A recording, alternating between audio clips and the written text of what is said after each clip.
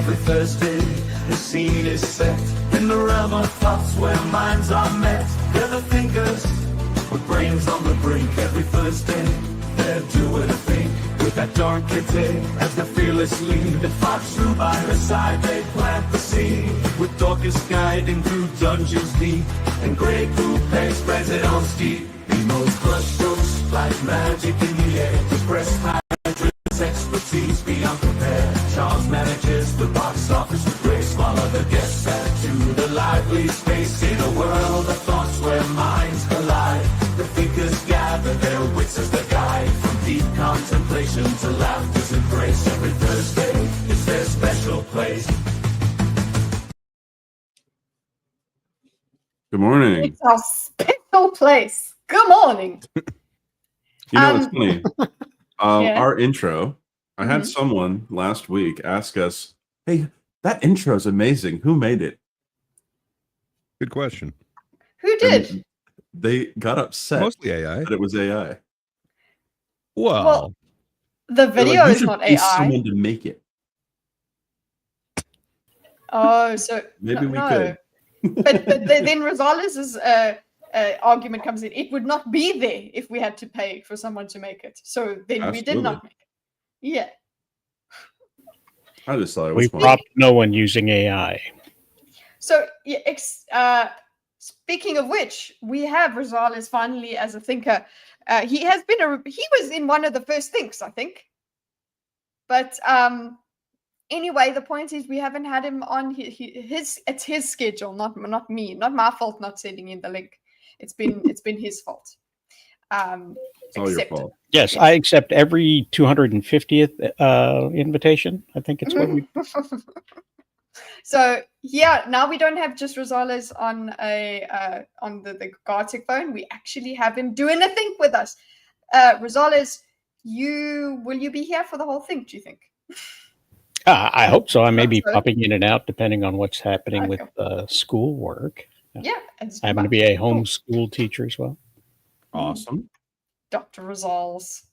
Well, yes, we're usually Gray and Will's Credia, Charles, and sometimes me.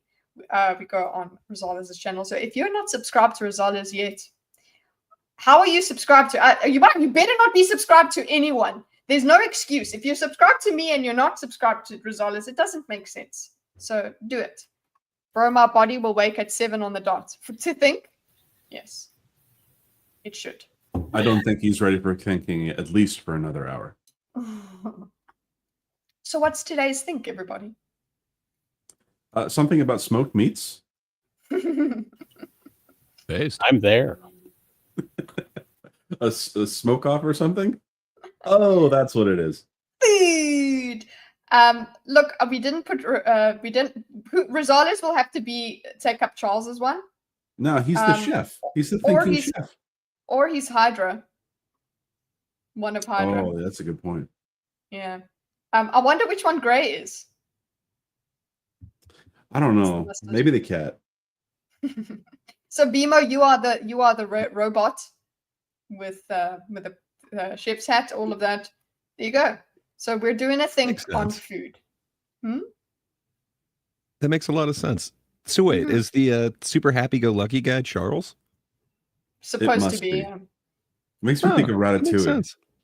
I wrote comedian. he does. And then, yeah. So it made him Kind of has laugh. a Ratatouille vibe. Yeah, it looks Yes. like what was his name? Linguini?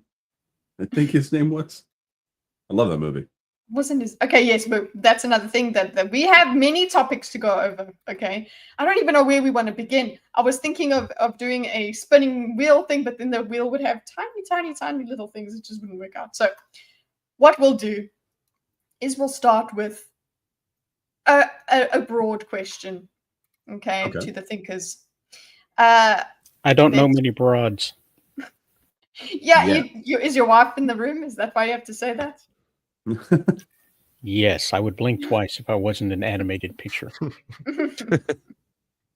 So one of the things I will show a clip and then let's see if we can are we 5 minutes? Yeah, we can. No, I think he swears in it. Well, let's just ask you, what were meal times like as a child for our thinkers? Who wants to go first? That's a good question. BMO, I think you're most recently child. Oh, wow. Okay. Ageist. Only because Hydra's not here, right? Yeah. Okay. So what meal times were like when I was a child? So I lived in a trailer. So that was one of those things that I moved around a whole lot growing up. Over 23 times before I was 18. Jesus. Came out to moving about every 2 to 3 months. It was pretty insane. So we would be in a trailer or we would be in a condo, and a lot of the time meals would be a huge pot of hamburger helper or spaghetti, and we would sit around the table. We would say grace and all that. We'd do our prayers, and then it would just be whoever finished their food first gets to get seconds, and everyone fends for themselves. Okay, gets to get seconds. So wait. Yes. So it's whoever gets. Yeah. When it runs out, it runs out. That's it. Yes, because we would eat that spaghetti over the next 3 days. Oh, okay. It was a lot of spaghetti. I'm one of 4 children in a 6-person household, so it was we ate a lot. And was spaghetti bolognese? So because you said hamburger helper, right? So hamburger helper is just it's like lasagna sauce and semi-flat noodles. It's a boxed food. Okay, it's not very good, but it's very cheap. So that's what we had. Or spaghetti, which is like the cheapest and most hearty of meals. Which is just canned sauce beef, usually, if we could afford it. Sometimes we'd use canned tuna, which was weird. Hey, you get some protein. Yeah. And then it was just such a large amount of spaghetti that we could go for seconds, sometimes thirds, until we were full, and then we would eat it the next day, and the next day, and the next day until it ran out. Yeah, exactly. Hey, I feel like certain leftovers are better the next day anyway. It seems like they're better the next day. I feel like Sokab's comment on Twitch is a fantastic example of how I feel. Because I was the kid growing up that would go for thirds or fourths. All right. I don't anymore. But yeah, that was what it was like at BMO's table growing up. That was how it was. Question, BMO. So you were the guy that was eating over and over again. So you were never a problem with you getting you to eat, like as a child.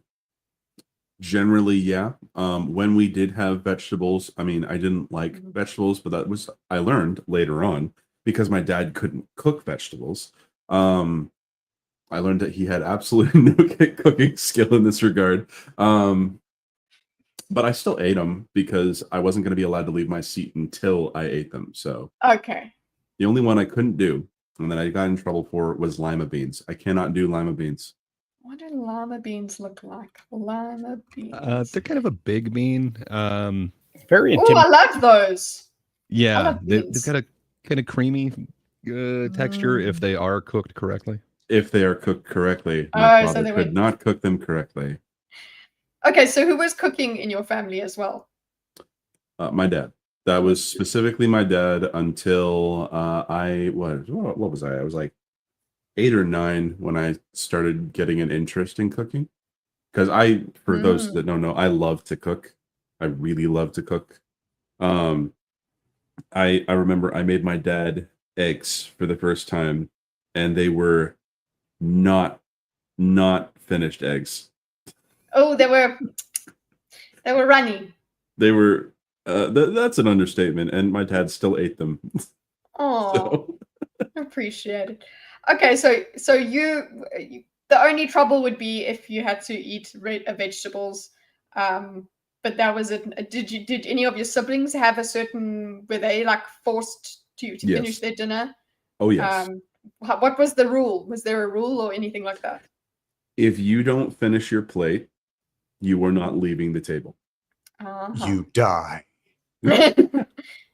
Well, you're Um, not leaving You the become table, the yeah. next meal. exactly. There you go. My older brother, he had a really big problem with oatmeal. Okay.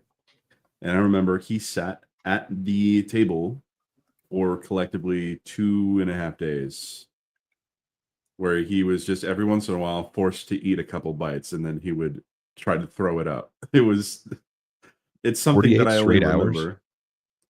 Yes, he would 2 just sit full there. days? He had to do his homework there. He just could not get off the chair. Yeah, you have to enforce it. If it's the rule, you can't give up on it. Otherwise, it's not worth it. It's not real. It becomes It didn't feel abusive fun. at the time. Now that I think about it, But the thing is, like, yeah, it's 4 hours. It's quite a lot. But you have to, because then the child wins. so it's difficult. I don't know. I was told there are starving kids in China, but they never invited we never invited them to dinner. As long as you can say that out loud, you don't have to be in chat. oh, But I it's guess funnier Ray is in the like chat. that. Well, I Yeah, don't want to Gray. cut anybody off or step on anybody's lines. We cut each other off all the time. Oh, Do it. welcome to Thinkers. Yeah. There are starving kids in Indiana, some Gray Poupée guy says in the chat. So okay, so that's BMO's dinner time experience. Who wants to go next? I would love to see if Rosales has certain rules he places upon his children if he starves his children. We'll just use this as evidence in the court case. Well, it's growing up in poverty. You have to insist that your children eat everything on their plate simply because there's nothing to spare, and so it seems almost wasteful if you do that. And that's how I was brought up. Also, only eating meat on the 15th and the 30th was one of those things that happen when you're poor as well. So Yep. But I remember growing up as a kid, my mother making special desserts. You don't always have cakes and you don't always have candies available. So she would take a little bit of honey and mix it in with the peanut butter as a special treat. That is good. But I'm not a little kid anymore. Now I'm a grown-up diabetic. There you go. That means that you enjoyed your food. Yes. I don't force my kids to eat everything on their plate because your body will tell you if you're satisfied. Yeah. And, the one thing you don't want to force on anybody is emotional eating because that can be an issue with people. So we don't force them to finish their food. We don't try to make them feel guilty, if they don't like something, But then again, it is hard when you try to make your kids survive off of just pepperoni and macaroni. Yeah. I mean, they sound like staples to me. Yeah, they're good. Staples in my home. Well, we macaroni tried for a while, but the aluminum was very, very. You guys didn't get that eating staples? Oh yeah. Okay. We got it. I just wish that he pronounced it aluminium. No. Gross. Aluminium. But growing up, I became the dustbin, says Sokav, to finish other siblings' leftovers, end up building a habit of overeating. Yeah, this the reason I wanted to ask everybody about their early experiences with food is it's interesting to see what it's like in the beginning of their lives and what it is now that they're an adult. And also Rosales, like in terms of you raising your own kids, how obviously you're in a different financial situation, but there's Not certain things you're avoiding with them. Like, fine, if they don't finish eating, then they don't get it. But now, there is a balance to be struck with it. Like, if you don't finish your food, fine, but that doesn't mean you must go and eat. Doesn't mean you must go and eat candy. Who is at the door? See, I didn't have this this level of Candy? stoppage. That was the thing. Candy is one thing. But one of the you mentioned like little treats, Rosales, because I did not grow up in wealth. I grew up pretty poor. But what we would do if we had the stuff for it, is it would just be cinnamon and sugar put on toast. Dude, that's You had awesome. toast. Every once in cinnamon a while, we toast? would have toast. Come on. Cinnamon It- Did bread. it crunch? It I very mean, it much must if you crunched, toasted yes. it correctly. So can I ask you? We would Bimo, actually so put you- the toaster sideways so that we could get the cinnamon sugar to melt onto the. Yeah, it almost caused fire multiple times. That's just but it worked. stupid. No, come on, It get a worked. blowtorch. That's very Um, creative and dangerous. I love it. Very. Yeah, That's my mom's idea. So Bimo, I noticed Paffy's comment in the chat that they never actually sat down to eat a meal as like a family. I'm assuming that you guys did when you're Unhinged. talking about the actual like getting thirds and fourths. It sounds like you all have a start time that's the same, and then your brother being forced to sit there with his oatmeal. So I assume you guys actually ate as a family and didn't do it in We secret did and until shamefully? pretty much everyone was a teenager.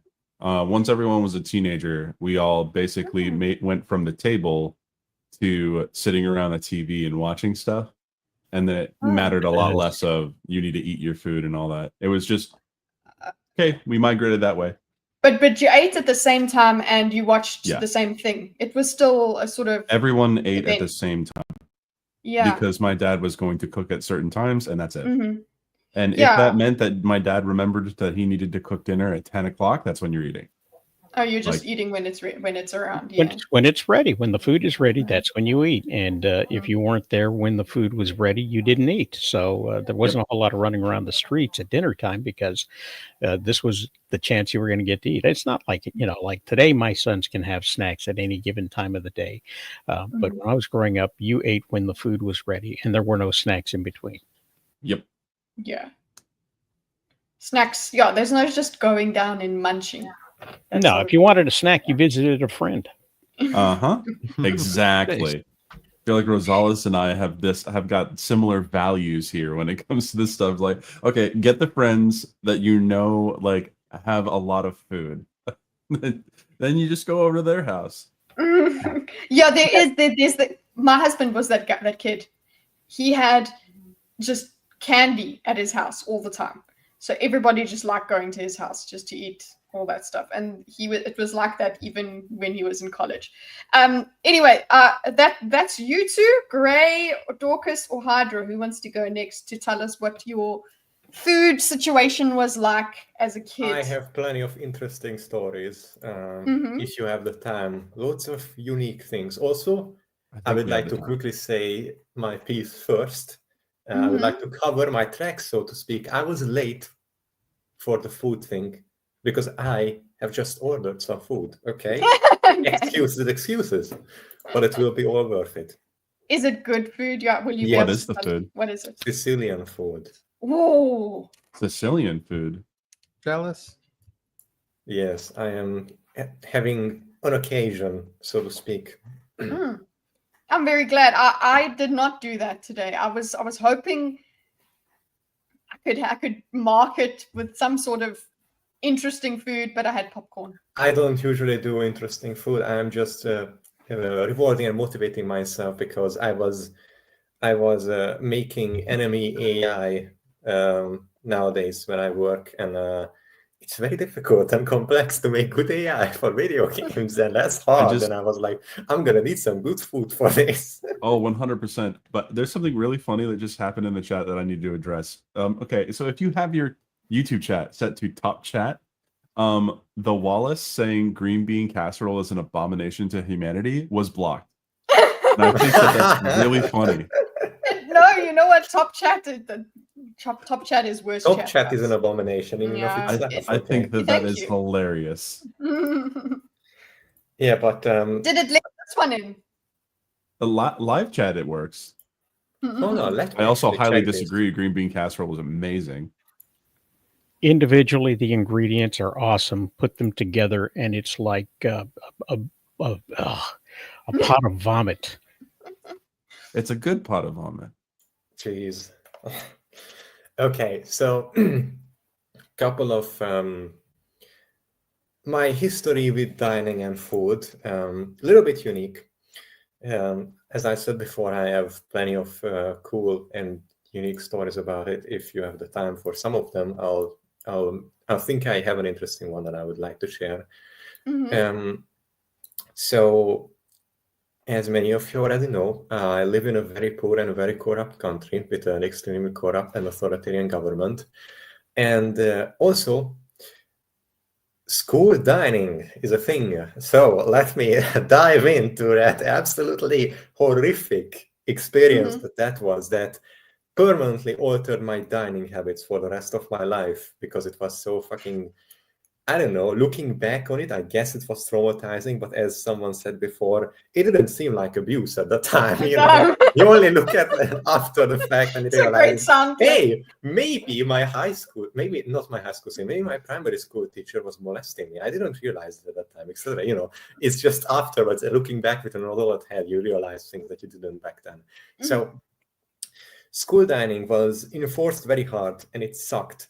Basically, there was the time to dine when everyone was herded up and essentially pushed down into this absolutely shitty cafeteria with no windows, like a couple of lights, extremely hot, no ventilation, or extremely cold throughout the winter. You're all into this, shoved together basically into this place like sardines, and you are basically forced to be communal and never allowed to do anything your way. Every action was basically micromanaged by school staff themselves. And the food for the schools was often not fit for human consumption. And that's not my opinion. That's the opinion of the company that produced it.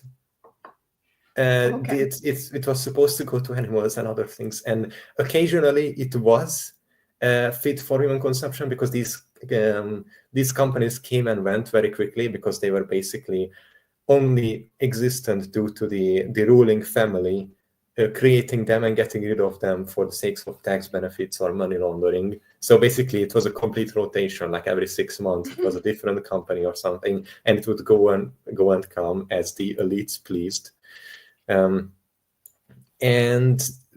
it has resulted in many just preferring not to eat at all, or just starve, go through the school day and eat at home, or turn to the black market for food. I am not making this up. There was a black market for food in the school. It was hilarious. On the occasion that there was actually good food, the kitchen staff stole it and lied about it. This was due to the kitchen staff being either not good people with criminal pasts, or scraping the barrel hires from gypsy or other very poor communities that were starving or suffering from high crime rates.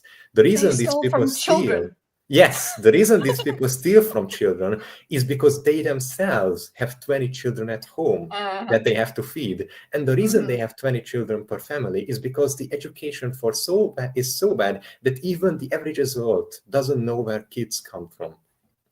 That's the actual reason for it, by the way. So yeah, there you were in the sardine basket eating dog shit. Sometimes I distinctly remember the occasion when it was literally just bread and water. That was in kindergarten too, an occasion. I remember that my parents were very upset when they learned about that, because it was expensive for it to be bread and water, but again, government. And yeah, basically it was, there were kind of these teachers and school staff walking up and down, continuously inspecting you and looming over you as you were eating. And they would occasionally shout out commands about, like, good people don't speak while they eat, and whatever. And they continuously, it was basically like a prison inspection. That's how it felt. And you would have to have the precise posture, move your hands in the exact manner as they deemed, and everything. No elbows on. Yeah. Yes, everything you can. And it wasn't the same in every single place. Of course, private schools or other places wouldn't have to go through this prison-esque treatment, because they were owned by different companies. But anything that the government had their finger in it, which is like 99% of the stuff in this country, because everything is basically owned by one family, was this way. So the vast majority of schools suffered from this problem, and this basically molded my, eating habits into what they are now, which is eating. I consider that a very Like everything went in the exact opposite direction. You know how children typically rebel against their parents. This was so fucking horrific to me that my eating habits altered in the complete other directions. I always eat alone, always exactly whenever the fuck I want, what I want, and often I do something else meanwhile, or just however the fuck I please, because nobody's going to tell me, and nobody's going to bother me while I'm eating, because it's a private me time just for me. Okay, it's a sacred act for me trying to supply my body with nutrients. And if you bother me, then you can fuck off. And that's basically how my eating habits evolved in the exact opposite direction. I can't believe You it. sound like Gordon. So Hydra, so this was now the school's obviously very traumatic, but not at home. Eating at home, was that also affected? No, thankfully my parents were very understanding of the situation, and they just allowed me to eat whenever I found it convenient. Okay, so at least it was the tyranny stopped once you came home from school. The school tried to actually hide this really hard, but there was a time, I distinctly remember, when the parents actually laid a trap or were waiting to like catch it in the moment, and they saw what it was like, and loads of them were terrified and were like, this is not okay, we gotta do something about this, but they couldn't because it was the government. But I remember my own mother's reaction when she found out, and I was like, this is horrible, how could they treat children like this? And I was like, hello, it's been going on for 5 years, Mom. Welcome, Mom. I just find it really funny that like you have the experience that like when you talk to like really old folks about how my life is so hard, and they'll talk about I had to walk backwards barefoot uphill both ways. Yeah. You have the equivalent of that for school. Yeah, basically. Specifically school food. Yeah. You know what I had? We have bread and water. Yeah, unironically, kindergarten. I distinctly remember. Did you guys hear the fart? I did not. They didn't. Sorry, you suck. Oh, Gordon was doing a little bit of trolling again. Yeah, he'll have to get closer to the mic next time. Yeah, he came here and he really tried hard to make sure you guys could hear it. So that's why the fine dining experience, you need the environment and the ambiance. I like the way you said seasoning. Seasoning. Oh God. Okay, so that's Hydra's journey of food. Dorkus, is your experience fine dining then? Yeah, what's your experience? The finest of dinings. Well, my mother loved to cook. I remember lots of beef stroganoff was one that she was uniquely fond of making. Favorite. Indeed. It's a full flatulence. I guess. Put that for him, Pappy. I'm gonna send it to him. Sorry. Yeah. Spaghetti, lots of chicken. When we would order out, we would frequently get pizza. Yeah. We liked Chinese food. In high school, there was one that we would go to somewhat regularly. The rare times that we went out, we mostly ate at home. Obviously, school meals are basically school meals. I remember in high school, I had a friend, and we had an arrangement in which he would rush off to the computer lab before it closed for lunch, and I would get food for both of us. And the people I always got the food from were like, you get a lot of food. I was like, yep, it's definitely all for me, not for my friend. One of my fondest childhood food memories was my grandfather's tuna sandwiches that he would make. He would put onion and relish in. It just was vastly superior to any other tuna anyone has ever had anywhere, and I miss it terribly. What made the tuna better? And yeah, I was the only one in the family that liked sushi, but that was because I was an anime kid. Okay, what about the vitello tonato? Was it superior tuna to vitello tonato? I don't know what that is, but let's go with yes. Okay, I'll heresy. Did you have sushi as a kid? I mean, not as a kid, but like by the time we got into high school era, which, you know, are kids. High schoolers are kids. Yeah. But no, when you're little, yeah. Yeah. I remember spaghetti nights. Okay, so it's spaghetti nights. Was that like a set day? Was there a certain, or was it just we're having spaghetti tonight, therefore it's a spaghetti night? Pretty much that. Okay. If we entertained many people, spaghetti was a common occurrence. It wasn't always spaghetti, but frequently. Okay. Oft there shall be spaghetti. And then the same question applies to whether, as a kid, if there were certain rules of finish your plate, or if you don't eat, this will happen, blah, blah.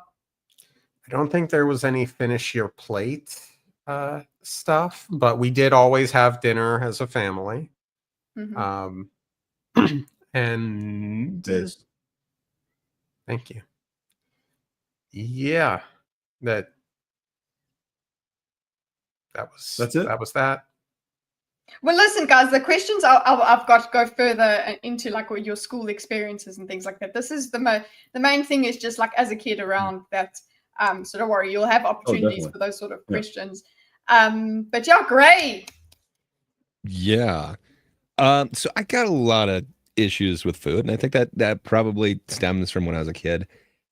So my parents got divorced when I was like, I don't know, under 1. So they were both kind of struggling, and then they had completely different like worlds, depending on which house I was at. So like my mom thought she was being healthy, but she was poor as hell. So I don't know, everything either had like pasta, rice, or potatoes in it. And that's like the main thing. And then like maybe you'd get like a little bit of meat on the side. Oh yeah, and mustard was a staple, as Rosala says. Like, of course. Yeah. So I don't know, like it was weird, but it was like super carb heavy. And then on top of that, just I don't know, it was the 90s. So there was this whole push for like it turns out fat is horrible, but sugar is just fine. So like they loaded everything up with sugar and called it low fat, and just oh man, all that process. We have the exact opposite right now. Yeah, just that stuff. Sugar is literally the devil, but fat is relatively okay. Yeah. But you don't understand. They said the exact opposite when I was a kid. And my mom totally bought into that stuff. So we'd have just like the weirdest, like all carb shit. And like, I think every breakfast was like granola or something. Like she, for some reason, hated the sugary cereals, but like would get stuff that had just as many carbs and it just wasn't as sweet. And then we'd just like pour sugar on it, which she was fine with. So I don't know. It was no like weird like granola shit, but it was like bunches of good granola. Like so that would be good. We couldn't afford that. So it's like beyond the bagged cereal. Like you'd go to like it's not even like Sam's Club. Like I don't even remember like what it was back in the day. Maybe it was Walmart, but it had a little handheld shovel like, where you would just shovel it into a bag and then weigh it and take it home. Oh yeah, so that bulk. That's what it was. Bulk stuff, yeah. Yeah, that was the granary. You were that was animal feed, is what that was. Yes, essentially, and that's what it seemed like. So I don't know. I just would take any chance I could get to basically go to a friend's house and just like eat real food. It was great, and then the actual friends had like snacks and stuff. But then when I was with my dad, he didn't really like to cook, and for some reason he lived like 40 minutes away from my mom's, so usually he'd either take us to like go do sports or something, and then we'd go get fast food. So it was a weird combination of like fast food and then just horrible like carbs. So I don't know. And then fought for love essentially is what he did. Yeah.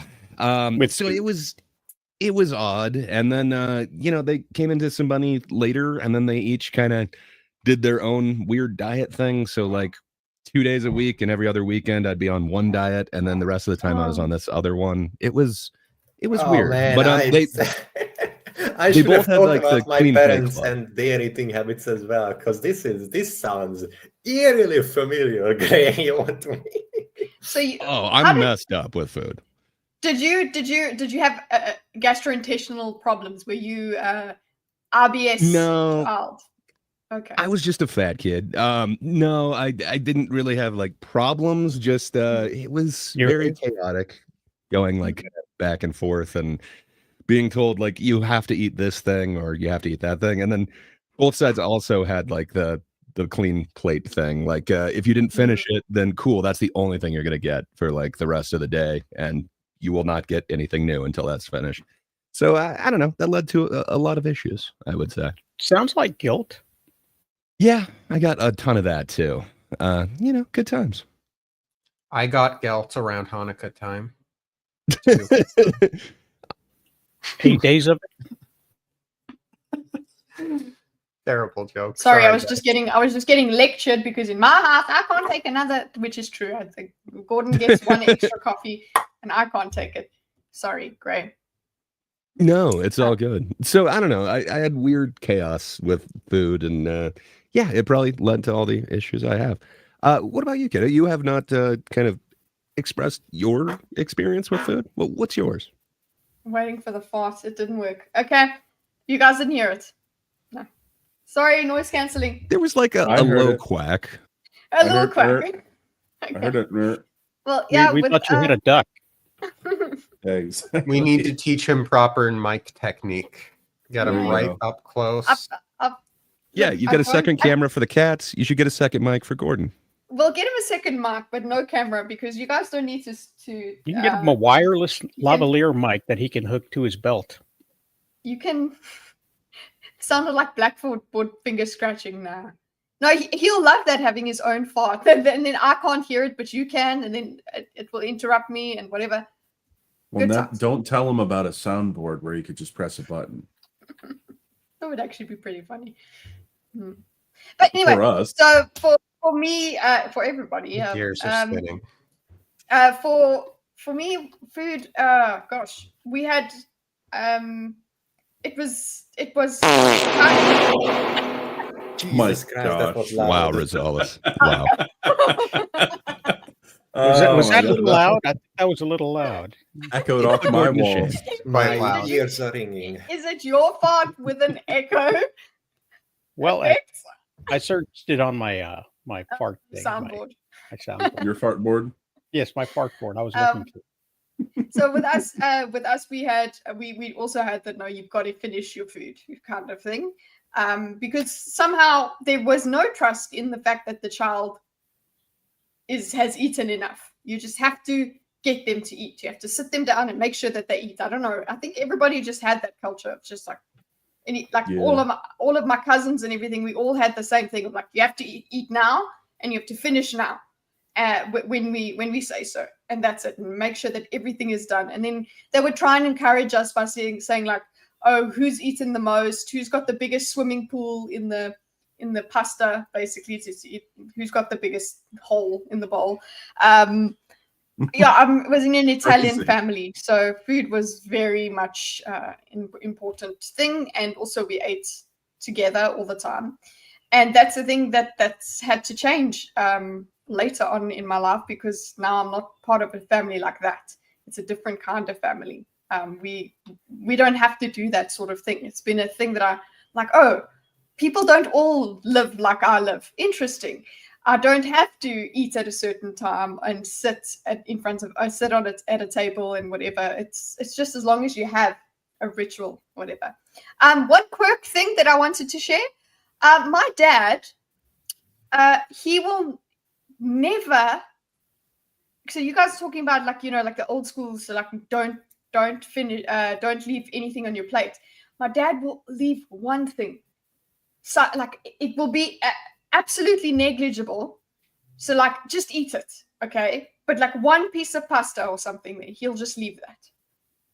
And, interesting. Well, yeah, you don't want to seem piggish, You gotta leave something.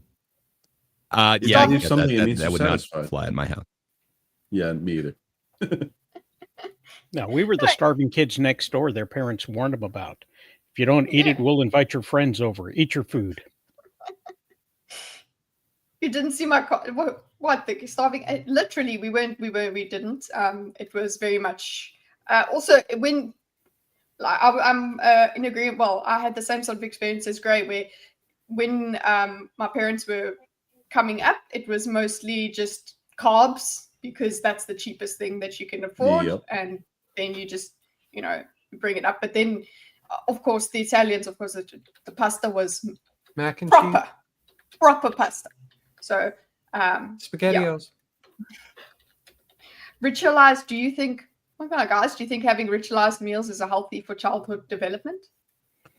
I would say so, because it helps with interpersonal relationships within the family, I would say.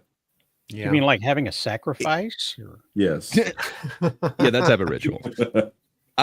It definitely could be, but it could also start bad habits. I don't know. My meals were ritualized. They were rituals of torture. Yeah, I mean, it's still a ritual. You can use ritualization to enforce habits, but in and of itself, it's not going to make things good or bad. It's the way you do it, which is basically everything. I think as long as you're eating, we need food. That's nutrition. Just have something. Can I have some more? No, the rest of it has to go on the altar. So those that did eat families or eat we ate families. I ate families, yes. Yeah, those that ate families, sometimes you get a generational meal. You have like chicken and eggs at the same time. But no, I meant those that eat as a family. Do you guys have rules like no entertainment, like no TV or something while it's going on? Or... We did until we learned that what was it called? CSI was playing on TV, and then we would all move to the TV. Oh, geez, I'm just thinking. No, we would not. And then have we would get phones. TV dinners, and that was like the excuse. Oh, so you had the actual microwave TV dinner. Did you have the trays? Eventually. So, like, as tumultuous as my time was, like, growing up, there were times where we were making more money than usual, and then those would be pretty good. Kitty's just expression completely and utterly changing, being reminded of cats being never eaten in mention a Ohio. sacrificial cat. Yeah, I don't know. I guess mine was weird too, because like in my mom's house, it had to be like absolute silence, and it was even like an awkward silence, like nobody was talking. Awful. Then at my dad's house, like we didn't even have a table. It was just like, okay, go sit in front of the TV. So good times. Okay, for fuck's sake, you gotta stop at some point. Jeez. That's the second time he did it. Cut him some slack. Again, it was loud. Again, but this one didn't have the reverb. That one wasn't as It's different. He's varying it.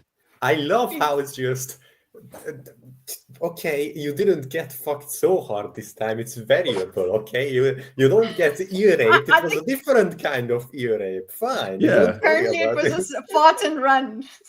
It's still funny though. Yeah, it's funny how. But listen, Hydra's very sensitive. Yeah, was that did not sound like a running fart, by the way. They sound more wild than that. Yeah, I'm continuously lowering the volume. Right now, previously we were on 35, now we are on 25%. Cool. So, where were we? So you were saying that now he's put himself very low. Too low. You're good now.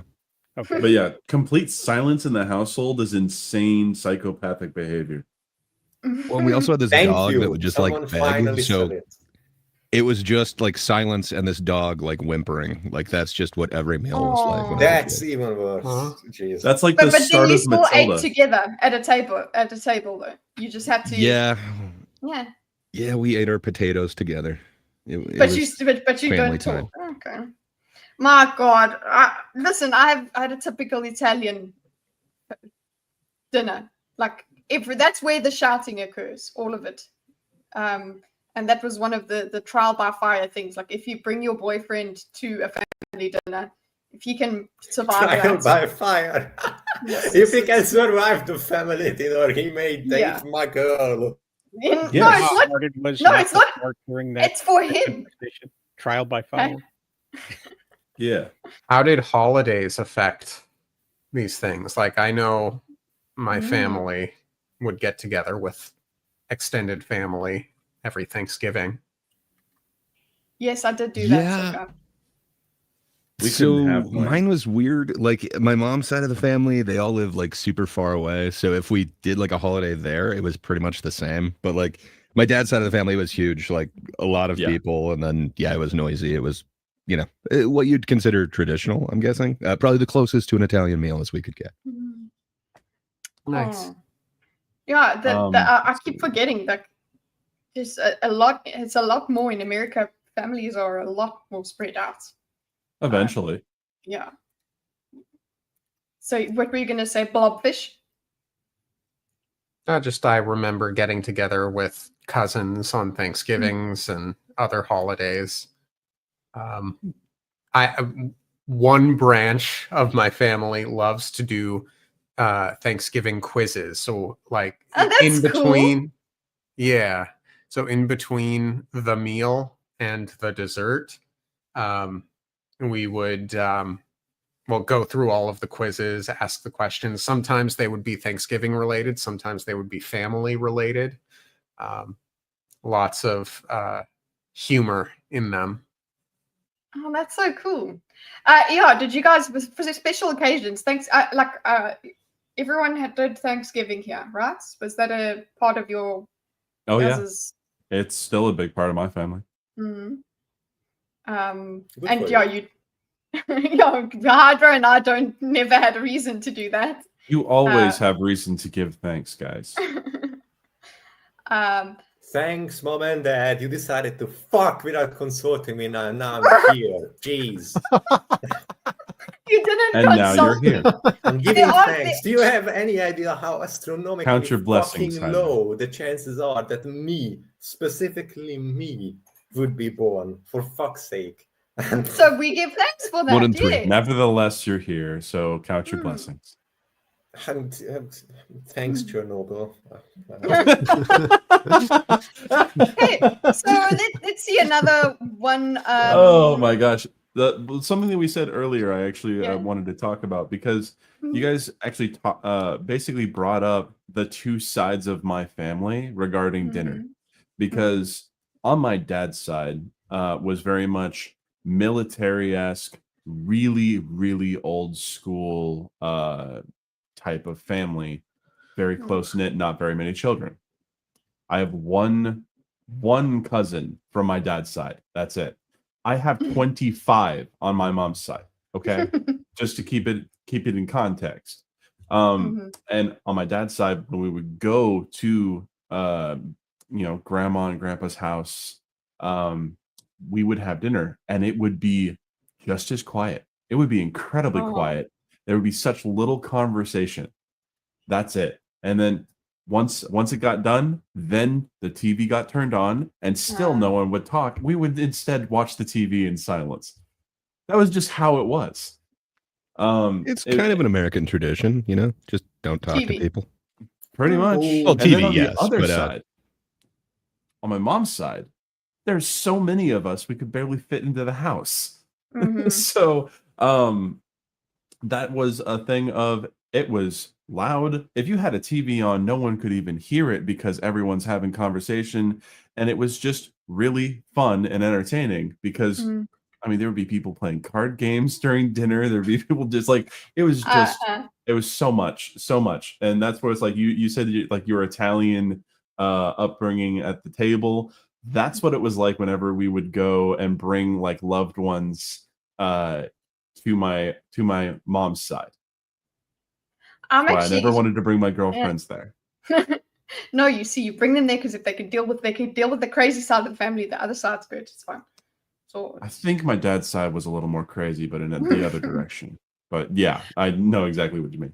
You guys talking about just Thanksgiving. I'm actually giving thanks for the fact that when I was little, every Friday, when we were kids, most of the time we would go to my grandmother's house for dinner, and it got tiring for some people, obviously, but we were kids, so we would every Friday. It was like I was seeing my cousins. And my cousins were around my age, so I got to play and whatever, and that was so exciting. And I'm actually so blessed that I got that experience just as a kid, and because my gran was down the road from me. And now I've gone and broken tradition in my family by moving very far away. But then again, I'm not breaking tradition because my family were immigrants. They went from came from Italy to South Africa. So there we go. But here is Bill Burr's experience, and this is what brought on the question that I was asking you guys. I've put on bad quality, but it's fine. You'll be able to hear. When I was a kid, if you didn't finish your supper, as we called it, Yeah. my mother was just like, well, you're going to finish. She would just wrap it in cellophane, and you just picked up where you left off for breakfast, like a blue collar job. Like you take the shovel out of the hole and just start digging it again. So, yeah, I remember one night we had cube steaks, which is like one of the toughest pieces of meat. I don't know if you guys, everything's so like Asian infused Wagyu beef. Everybody's eating that crap now, but cube steak was like literally had to hit it with a hammer to make it like edible. Mallet. And so we were having cube steaks, and I forget my little brother was still in a high chair, and he couldn't finish his. Wait! You're giving the steak to a kid in a high chair? Okay. Do they even have Pound it out. I mean, it's thin. A kid could chew through it. And I have to eat it for breakfast, and that was like 8 hours away, which was like half his life. So he's like, all right, I'll take that deal. So the next morning, I remember we were having waffles. My mother always made Sunday breakfast, so we had all these waffles. That's eggs, nice. bacon. Did you guys ever have that like for a breakfast? I never ever had waffles in my entire life, I think. Really? Sure. Oh man. It's so easy. Yeah, that was pretty cheap. Like all you need is flour, eggs, and like a little bit of milk. So yeah, we had that, but never with like real butter. It always had to be that like fake stuff. I can't believe it. Oh, the fake thing. You have no idea. Oh man. Hydrogenated oils. We're gonna talk about butter, guys. Yeah, hold on. I just have to quickly mention, you have no idea how many knockoff foods I tasted while going through school.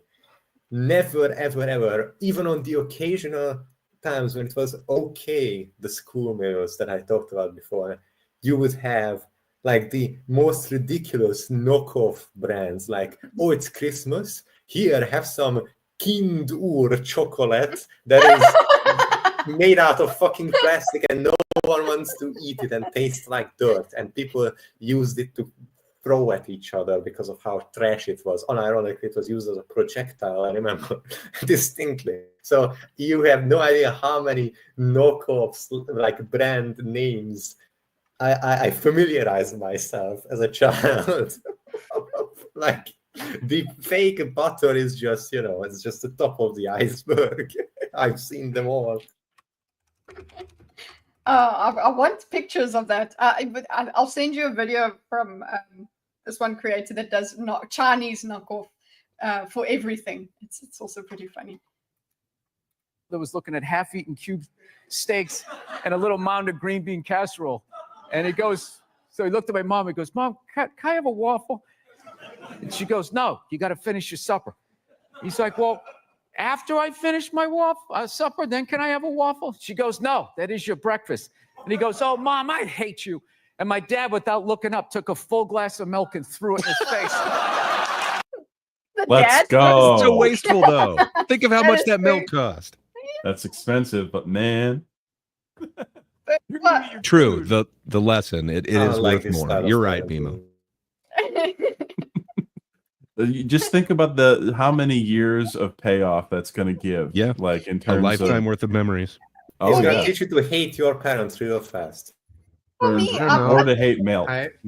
I've heard there's no use in crying over spilled milk. So, but it's spilled if it's thrown at you. Like, yeah, that's spilled, not thrown milk. As a poor, when you're a child, you're allowed to have opinions. You're just not allowed to share them. True. You just do what you're told, and that's the end of it. I feel like, listen, you just need to do that thing with you eat the dinner, the supper for breakfast once, and then the kid learns. You have to just enforce it, but he should be able to have a waffle after he eats the steak, though. That's what I thought. He won't be able to finish it, and they know that. So that would be a waste of a waffle, or he's going to have half a waffle for dinner. I was gonna say, then the waffle becomes the next meal, and then he's just always perpetually a meal behind. But it'll work out. Always. Actually, speaking of waffles, right? It seems like as we became wealthier, as my family got wealthier, we started making more food, because waffles, when I was younger, you'd never make your own waffles. You just buy this stuff, processed stuff from the store. Okay, if you got waffles, Eggos? came in. Yeah, I suppose like Eggos. And now my mom makes waffles for the grandkids, for my niece and nephew. We never had a waffle iron or things like that. Maybe it's just because she's a grandparent, and that's why she's put that into it. But we never had that before. Speaking of which, Hydra was also you wanted to mention. Yeah. That's not a waffle. This is a waffle. I want to give a quick shout out to my grandparents, because that's a really smart me a lot with the school meal situation. So imagine just going through the incredibly hard, ridiculously unfair, shitty school in Eastern Europe, and then finally, at the end of the day, your grandparents in the little old communist car made out of paper, literally paper, they pull up in that little car, and not only do they make sure that little 12-year-old me doesn't have to walk for fucking forever to get home for school, but they pull up with a freshly made meal already for me that I can eat on the way home, because they know that you cannot eat in school because it's fucking trash. And that is just, I am so thankful that I had my grandparents. Well, I only have grandparents on on one side of my family, but I am very thankful for them, because they helped out me a lot as a kid. Yeah. I am so, and to this day, I'm just so thankful. I don't even know how they had time to do all of that, but even when my parents were having troubles and lots of other issues, because they divorced when I was 3, and I had to, that affected also my mental development rather severely. Or was I 4 even? That around that very time. Very young, and my grandparents provided a lot of that stability and understanding and helping that my parents couldn't, because let's just say they fucking hated each other's guts. It brought a lot. There were some severe issues over there, and it didn't help that the family itself was being torn apart, but my grandparents were, despite them being the least wealthy of everyone involved, they were actually helping me the most, because of just how much they cared. They were the real. I distinctly remember even their home when I was brought to this. Man, I have so many good memories about my grandparents. They had a pet dog, a pet cat, and a pet turtle that would continuously play with each other. I remember in the garden. There was also this converted workshop right next to the house. My grandparent my grandfather was a combat engineer in the communist Soviet army of the Eastern Bloc. And he'd have all of these just equipment that he basically stole from the military time, and he would continuously tinker in that shed with the most with basically everything. You need a door, I will make one for you. Need something, I will literally make it for you right here in this shed that still has the chief engineer sign proudly displayed atop the door as you enter. I'm yes, I am the man who will make the thing for you. I get shit done. My grandfather was like that as well. Oh, you need a gate? I'll make you a gate. Yeah, and he did all of this with he did all of this despite horrible health. Also, his leg being almost blown up as in World War II as a child. So he was playing in craters when the Allied bombers were flying overhead, and yeah, not nice. No. During the Nazi occupation of Eastern Europe, the area was bombed into fucking oblivion. Also, yeah, I remember he told me interesting stories about how occasionally either the Soviet or the German soldiers would actually let the children in to the tanks whenever the bombers were coming to save them, which was a nice piece of humanity in the middle of the whole raging conflict. So yeah, and despite all of the just everything that they went through and about all of the horrible positions that they were in and how poor they were somehow the ones who helped me so much throughout my life. Not to like shit on my parents, but they tried their best, but the situation was not great. But somehow, despite all of that, my grandparents really came through for me, and I always remember them for that. Mm.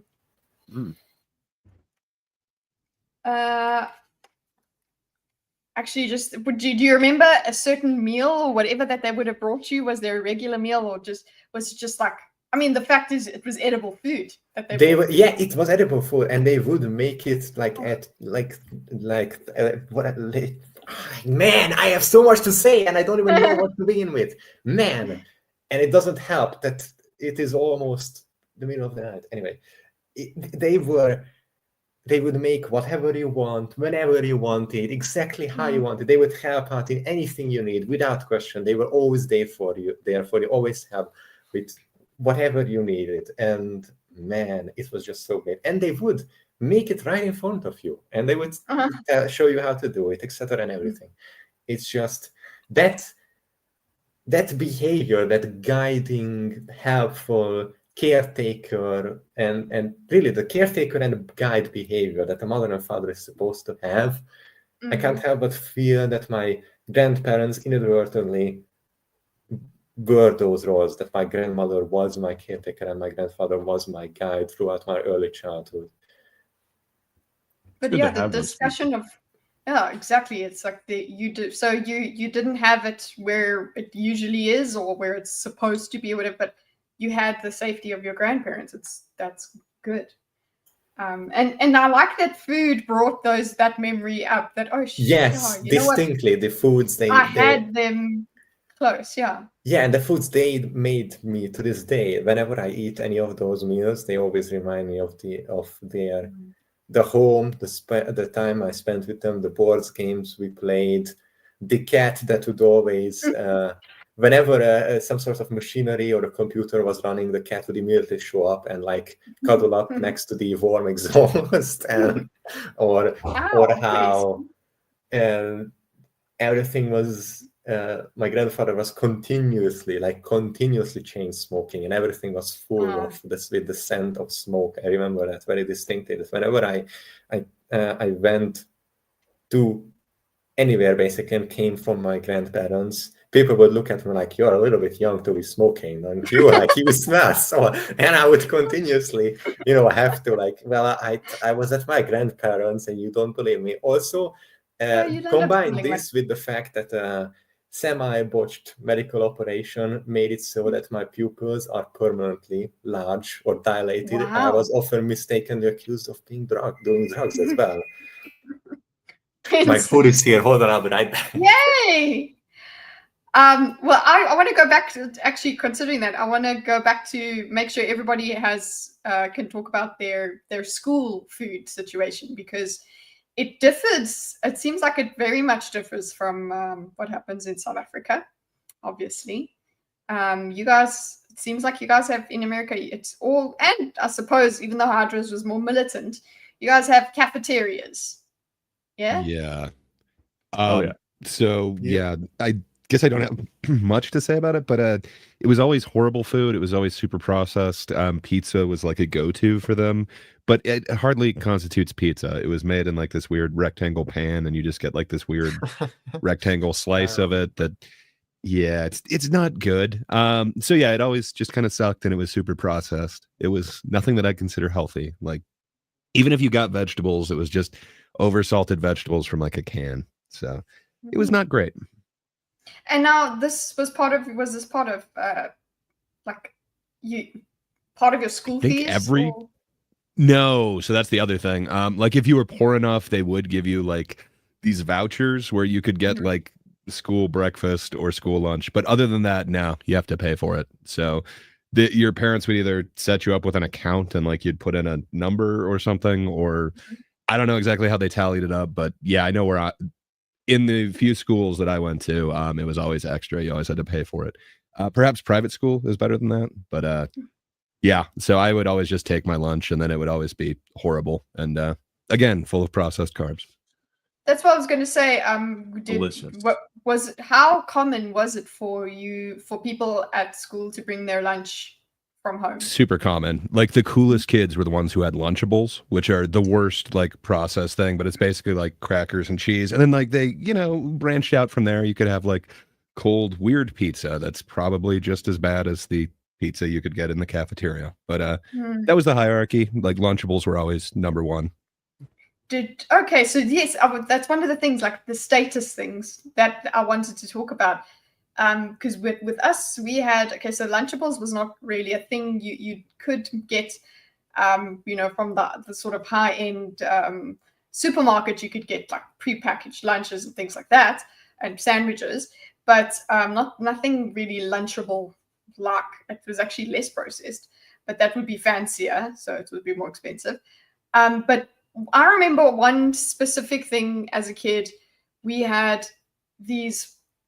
So Pringles was everything. Everybody must eat Pringles.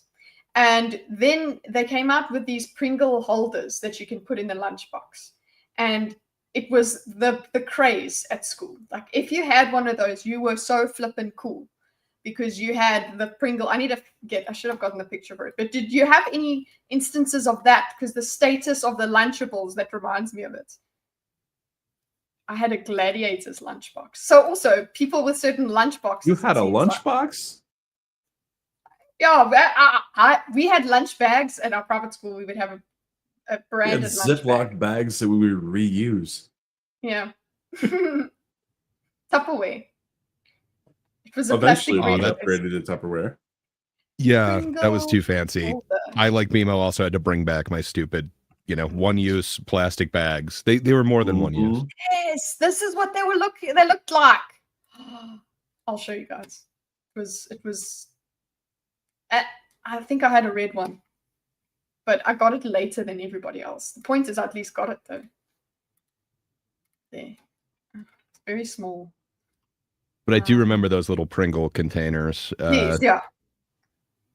Yeah, then they started making Pringles in like their little single serve packages or whatever. But yeah, this I is think what it that was like. also might have been Pringle. due to Yeah. like serving sizes or something. But yeah. Yeah, it was these kinds of things, and it was for some reason, it was very cool to have that. So did you guys have anything like that? So you had Nope. Lunchables.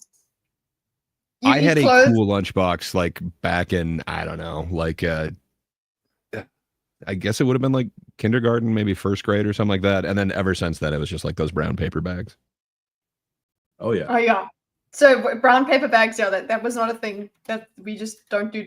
We didn't do brown paper bags in South Africa. Sorry for you guys. It's just not. Well, it's stupid because color it was was it? just a lot of We did waste, plastic. and we probably spent way more money on this shit. But like, I don't know. Poor is a weird mindset. Like my mom would also like she could justify buying like these brown paper bags, but never like one of those cooler bags that's like reusable or something. It's like no, that's Yep. way too expensive. We could never have one. Because it's of a those. big one-off purchase as opposed to one that just, I guess. Yeah. Exactly.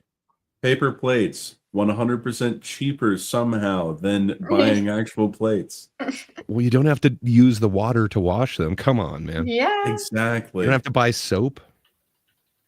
So okay, so what? So yeah, you go to the cafeteria and you would have a certain menu, and that's it. You just go, and is it like in the movies? You have a tray and you go with the tray. It was for Yeah, kind of like prison. That's how I remember But I it. was, actually, for a long time, the I was that homeschooled. supplied food for prisons also supplied food for the schools. Mm. So it was very, very similar. And That's hilarious. and when I was a kid, we used to have this big giant steamer that had all of these hamburgers in there. Wow! I'll be back in a second. So I remember there was one point where I had to be on the assistance program for school lunches. Mhm. And the way my school did it is you had to take a certain, the food was divvied up into categories. Like you've got your main thing, you've got like 2 sides, and you've got your dessert, or however it was. And there were usually like not great options among those, but there were some options. And I remember they had these like little tiny baggies of carrots, and the carrots were always terrible, like really freaking terrible. Wow, how do you have bad carrots? What was bad? Were they just fermented? Like Pretty much, like Yeah. just whatever water they were kept in to keep them fresh was just It was not fresh. water. sour. Yeah, it was wasn't it good. soggy? Yeah. Basically, Kind of. They were that. always coated Yeah. in something. So I would never want to take the sides, and Mhm. maybe that's just a me personally thing. As an adult, I rarely have sides. I will just like load up on the main course and be on my way. It's main for a but- reason. Yeah, but I would basically, get the things that I knew I would eat and leave the things that I wouldn't eat. And they always made a big deal about you have to take these things. I'm like, I'm just going to throw them out. I know they're terrible, but I don't want to waste them. And there was a whole thing. Did you have the like not ripe the carrots that were painted with something so that they would look ripe? All of our carrots got dyed. As in like they Really? as in the vegetables were picked too early, but then they were Most carrots dyed with die something when to they're cooked. appear. Most carrots? Most carrots die when they're cooked. I'm Most so things- glad It's I a waited good for that day to response. die. Yeah. Oh, I Um, remember the apple slices too. Oh, so that's just cut apple. Were those ugly or were they good? Did those taste Not watery? great. Was Yeah. there Oh, anything that tasted good, guys, at school? Because- No, You have to think there that, was like, it's nothing that individually tasted packaged. good. No, Red and white. They have to no. put some chemical on it to make it not like, long journeys. brown in the air Yeah. or whatever. Yeah. So it always had like this weird off taste to everything. But no, seriously, as Rosales was saying, it's like the same supplier for a lot of prison food. It's not good. That's horrible. And now at your cafeterias, do you have like chips and things, like snacks, like candies and things Oh, that you can yeah. buy there? Uh-huh. Because I don't see them in the movies. It doesn't look like what we call a tuck shop. At school we had a tuck shop, which is you could get school meals from there, but you had to. It would be a daily thing. You have to go there with your money, and you just buy your food. And they would just make sure that they had enough. Like on Fridays they would have hot dogs and things like that. So it was. And actually getting the school, because I know I was so privileged, but getting the school meal, getting a tuck shop meal was a treat because it was basically junk food. You could get your hot dog, and then you would get a packet of chips or whatever. They would have all different. It was a candy store basically. What was the tuck shop, and it doesn't seem like you had that in America. I had that in I don't high know. school, not in middle school. Okay. So our high school kind of didn't have that, but we had like 2 gas stations or petrol stations. Anyway, they had like full, snacks, chips, like whatever that were like literally on either corner of the school. So you could get that stuff, but the only thing that like my school had was cafeteria. And then for some reason you had either like the weird cafeteria option or Little Caesars actually had like kiosk thing in the school. Wow. And it was somehow like, I don't know if it's like their discarded like bad pizza or what, but it also wasn't like Little Caesars, like, which is not good pizza, but like you could eat that and it would be somewhat considered food. Like what they served as this pizza, like I don't know if they just put the name on use the school's ingredients, but yeah. But that was kind of reminds- it. I don't know. Was your guys' different? BMO, or sorry, you were saying, Dorkus, that your high school was different. You could get like chips and stuff. Sorry, no, just interjection. That totally reminds me. There was the occasional event at my school in which like some sort of organization, like a school club or something, would bring In-N-Out burgers that people could buy. And that was like the most so exciting. awesome. I know it also excites Rosales, his favorite burger. Sorry for you guys. Did you guys have bake sales at school? Oh, yeah, but I think only elementary school is the last time I remember it, but they were awesome. I remember those. We used to have something called Entrepreneurs Day in the middle school, I suppose. And it was you were learning how to make Sell drugs. store. No, you were learning how to sell something, and a lot of the time people would just make food and sell food, and that's how you would learn, because it was part of a project that you had to do. So Entrepreneurs Day would be also one of those very exciting days that you go and you buy all kinds of candies and things like that. So you kind of save up your tuck money for later on. And now that I think about it, we did use plastic paper bags, but they weren't brown. They were white. Plastic paper bags. Yeah. Do you know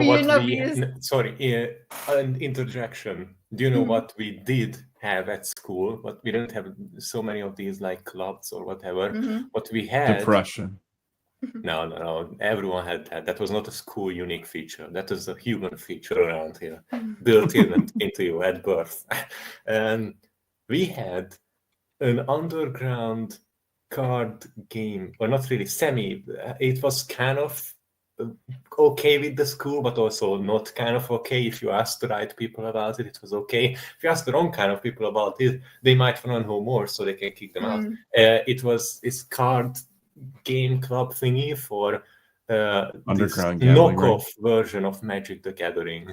It was really cool. I remember I got a bunch of cards which were ridiculously OP because they reduced the max health of everything that was played and of the enemy player as well, just by having them in your hand. It was ridiculously OP.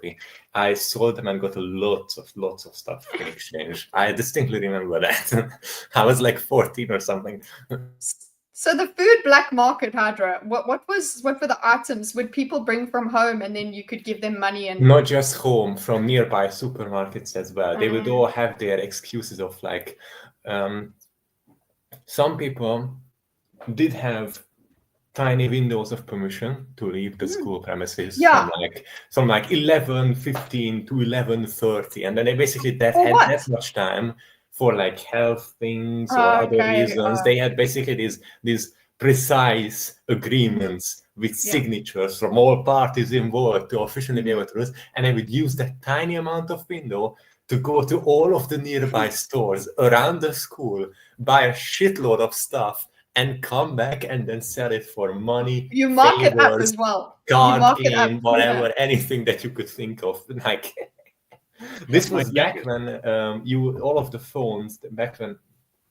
This was back when, first of all, games for phones were still good, and not all of the gotcha and pay to win horseshit that we have now. This was in the glory days of like Jump Doodle and Jetpack Joyride. So we had those, and also we had the phones that you could switch out the batteries and put in a fresh one whenever it ran out of juice. So a lot of people traded for that, because that meant that they could play during class for longer if they didn't get noticed. They also had this elaborate system where they would have a wire for the phone charger pack or whatever that would go inside their shoes, or like a little hidden something inside their jeans, so the teacher would never be able to catch them, basically. And the same system was used often for cheating or other things. You would have the classic cheat sheet wrapped around a pen, pencil, or anything. Like there were a lot of handmade designs. I remember them very distinctly. It was very unique and fun. Thinking back about it, just the sheer genius of people when they are pushed to such extremes, and what crazy inventions they come up with. Yeah, they also had Entrepreneur Day, Gray. You're right. They had it. You lied, Hydra. I mean, you should have said you do have Entrepreneur. See, everyone inside every teenager is an inventor that wants to come out. It's just that the school system crushes them. You know, we had entrepreneurs at our school who would often leave the campus to get supplies. It just wasn't food. Yeah, exactly. So yeah. We had those as well. Led to food. Hold on, guys. How could you guys just leave during recess and whatever? Like, listen, it seems like Hydra and I have the same experience. You're not leaving the school. You get dropped off. You're at school. This You isn't need really my free wheelhouse. I was on signatures at the school. very least. In high school, you can kind of leave, but I think up until then, at least where I was, you're not allowed to. Leave. Oh, a lot of kids weren't supposed to leave, but they did it. Yeah, I did a lot of that. Yeah, I don't know. But I did also get like brought into the school cop quite a few times for whatever they call that. I called it ditching. Truancy. Sorry, I think that's the official thing. Yeah. I remember. You guys have a school cop. Yes. Have you seen our schools? I think they had a gun, but I never saw him actually like pull it out or anything like that. But yeah, his name was Cameron. He was a cool guy. Back when I was a kid, it was just the handle to look scary. You had corporal punishment, yeah. Corporal punishment, yes. Well, Beamer, I suppose, did you have that because you were homeschooled? Corporal punishment? Yeah, did you get your ass whooped? Yes. Yeah, did you have a school cop? Yeah, my mom was. Mom's school cop. Did you have a school cop? My mom did a lot of the teaching. And then when she didn't know a subject, there was an expert that we would know that did have a degree at some point that would teach us some things. That was all the way up till high school. Then we found a private school that I would go to. It was basically a co-op.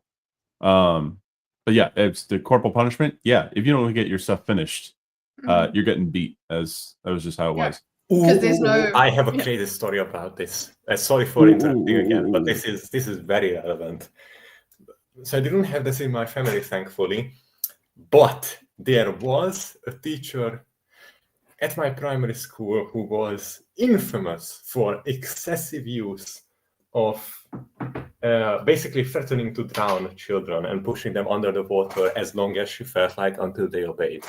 This was a vile fucking bitch of a human being, this lady. You think? And well, waterboarding is effective.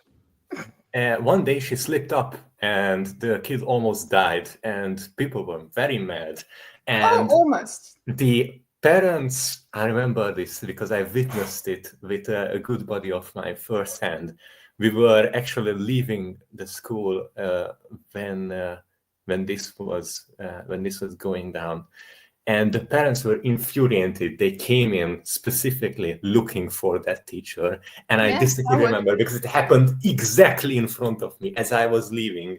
We were walking past our lockers with this friend of mine, and the parents rounded the corner like some fucking action film. They walked up next to the teacher and began to throw fucking hands. I remember it. And security had to show up. And me and my friend was like, we are out of here, because the locker itself deformed by the impact as the mother grabbed the teacher and smacked her head into the locker. I was like, this is a fucking action movie. I'm leaving. When something like that happens in front of me, I have this moment of, oh my God, it's really happening. It's real violence. Real violence is occurring in front of me. It's yes, violence occurs. Poor girl, but there's a certain justice, retribution. and that's when I go, oh shit, let's get out of here. Whoa, yes. Never come between parents and their children. Okay, to finish off the school discussion, I didn't know we would go this long on it, but we have a throwback to what Rosales was talking about on Sunday, Super Sunday wrap up. California sleepy time patches. This is what he told. Apparently, Zen patch mood calming stickers. Look, they're decorated nicely. They don't look like they're that bad. But the way we were told about it was like their Ambien kind of stuff. Their Ambien? Oh my gosh! Oh no! Learning giving when Ambien to is... children? No, that's what I thought. I think they make yeah. Ambien as those little stickers. I mean, clearly it can't be that effective. It's got Snorlax. I kind of get it. Parents, including Vicky, whatever, voiced their dismay over the incident. They reported the stickers were applied to every child in a classroom and removed just before dismissal. So it's like they're not telling them as well. That's the difference. I guess it's not exactly a meal. But yeah. Oh gosh. Preschool, it was bread and jam. It's so good. And it was the same when I went to work at a nursery school. They had the exact same meal as I was eating as a kid. So I was like, it's stuck all the same. Ours was like, they're these weird, like, kind of graham cookies that I've never had since then, but they were shaped as these giant dinosaurs. I don't know. Ours was just always processed. And did you have a certain your bread was juice? more. Did you have juice as well? I think it was like either Capri Suns or like High Seas back in the day, which is again super processed weird stuff. Just sugar. It's delicious. We didn't have daycare when I was a kid. We had aunts and uncles. Yeah, aunts and uncles, and going to them. And those animal crackers in a box with a little string handle. String handle. They're so good. The circus animals, they're great. So we had zoo biscuits, I guess. Wait, let me show you what zoo biscuits look like, because they're amazing. Probably the same thing or similar. I wonder if they are the same, because if you are, then these are just the greatest. I miss them so much. Those sounds like the circus cookies you used to be able to get. No, man, this one. Wow, that is so much fancier than ours. Oh, it's so good. If you just type in like circus animal cookie, like it's gonna be like this crappy box that again, like the string was never long enough for a handle, so it was weird. But now this is what the packet looks like. Oh, and you would dip it in tea. Those look awesome. It melts all the icing. Or okay, they would not give us tea, but they wouldn't give us royal icing either. Ours are like these uniced, like horrible. If it was someone's birthday, you could maybe get one of these at school. But at home, if we had them, that's what you would do. You eat the outside, and then oh god, it's bad. Actually. Oh, you're talking about Mother's circus animal cookies, right? I meant the Barnum animals, apparently, and now they've switched it from. So I guess they call them Barnum's animal crackers. I thought they were called circus animals. What are animal crackers? Just looking at animal crackers, yeah, they are the most like sawdust, but kind of good. Image. They are far from like frosted, but like we had this super like high end one, which was kind of the like that's way too cute. Those are too nice. No. The one I just sent you is more indicative of. Check your Discord. Yeah, they really shouldn't be called cookies. Like I could see them as crackers. I think they even call them animal crackers. Put a link in the private chat to what I. Nice. That's not good. So those are the fanciest of them. So that's as close as we'd get to royal icing, and this is not royal icing. Like it is like 60 to 70% just straight up wax. But it is very sugary wax. It melts in a weird way, coats your mouth. So these are those Barnum animal crackers. So I would leave those in my mouth and let them dissolve. I swear it was like a lion, a bear, and something else. Like this looks exotic. I don't remember an antelope or a red fox, but hell yeah. You can barely put the string on the top of that where it kind of. Yeah, it is not long enough to be a real handle. Like your little kid fingers can just barely fit in there. Yeah. It kind of turns it into like brass knuckles, but in a weird way. No, this is not for my private collection. I just want to mention. But yeah, like, those were and they really are more of a cracker. Like it's a slightly sweet cracker. So yeah, it's not a biscuit. Well, yeah, Yeah. you biscuits. Oh, that's enough. We can get into that. Don't you mean debate a about what cookie? Yeah, cookie. Sorry, cookies. Sorry, Americans. same. Yeah, be more American. What the heck? Mhm. Sorry, I have to speak American. Okay, so Do you call the front part of a car a bonnet? Yeah. Yeah, the bonnet and the windscreen. Come on, dude. Interesting. Oh, you call it the hood? Yes. Yeah, hood and windshield. The hood in the trunk. It's also where Yeah. we park it. There you go. The boot, Do you call them the boot headlights or headlamps or head torches or something? headlights. Okay, and, interesting. and it's a boot. It's not a trunk. Yeah. You were trained by a British. By a British. Okay, so look, let's go to that was one question, guys. Yeah, we got so much mileage out of that. Yeah, we did. So okay, let's talk about now. Okay, do you cook, thinkers? Yes. Who cooks? Yes, Very much so. Okay. frequently. Sorry, I did not realize I was muted. Yeah, like every meal. Yeah, I cook. Are you a prepper? Yes. So I have to prep my wife's like lunches and stuff, but I generally work from my house. So for me, no. I just cook every meal. But Goodbye, good times. Hydra. Oh, Yeah, you will be missed, sir. Hydra, Hello, no. J-Mac. Hey, it's Hey, J-Mac. J-Mac. Hi, J-Mac. J-Mac, I'm are sure you a cook? J-Mac J-Mac has a is lot of cook. thoughts on food. He is. He is cooking. I always see his posts on Twitter, and yeah, the food that he cooks looks really good. You cook Indeed. and bake. By that, because to me, I he looks also like the cook kind and of bake. guy who would drink a green protein shake. Yeah, Possibly. But that doesn't It has mean to that have you can't protein. cook. You can have both, you know? Yeah. Protein. Wee. So Rosales is definitely a cook. Let's get those pictures out. Yeah. Rosales, your meat looks awesome. Let's have a look at I always get Rosales. compliments, even when I cook. do you only wear an apron when you cook? Just the apron. Yes. Just the apron. All right, good. Man of culture. Oh wait, where did it go? My neighbors hate it, though. Oh, here we I'm go. sure they do, but they secretly love it. Right. So a story. This is what Rosales is. I think of the thinkers here, who is the best cook? That is such a good Does this question. count as cooking? I'm just or going is to it take myself out of that equation preemptively. Same. Okay. same? That is I just think you so have to expensive. scroll back far enough in the Discord Yeah. to see that I am the best Two. cook here. Okay. I don't But have this is photo evidence, commitment. but I season This- on point. What, you I believe season it. on point. Okay. This is commitment. It's Guys. beautiful. This makes me think Rosales, of that's Henry awesome, man. Cavill, who just got into grilling.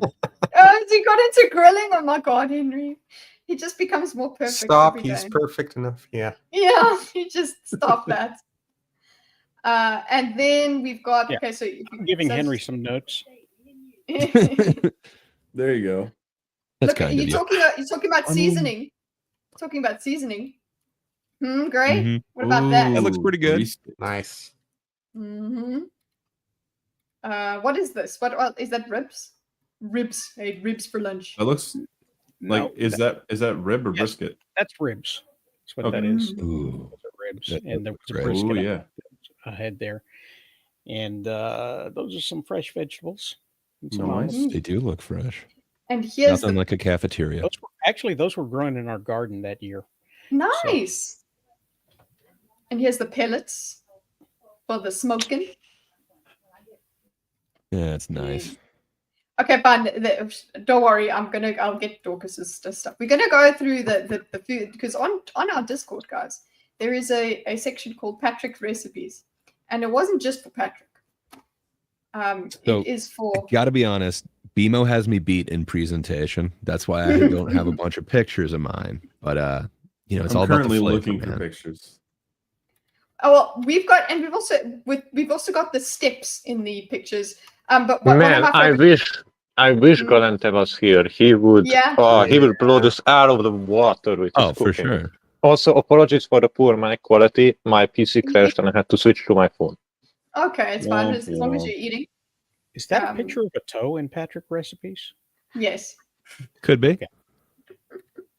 This is for Bertie. That looks perfect. It looks exactly. It looks that's so good.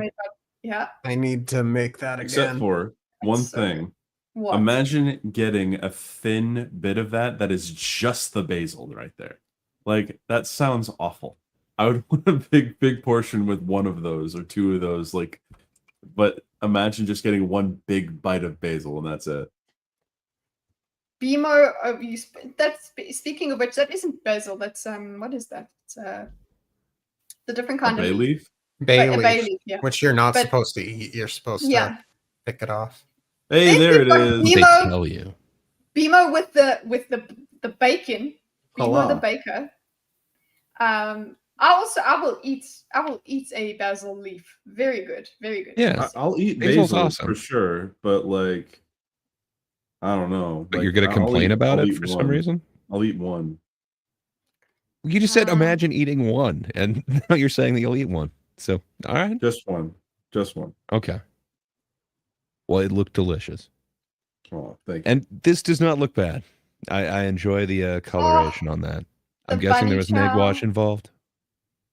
Yes. That one definitely has some egg wash, yeah. Oh, I remember. Let's see. So that was actually the one that you just showed. It was actually an unsuccessful attempt because it came out dry. Oh, it looks good. But the one right before that, which I'm trying to find the image for, it was made with a bunch of Italian seasoning, and I also like broke the halal rule, which was you're not supposed to use dairy, you're supposed to keep it kosher. That one right there was fucking fantastic because that used butter, and that was so good. Mm-hmm. It was just best one I've ever made, honestly. We've got, and then look, the health. There were some healthy meals shared in the Discord. Look how green that broccoli Nice. is from Autumn, was it? Yeah, that's very good. I hope that sauce is seasoned. Oh yeah, it's got. I mean, you can see things giant sprinkled amounts on of it, yeah. pepper. I mean, I do love pepper, but white Uh, sauces usually are not seasoned enough, in my opinion. Oh yeah, I do think that Dorkus wins it because he's just shared more than anybody else. And his And, presentation is like and his way up presentation there. is very good, yeah. I'm not seeing the rack of lamb that I made that one time. I could have sworn I posted it. Dang it, I Lamb? wanted remember to tell seeing you your you have a rack. nice rack. Thanks. Yeah, it was Ray a and I lovely just Hey, had hey, the brain See, flow. I can cook too. I made Nice. Hammy Mac. It looks delicious. because now if we go back in my husband's food journey, that was one of the staples in his house is mac and cheese. So my mother will cry looking at this because it's like, why would you do this to me, my Italian daughter? But it's so like- Italian. But this was for my husband. That's my job is to feed my husband, and that's what he wanted. So what do you want from me? Yeah, one of our staples was essentially that. Instead of ham, it was hot dogs just cut up in there. But yeah, it's really cheap, horrible meal. But Mac and cheese yeah, with it's hot dogs. comfort. So good. Yeah. That is The lamb. one of my staple birthday meals. I will have mac and cheese with hot dogs in it or a can of tuna in it. Here it is. It takes me back. Oh wait, no, that's beef tenderloin. Tenderloin. Pork tenderloin. Pork, sorry. There you go. So I think Dorkus wins as the cook. Yum. So do we all enjoy Sure. cooking? I love Oh, yeah. cooking. It's awesome. I am. Oh, that's a good question. We think can I ask that just question gone. afterwards. Well, This- Hydra said that this is not his wheelhouse, which is cooking Does anyone get and to share stuff. food Hi, on the- Lucy. Look at Lucy with strawberry cheesecake. Oh my gosh, Lucy jump scare. Nom nom. I I think I'm a better baker than a cook, but I'm just too clumsy to be a cook. You know, I can cook. Baking is so much more precise. Like cooking, you can kind of, you overdo one ingredient, you can kind of mitigate it. But like baking's a science. Like, I don't know. That's weird. I would have thought if you're awesome at baking, it seems like you'd be awesome at cooking. Maybe I haven't done anything too complex when I bake. So that's the thing. It's okay. Oh, bake the bread, cool. Oh, bake some cookies, bake some muffins, whatever, and it's fine, cool. I haven't done like different kinds of layers of cake and things like that. You should be cooking. Yeah. Lasagna for the first time yesterday. Came out all right. Oh, nice. That's awesome, From man. scratch. Yeah. Question though. Did you about make the noodles lasagna. or? I heard 2 questions. You said from scratch. I was just wondering, is it scratch? Like, did you make the lasagna noodles? That part I did not do. I did not get the flour and the eggs and mush them up and flatten them out. But everything else, make the well and then mix it all together. Yeah, I got the sheets, but I got the cheese and I mixed that all together and I layered it, put it on top of each other. Nice. Okay. So now that we have lasagna established everyone is a cook of some sort, except me and Hydra. I just uploaded a picture of a holiday plate that I created. I put it in the Patrick's recipes. Sorry, I just scrolled down and got to the foot. Oh. No, Rosales. Guys, I hate it, but you have to see it because why? Looks great. Why? I love the little touches. Those almonds look amazing. Halloween party, and Okay, they asked for a cheese platter, cheese and meat platter. So good. So I'm on it. That's more appetizing to me. Thank you. So I'm trying to drop a bunch of photos into your messages, Kitty, that I haven't posted on the Patrick's recipes. Put them in Patrick's recipes. I'll get them from there. But if you've sent them already, don't worry. They're sending. Okay. What are the fingernails? Are they almonds or almond shavings or something? Yes, they are sliced almonds. Perfect. And it fits with the dish. So what I want to ask our cooks here is, what is everybody's best dish? I know you're all. Now, what capable. do you mean by that? What is your favorite? What is the best thing that you cook, in your opinion? Oh my gosh, it's a tough one.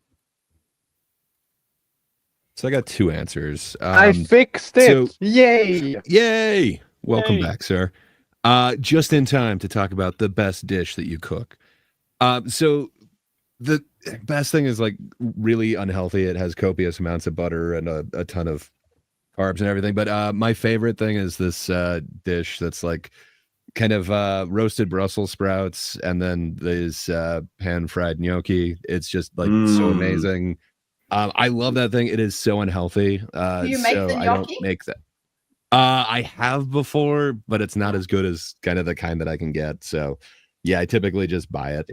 Also, if I hand make them, they look weird. They don't have that fun. I don't have that special roller tool or whatever. So that would be the best one. But man, probably the healthiest and one that I go to the most is this Greek pork thing, which it's oregano, a bunch of spices, and pork, and then it's marinated with lemon and Greek yogurt, and just it makes it so tender. And then when it actually fries up, it's just so good. So that's kind of my go-to one.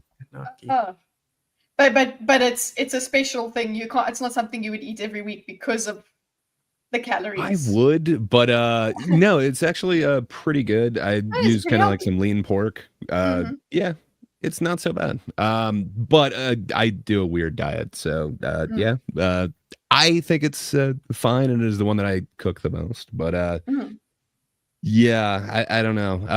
Definitely the best tasting is that gnocchi. Oh, okay. Note on gnocchi, guys. I've now Yummy. sent you a myriad of different images of things I've cooked of varying quality. Okay. I haven't received them yet. Or They you should put be them in coming Patrick's. in now. You sound Okay. distressed, Bimo. Why? Wow, that's a lot. Ooh, rigatoni. Oh, that's so good. But Would you call I Tony? make a really good stroganoff.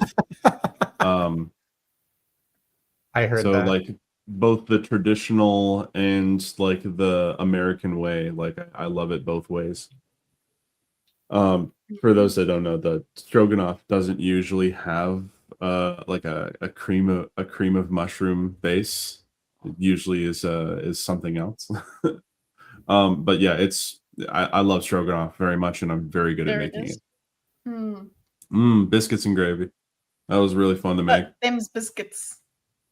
Biscuits. Okay. That was the challah that I showed you that you put up there earlier. And That my looks like workspace Emma is never Pollard clean. stuff. You ever make 2 at a time and have holla holla? Yes. That was a really good breakfast burrito. That A looks really good. one. Great. And that thing is freaking huge, by the way. It's a unit. I love burritos. Whoa. Okay. Size. Holy moly. Okay. So this you is had something that I toast have. fancy. This is something that these days I have for breakfast, which is just an So egg. what do you in call toast. that one? Egg Do you in call it toast. egg and toast, or do you Eggs call in it a eggy in a nest. basket? Egg in a basket, egg in a nest. Okay, No, so what do eggy you, so in a you make basket. a hole and then you cook the egg Yeah. inside. Okay. Yeah. It's also called toad in a hole, but that usually involves sausage. Is that sriracha on the top? I was gonna say Yes. Oh, that sriracha one is a requires. oh. Yeah. Isn't the toad the just good. sausage? So that it can't be toad in a hole. I do that. I do that as well. Not ridiculously, but I compared also to do my that. husband's food, I put spice in. When it's up to me, let's go. Let's go. I am a spice king. I like spicy food a lot. So that That's was cheesy. one of my first attempts at making a pizza. Uh-huh. And it came out extremely well, except for that is not the right kind of cheese on top. And I used canned spaghetti sauce for the sauce, and it worked. It just wasn't pizza. Technically. Oh, this is good. So that's stroganoff right there.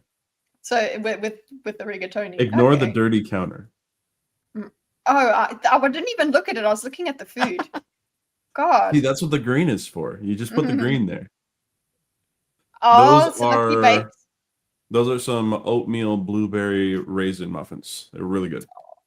And he was like, you know what? I should maybe take a photo of this because you had taken a few out. Like, Yes. oh yeah. I actually and made these for raisins, my though? mother, and I really like it. And Ooh. I understand how raw that is. Yeah, But man, that's was that So that's a good. little under. Yes, That was so indeed. good. If Ramsey were here, he would smash it and yell it's raw. Oh, but it's still so in the good field. though. That's And good. this That looks very this good. is some delicious focaccia that I made recently. It's actually not nearly as burnt as it looks. The exposure on my camera looks made good. that darker. No, but it's gotta be crunchy. It was very nice and crunchy on the outside and very nice and pillowy on the inside. I like to cook. Like I said, stroganoff is one of my favorite things to make. I also make a really, really good grilled cheese sandwich, but that's like cheating. So Why is it pretty cheating? much anyone can make a good grilled We cheese. will get if we do have time, because it seems like our questions have really gone much further. But I do want to talk about how complex a dish needs to be for it to be cheating or not cheating. Why Okay, is so it cheating if pretty much everyone can make it? Yeah, that's why, because it's supposed to be unique. But not everyone can make it. I was gonna say I don't know that everyone can. I've had so many burnt grilled cheese sandwiches from like people who really fail at it. We had in school, I remember a secret room where there was actually the only sandwich cooker in the entire building that people were fucking hiding, Like and a George nobody. Foreman grill? No. Like I shared more pictures. Like there were secret rooms in my school, but there surely weren't any sandwich makers in there. Yeah. The point was nobody knew how to use it. Nobody could make it. Nobody could make a proper sandwich with it. And also, nobody knew how to exactly. I don't even know how that thing survived. Nobody knew how to repair it. Nobody knew how to clean it. Nothing. That shit was just a wandering relic from a bygone time. That makes me That so looks hungry. awesome. This seems like it's something J-Mac would eat. I can see. I was going to protest three grilled cheese sandwiches cooked in bacon grease. J-Mac, you are wild. Even at my fattest, I couldn't do that. Yeah, you could. Here's I could, but would I? That's the question. What are these? These are legs. Drumsticks. Oh my God, Drumsticks. Woo! Those are drumsticks with a homemade barbecue sauce. Yeah, that's a homemade. fleet of Okay, chicken you've there. made. See, that's the thing when you say homemade. That's what makes it. Ooh, meat's back on the menu, boys. Yeah. What is this? That is tamales. Tamales, yes, homemade tamales. Yum. They look delicious, man. Well, completely unrelated, by the way. Meat's back on the menu, boys, implies that the orcs went without meat and were vegetarian for a while. What the fuck? For a while. It's because they were previously elves. Yeah, you got to hand it to them. But, are you familiar with tamales? Did that make it outside of the Americas? No, not for me. I'm out. Okay. What about you, Hydra? Are you familiar with what a tamale is? Whatever appeared on the screen, I didn't recognize it, but it looked very tasty. I have a question, Gray. Did you eat the husk or not? No, I'm not too into the husks, but my first experience with tamales, I ate the husk. And then I was like, oh, you're not supposed to do that? Thank God. That makes it so much better. I used to live kind of a more country cousin, and he's like, I hate shrimp. And he came over and was like, no, they're pretty good. And then we watched why he hates them, and he just was like eating them whole. And that reminds me of eating a tamale with the husk on there. So what's the husk? The husk is... So it's literally a corn husk, like a wrapper of corn, and that's just to kind of give it shape and to keep the moisture in there. Yeah, but other than that, it's Rosales, you actually make them. You could probably explain it a little bit better. When you're in a hill country South American village, there's not a whole lot of supplies, so you use what you got. I mean, you're going to use the corn to make the masa or the dough that's going to go on the inside. So you keep the corn husks that are dried and then rehydrated so that you can steam them, everything in there. And you open up a corn husk, you get the smooth side going, you put a layer of the masa on there. That's what it's called, masa. It's the dough. Then you put your seasoned meat on the inside of that, and then you wrap it up. And after you've made about 400 of them, you put them in a big steaming pot, and you steam them for about an hour and a half, and then let them rest for about 20 minutes. And then you sell them for apparently nowadays $17 a dozen.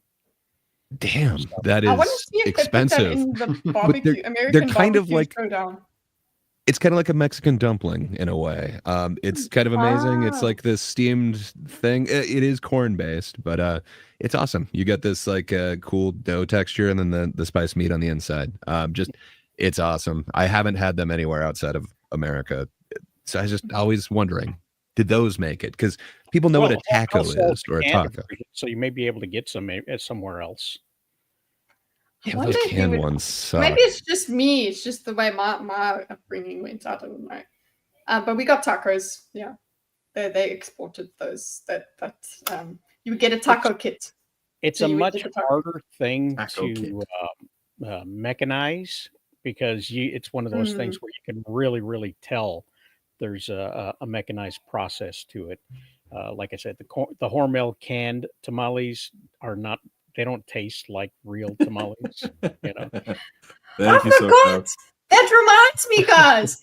There is a winner for the person who makes the most. You're going to win a prize. The king of or queen of puns. If you make the most food-related puns, and you know what, that kind of works. So yeah, wait. First of all, hold on. No. I'm gonna stop you right there. This is going to be an adjustment. In this community who will guarantee, I will guarantee, they will win if they are present. Do you know who I'm talking about? I'm sorry, Charles isn't here right this second. No, I'm not talking about Charles. Oh, but he's the box office guy.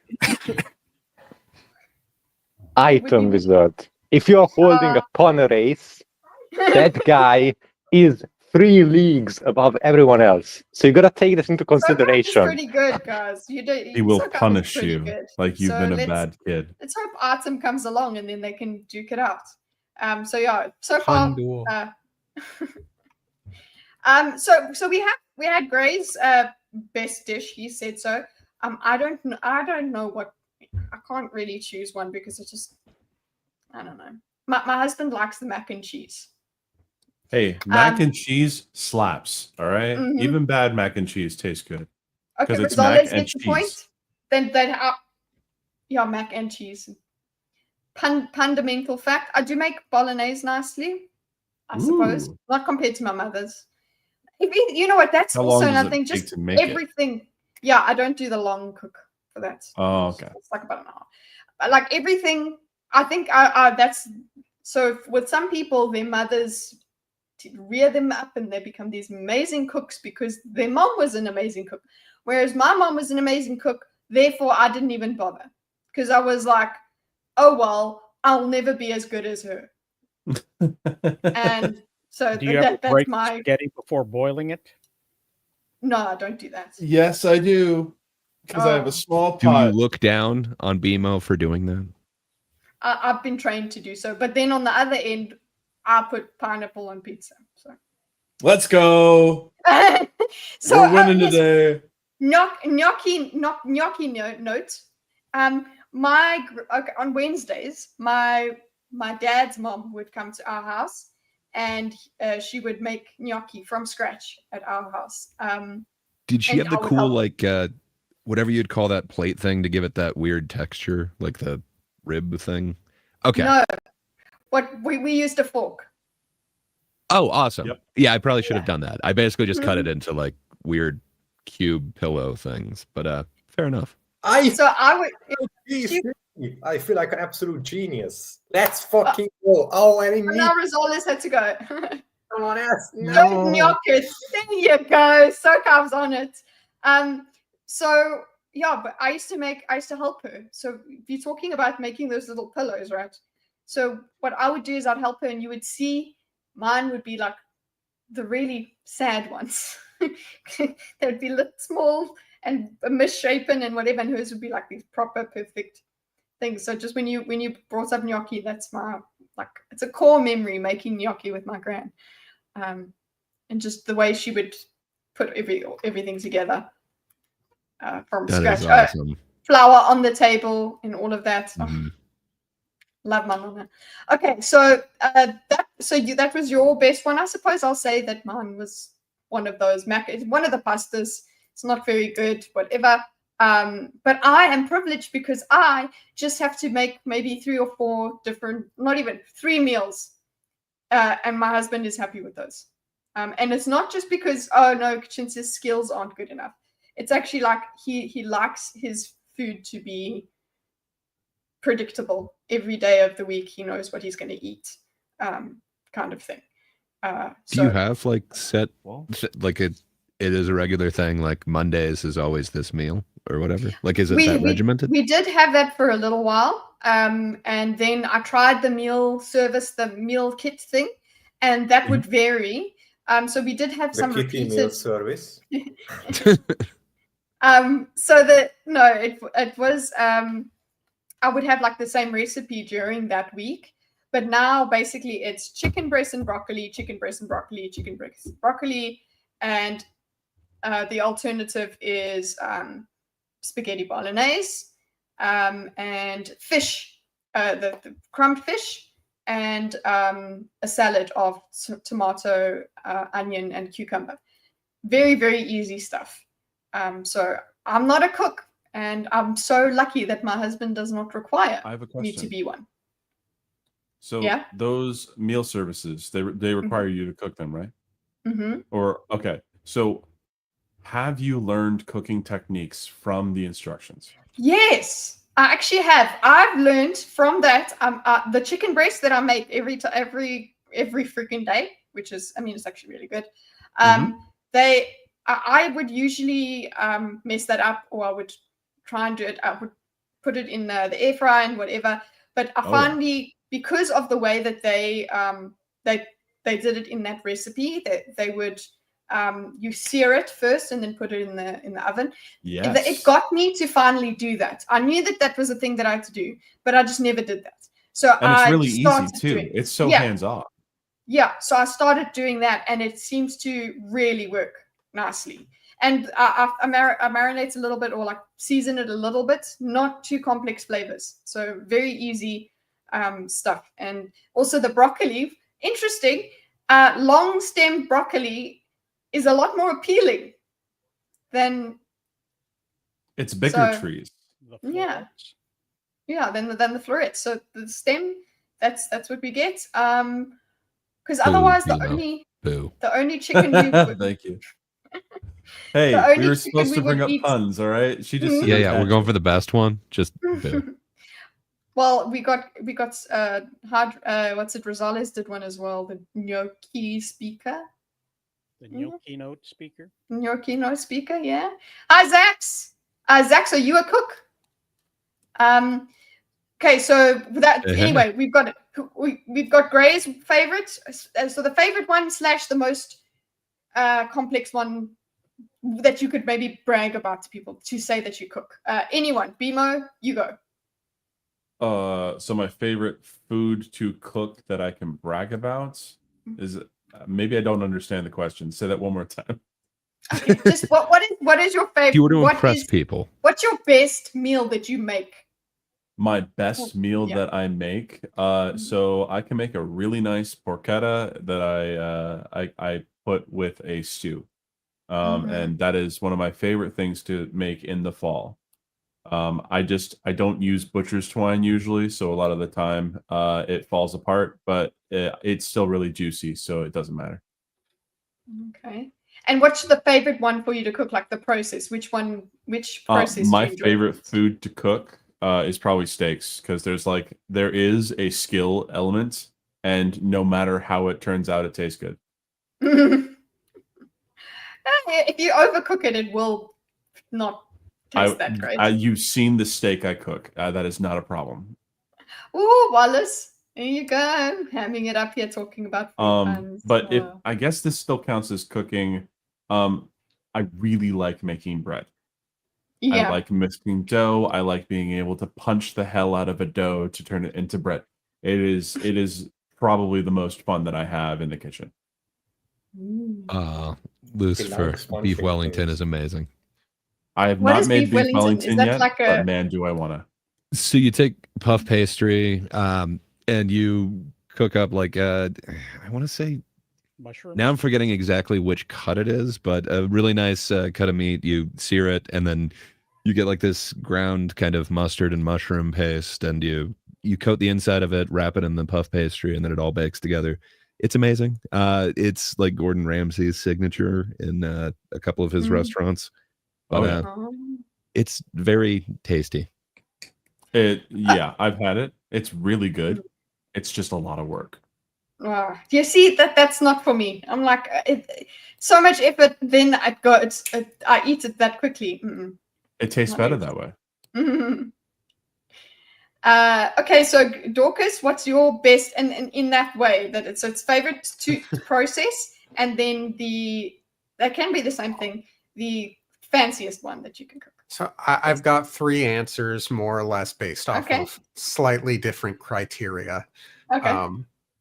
One of the more simple things that I just love to make for myself is a steak with bone marrow on top.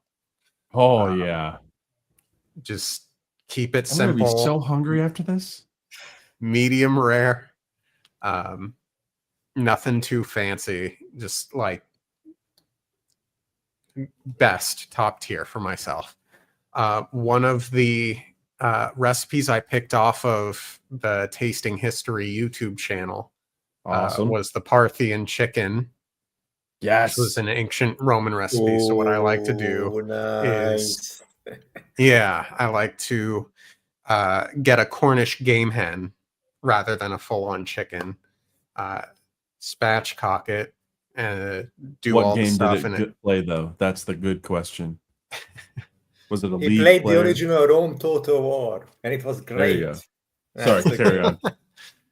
Indeed. Anyway, the Parthian chicken, it's this very nice peppery meal with wine, asafoetida, pepper.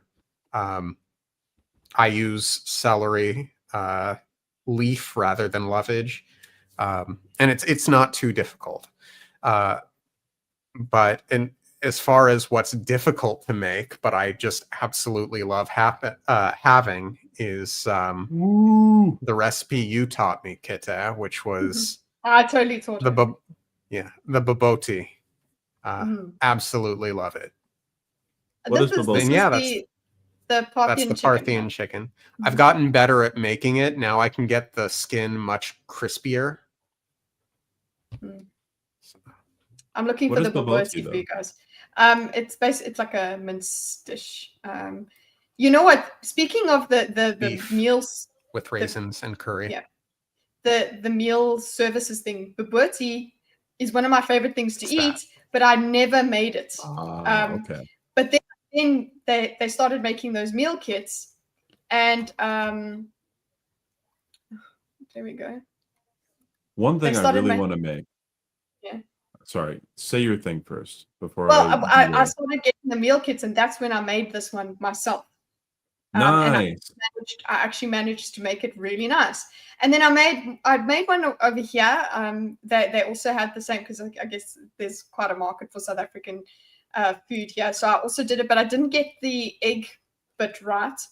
But that's another thing that I can make for Gordon as well. Is mince. That's a part of this. I mean, mince goes with everything. So yeah.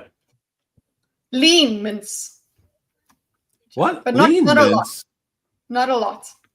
Because it's red. If you make it too lean, then it's like flavorless. Yeah. Too lean. Or not too lean. But what was I saying? Yeah. That actually, but that baboti made me think of Jamaican meat pies and or meat patties. If you've never seen those, it's like you take the mince and then you have your own special pastry that you make, and you wrap it up with American cheese inside, and apparently it's really good. I just want to try it. It's my good. brother always Jamaican empanada. It's good. Yeah. Oh yeah. Hot pocket. Oh yeah. Hot pocket. It is very hot pocket-y, but it's the OG hot pocket. My dream is to make proper tasting. How do you say that? Gyudon. But it never comes out right. Also, last time I managed to slice open 3 of my left-hand fingers. Wow. Okay. Wow. Yeah, I did that cutting an apple once. Yeah. I had to get 8 stitches. You know you shouldn't cut towards your hand, right? I was learning from my grandpa. He taught me how to do it. And then the very next day, I was doing it the way he taught me. And then I sliced my hand open. Blaming your grandparents. Always and out. So, he's like, always cut towards your thumb. And I'm like, now that I think about it, that's retarded. Is this why you're punching dough every time you're in the kitchen, Bimo? Yes. I'm what? So punching the dough. Oh, yes. Did Dorkus did you did it was the bird and then baboti and what's steak with marrow. Steak with marrow. And okay, so how does this marrow get there? What is it? Do you buy marrow? Bone marrow? Yeah. Yeah, I go to a butcher shop. I ask for bone marrow bone, which I think is the femur. And then I ask for the canoe cut, so it's cut long. I put some seasoning on it, stick it in the oven for like 10 minutes at a super high heat, if not a little bit less, because if you cook it too long, it melts and liquefies. So you want it to be nice and buttery. And then I'll cook the steak, usually at the same time, and I'll scoop out the bone marrow, place it on top of the steak and eat. Yeah, always ask for the canoe cut because you don't want the canold cut. Yes, exactly. I was gonna say, so you prefer it canoed? I think I've most traditionally had it kind of the little cup of it that you can kind of scoop out of it. So I don't know. That's interesting. I've seen videos of people who will cut it the other way, and then they'll like scramble some egg and pour it in with the marrow and eat the egg and have it as sort of a breakfast dish. That looks good. I wouldn't be against trying it that way one day. And you do you know what bone marrow is, Kitty? I just want to make sure that we're all on the same page. Yeah, I know what it is, but I just looked kind of disgusted as. I just don't generally like it. There's the people that like suck it out of the bones and things like that. Hey, David, are you a cook? Tell us your best. And if you can cook, tell me, is it good or not? Rosales, what is your main dish? Well, if you're under 20, you want me to make a homemade pizza because of the pizza. Let's go. It's made from scratch. But if you're over 20, got your own pizza oven too? No. I do it in a regular oven. Do you use pizza steel or pizza stone? I got a pizza stone. Yeah, you nice. Pizza stone. But if you're over 20, you're gonna like my chicken enchiladas. I learned a recipe from a 4-star hotel, and so that's the one that I use. Did you steal their 5th star? No, I did not. But I always make sure to let people know that's where I got it from. Because the one thing I've always noticed about chicken enchiladas, the sour cream style, is that they use the same chicken meat that they do from every meal, and it has a different flavor and seasoning than the outside. So you have kind of a contrasty flavor. You got this red kind of spice to it, like a red chili chicken, and then you have this cream sauce on the top that's made with sour cream. So what I do is I incorporate the sour cream sauce with the chicken, some sautéed onions, and cheese on the inside of it, so that it's not completely separated all sounds good. That's good. The meal kit thing that I was using, they did that. They did and I say they because it's the recipe that they give you. You have half of the onions and all of that stuff cooked with I think it was mince that I was doing for the enchilada thing. But the point is, like, I agree that it makes sense that you should keep the flavor together because you're cooking something and then you're putting it in the oven, right? Yes. For the enchilada. Yeah. Oh, that's cool. And they also made you do half the cheese in and half the cheese out. I'm very proud of myself having done those things. But just because I did it previously doesn't mean I'm going to do it again. I'm fine with just doing the chicken breasts and whatever. Damn, now I'm hungry I love enchiladas. Okay. And, yeah, the sneaky part with the crust for the pizza is that I do a pre-proof, so it doesn't take as long. You can actually do this a lot sooner. I use the warm water with some sugar in it with the yeast and set it aside for 15 minutes. And that's your very first proof. Then when you mix all the ingredients together in the dough and you can set it aside for another half hour, that's your second proof. So it's already twice within an hour. And you can just go right ahead, roll it out, and load up your pizza. If you want it thicker and you want it fluffier, you let the pizza set aside for a little while. So for another 15 minutes, it'll rise a little thicker. So I assume you use instant, right? Instant yeast? Yes. Yeah, that's what I thought. Okay, sweet. Yeah. Sorry, I get really nerdy about this stuff. So Hydra, your best dish? Oh, you are brave. Bread and water. Here, you assuming that I am capable of cooking good dishes. Wow, we are setting on danger. Well, what's your favorite one to when you have to cook for yourself? What is it? What's your favorite box to open? Whatever My it is. favorite box to open is the pasta box to make some Italian pasta for myself. I have Well, cooking for myself, no. How about I use my time for something more useful? I am almost always very busy, and whenever I have time to eat, I am actually thinking in terms of boxes, of like, okay, I'm gonna make myself a sandwich trick. Okay, I'm gonna open this and do that real quick. Move. Next task, etc. And you are just I am doing a lot of working on and studying nowadays. So that's how things roll around here. My favorite box to open is whatever I can use to make myself something Italian or maybe Mexican. That's that's it. Be quick. So that leads up to one of the main questions. One of the intro questions, actually. Jesus! He just threw some candy at me. Jesus? Oh, nice. Y'all need cheese. No, one of the questions is, so, and I suppose we have Hydra's answer. Hydra, if you could just take a pill that had all of your nutrients, it would fill you up, you would feel full or whatever, and that's all you could do. So you would open up a box, just take a pill, and that would be your nutrients for that day. Would you do it?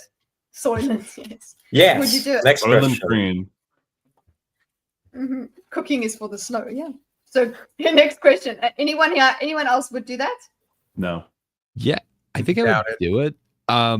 So it is kind of what all those weight loss drugs do or whatever, but they could have horrible side effects with your thyroid. They currently don't have like great whatever track record, but I think they're like, what is it, GLP-1s or something like that, that people are using for those kind of appetite suppressants. Apparently it makes your stomach empty much slower, so you feel fuller longer.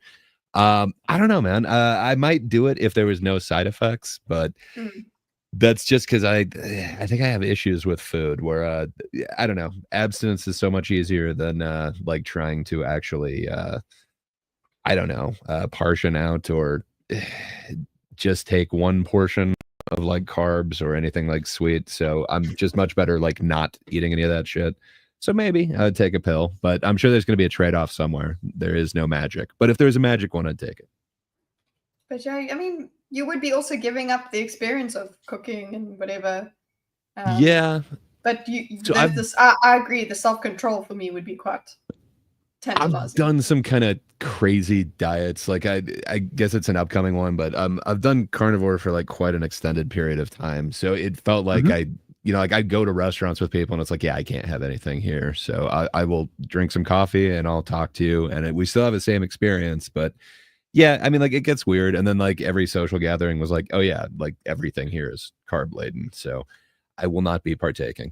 I don't know. It's not so bad. I felt like I could still function. It was kind of like, not drinking. It's like, yeah, you can still have a drink in your hand or whatever. But I don't know. It felt like it worked. Sweet. So Zadis, anybody else would not take the pill? I would not take the pill unless I'm like backpacking or something. Like that's if I'm at home, especially if I'm like bringing guests over, I always cook food for guests. It's just something I do. It's what I like to do. So and then I was doing that diet like by myself. My wife was not going like carnivore or anything like that. So I was still cooking her like every single meal. So I was able to cook for people I liked. Great. Okay. How did you cook? I can't cook without tasting and things like that. So I'm pretty good at it and I know my seasoning. So I would have her like kind of taste it and stuff. And it's like, yes, this is. He did say his seasoning is on point. It is. So without tasting it, I was fine, but I'm not good at moderating, but I can abstain from like almost anything. So I don't know. It was just easier to not do it. I have a problem where I kind of jump in and too enthusiastically on everything. I think as long as the pill made me full, then I would be fine. But I would probably not every day. I think I would be the same. Like weekends, probably binge eating like you can't believe. Could I circle back just for a second? Because when I answered the last question, I was giving you the stuff that I love to cook for people. Okay. Not the stuff that I love to cook for myself. And it's a lot simpler for me. There are two things specifically. One is called, it's something I grew up with, and it's going to sound like an abomination to some people, but it's called lemon chicken. Yeah. And is we would take a casserole dish, take a bunch of chicken breasts and chicken thighs, throw it in there, a ton of Italian seasoning, thyme, oregano, usually dried because it's what we had. And then we would take half a bottle of lemon juice and just dump it in there, throw it in the oven, and let that cook until it's finished. And then put it over rice. That was what I would eat like once or twice a month growing up, and I still love it to this day. Nice. That reminds me. And that sounds curry. Amazing. Go on.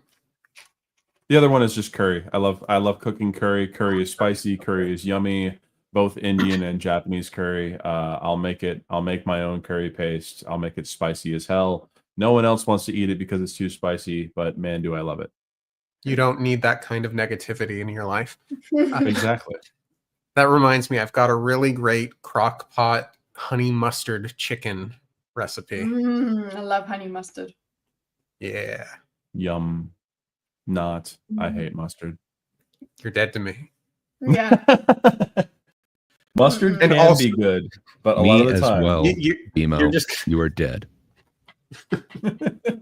Rosales, would you take a pill to just rather than eat? Just a daily pill nutrition. You're muted in case you don't know. I guess the answer is no for him. Doesn't seem to be getting a signal. Silence means No, consent. Moving on. Yeah, your silence speaks so loudly. I learned how to Right. make spaghetti al assassina, which is Ooh, that's so good. incredible. What? I don't know that. What? It's Italian. I know. Yeah. How dare you? What if you were to shallow cook your spaghetti until it burns? There you go. Honestly, maybe that's what it is. It's a pepper sauce instead of a spaghetti sauce, but like it's pretty close to that. You will cook the noodles until they're practically burnt. You get char on it. That's what tastes so good. Clearly, we make very different al assassina recipes. Yeah, looking at the picture, it seems like that's what it. What's the thing that makes it alla assassina? See, there's the You char. cook it in a dish. You boil the spaghetti sauce on the in a different pot, and you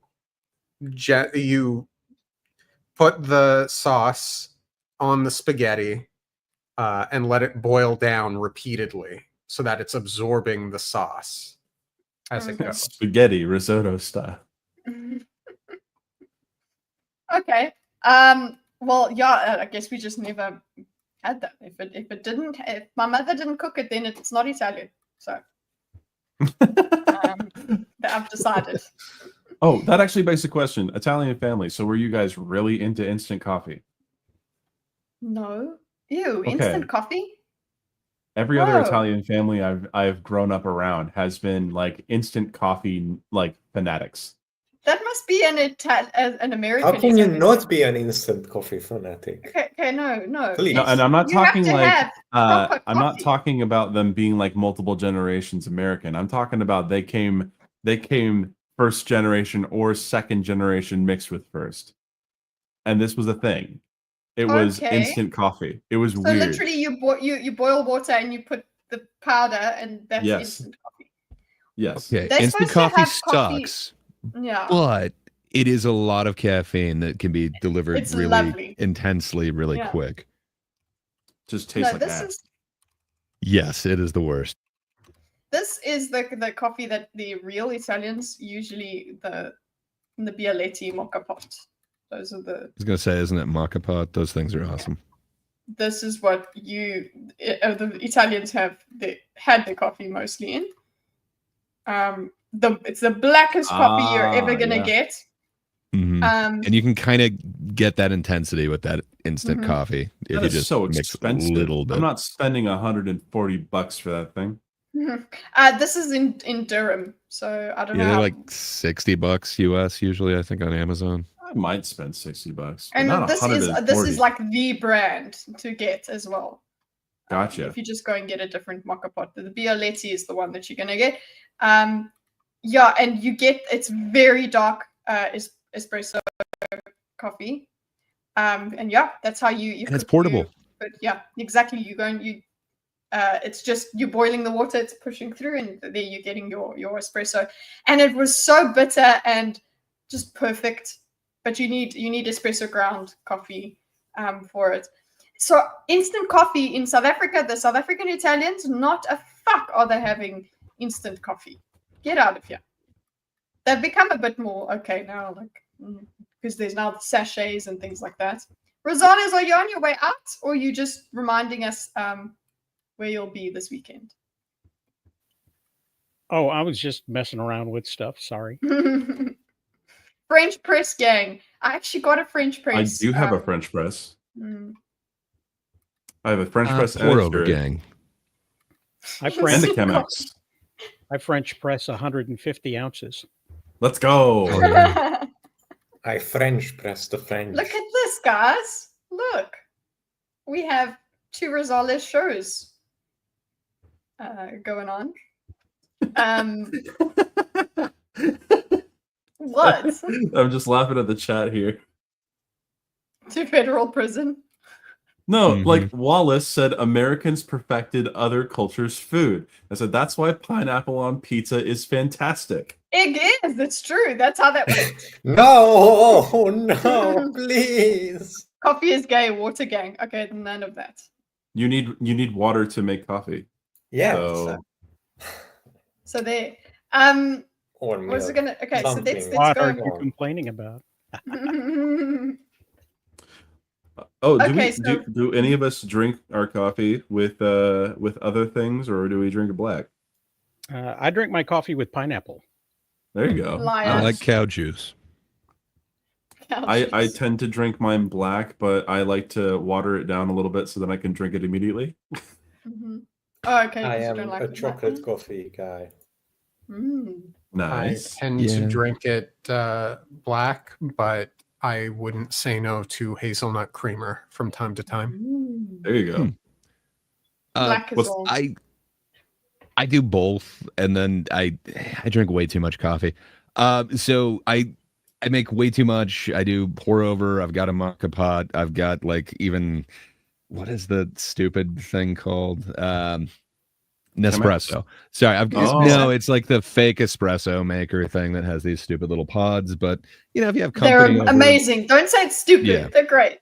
Well, fair enough. It's a bit expensive for what it is. Like if I'm just doing it for myself, I'll use the maca pot or whatever. But yeah, so I don't know. I have a little milk frother. I enjoy a little bit of a latte type deal. What can I say?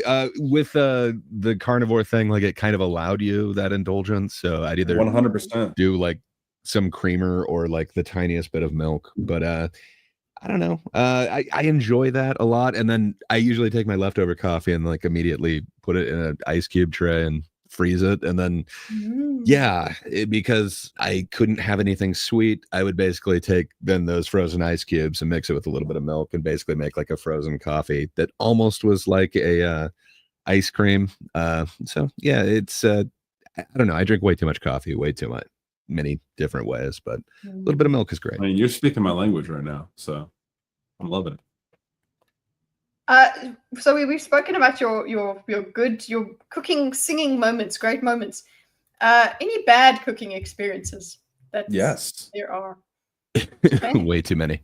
Mandolins suck, and they are the most dangerous things ever. Just if you can avoid a mandolin, it's awesome because it slices things really thin. But I just know way too many people that have cut the shit out of themselves with a mandolin. It's basically this giant like razor blade that's super long and you can shave things. Including your fingers. Yeah. Oh Jesus, no! Stay away from that. And then I burn the shit out of myself trying to recreate poutine. Yeah, if you're making fries, remember, dry them off. Like water and boiling oil don't mix well. And yes. Yeah, I almost fucked up my tattoo really bad. I love how we developed over here. Cutting off your fingers, burning yourself alive, casual. Okay. Just doing all this in the kitchen. It doesn't have to be that. It could be just how bad it turned out. It doesn't have to be an injury, but if that's what comes to mind when I say bad cooking experience, that's it. Yeah. So I've dealt with some fire issues when I was trying to fry things. Okay. So for everyone that does not know, you do not put water in with your oil, because that is a really stupid idea, because it makes the oil spread. Put the fucking lid on it. If you have a lid, and if you don't have a lid, get baking powder or baking soda or salt. That will smother a flame. Specifically baking soda. That'll work very well because it creates CO2 and it'll actually make it so that no oxygen can actually hit the flames. So then it'll smother out. It'll ruin whatever you're frying, but I'd rather ruin what you're frying instead of burn down your house. Yeah. So yeah. It's frying has always been a nightmare of an issue. I've always had an issue until I learned, I can shallow fry things. I don't have to fill a pot over halfway. I've never ever deep fried anything, and I'm okay with that. I don't like the idea of that. I overcooked a turkey breast. Bush says he's overcooked a turkey breast. That's not very hard. For Thanksgiving when you had a big group. That hurts. Oh yeah, because it's a big group as well. I've been at one of those meals. It sucks. Sorry you experienced that. I'm glad the dark meat was great. You can spatchcock a turkey too. Absolutely. Oh, it's so fun.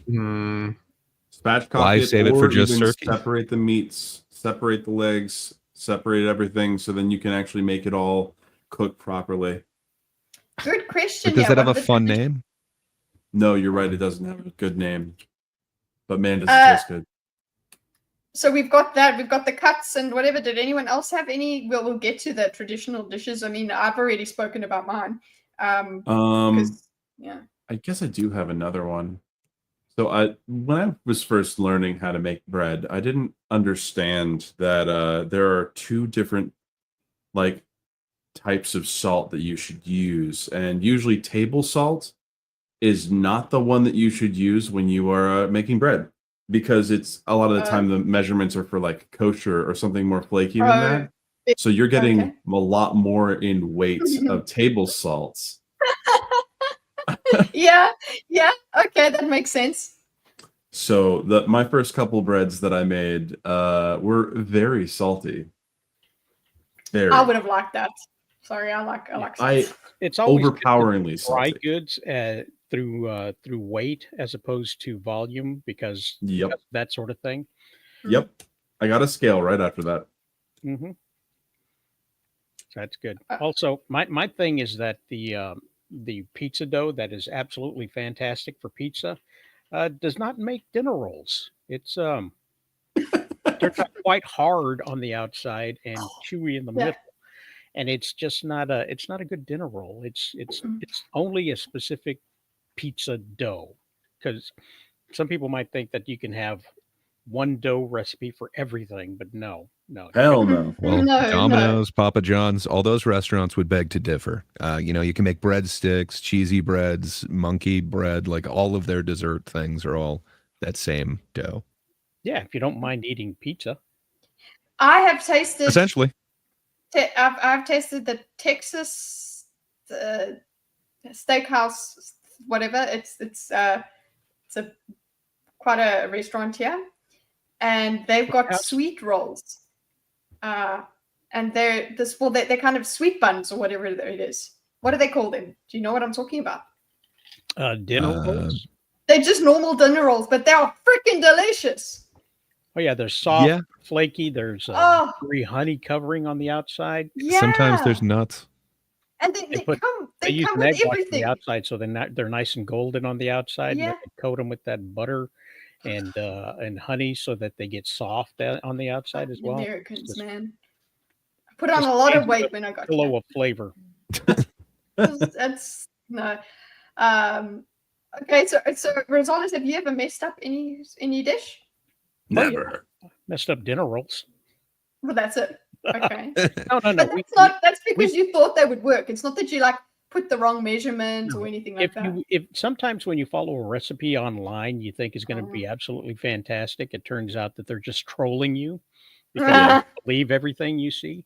Yeah. So we took all of these Indian spices and just kind of mixed them all up, and then we put it on a piece of lamb. Okay, so it was a very expensive cut of meat, and just put the outside of it until it was completely coated, like I would a barbecue. Oh no! Instead of putting it in the outside on the grill, we put it in our home in the oven, and the temperature they called for was like 400 degrees, which normally, if I was paying attention, I wouldn't do that for a piece of meat. 400 degrees for a couple hours. That's insane. And what happened was that it started smoking, and there was just this real acrid smell that came from the spices burning in just on fire. metal. And it was just no fire, just smoke and ill smell. I mean, it's like we fogged the house or something is what it was like. I mean, I'm so sorry. Smoked lamb might be cool, but that doesn't sound great. I think that was the idea. It was noxious. It was like somebody took something that somebody expelled while they were nauseous, and then they burned it to a crisp. This poor lamb, like was sacrificed basically, and then it's like, I'm going to be glorious. I'm going to be a great meal to someone. No, absolutely. Nope, nothing. We threw it away. We threw away the pan that it was in. And we left the house for a weekend with the windows open. There you go. Dorkus, have you ever messed up a dish? Couple of things. First off, I'm going to add to my list of favorite meals to cook and say chicken piccata is also top tier. But as far as messing things up, I don't think I've had any like emergency mess ups. I don't like I don't like cooking with too much oil or frying things just because I tend to overestimate the amount or the heat and then get splashback, and that's just never pleasant. So I tend to be very conservative in my use of that or those recipes. Always test if your oil is hot enough by throwing an ice cube in it. Don't actually do that. Don't do that. Yeah, I heard it and I was like, okay. Don't do that. No. Hydra, do you have any disastrous mealtime, fun time things? Disastrous meal? No, more like regular kitchen disasters with things, exploding, breaking, catching on fire, opening a cupboard and being assaulted by kitchenware, just regular things. Sounds like a haunting. Now, I expected Hydra to say something like, I one time got a paper cut from a Hot Pocket package. No, I don't whine and bitch and moan about paper. I have bigger problems. Bigger problems that cut me. Speaking of which, because now Luis has brought up the fact that people on TikTok have done air fryer. Okay, it's rage bait content. Crime against humanity. Americans. But pineapple on pizza is fine, according to you. What Americans use microwaves. That is not for the pineapple on pizza is just another topping. That's not the same as doing something in a way that is really ridiculous. Okay. Yeah. Yes, it is. It's putting something on a pizza in a way that is ridiculous. Kitty, I need to address what Kitty just said here. Yes, all right. So when you're going to make tea, all right, you usually get the pot, you heat the water up to boiling, and then you steep the tea in that. All right. The only difference between that and putting hot water in a microwave safe cup is that you're heating up the water and it can't boil because it's in a microwave, but it gets up to boiling temperature. So you can still make tea properly by microwaving it. Should you? I think fine. I don't do it that way. I drink iced tea. but like I think it's a possibility. Air fryer, you're gonna break your mug. Like you're gonna because that's a mini oven. You're gonna, unless it's like a really sturdy one. Things in the air fryer. The air fryer is it's a bad idea. Like, the most moisture you should get in is like a little coating of oil. That's it. Like there's so many problems with putting it in an air fryer. Like so many. But microwave, there's no problem with making tea in the microwave, I think. We have not covered this, Josh. Sorry if we already covered this, but who are chefs you enjoy watching and learning from? Seeing as there's so many cooks on the panel, me and Hydra are not included. Yeah. Do you guys have certain chefs that you watch, things like that? Yes. Over half my feed is food YouTube. Okay. So you don't. Who's your favorite? So right now, my favorites have to be a guy named Andy Cooks. He's a New Zealander that lives in Australia. He's a professional chef, and he makes a lot of dishes. Shorts are what he's known for now, his YouTube shorts, but he has some long form videos that he really goes deep into how to make things. There's a second one called Chain Baker that is actually my #1 source for recipes on baking. Because he gets really into the process of making really good bread and what is required. If you want to get really nerdy about it, he'll talk about temperatures, weights, everything, how long you should wait, and the variations between how hot your kitchen is even. Like that's another one. And then there's Tasting History, which is a fantastic YouTube channel. I would recommend everyone watch. What's the other guy? Dylan Hollis, I think. He's got shorts where he takes really old recipes, like not historically old, like from the like 1500s back, but more like 1870s stuff like that, depression food, and then he cooks it, and he's very gay. he's just very yes, he's very fun to watch. He's got amazing charisma. Dylan Hollis has great shorts, so highly recommend. Hell yeah. I basically watched anything and everything. I like anything that kind of takes you behind the scenes. So I don't know, some of those stupid food game shows, I even watch way too much of those. Yeah.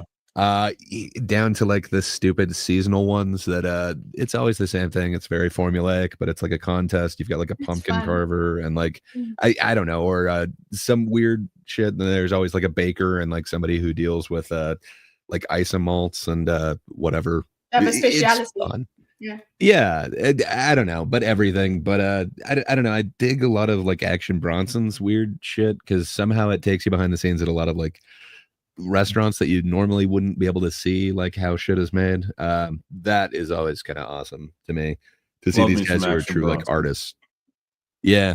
So just to see like a true like artist at work is just amazing.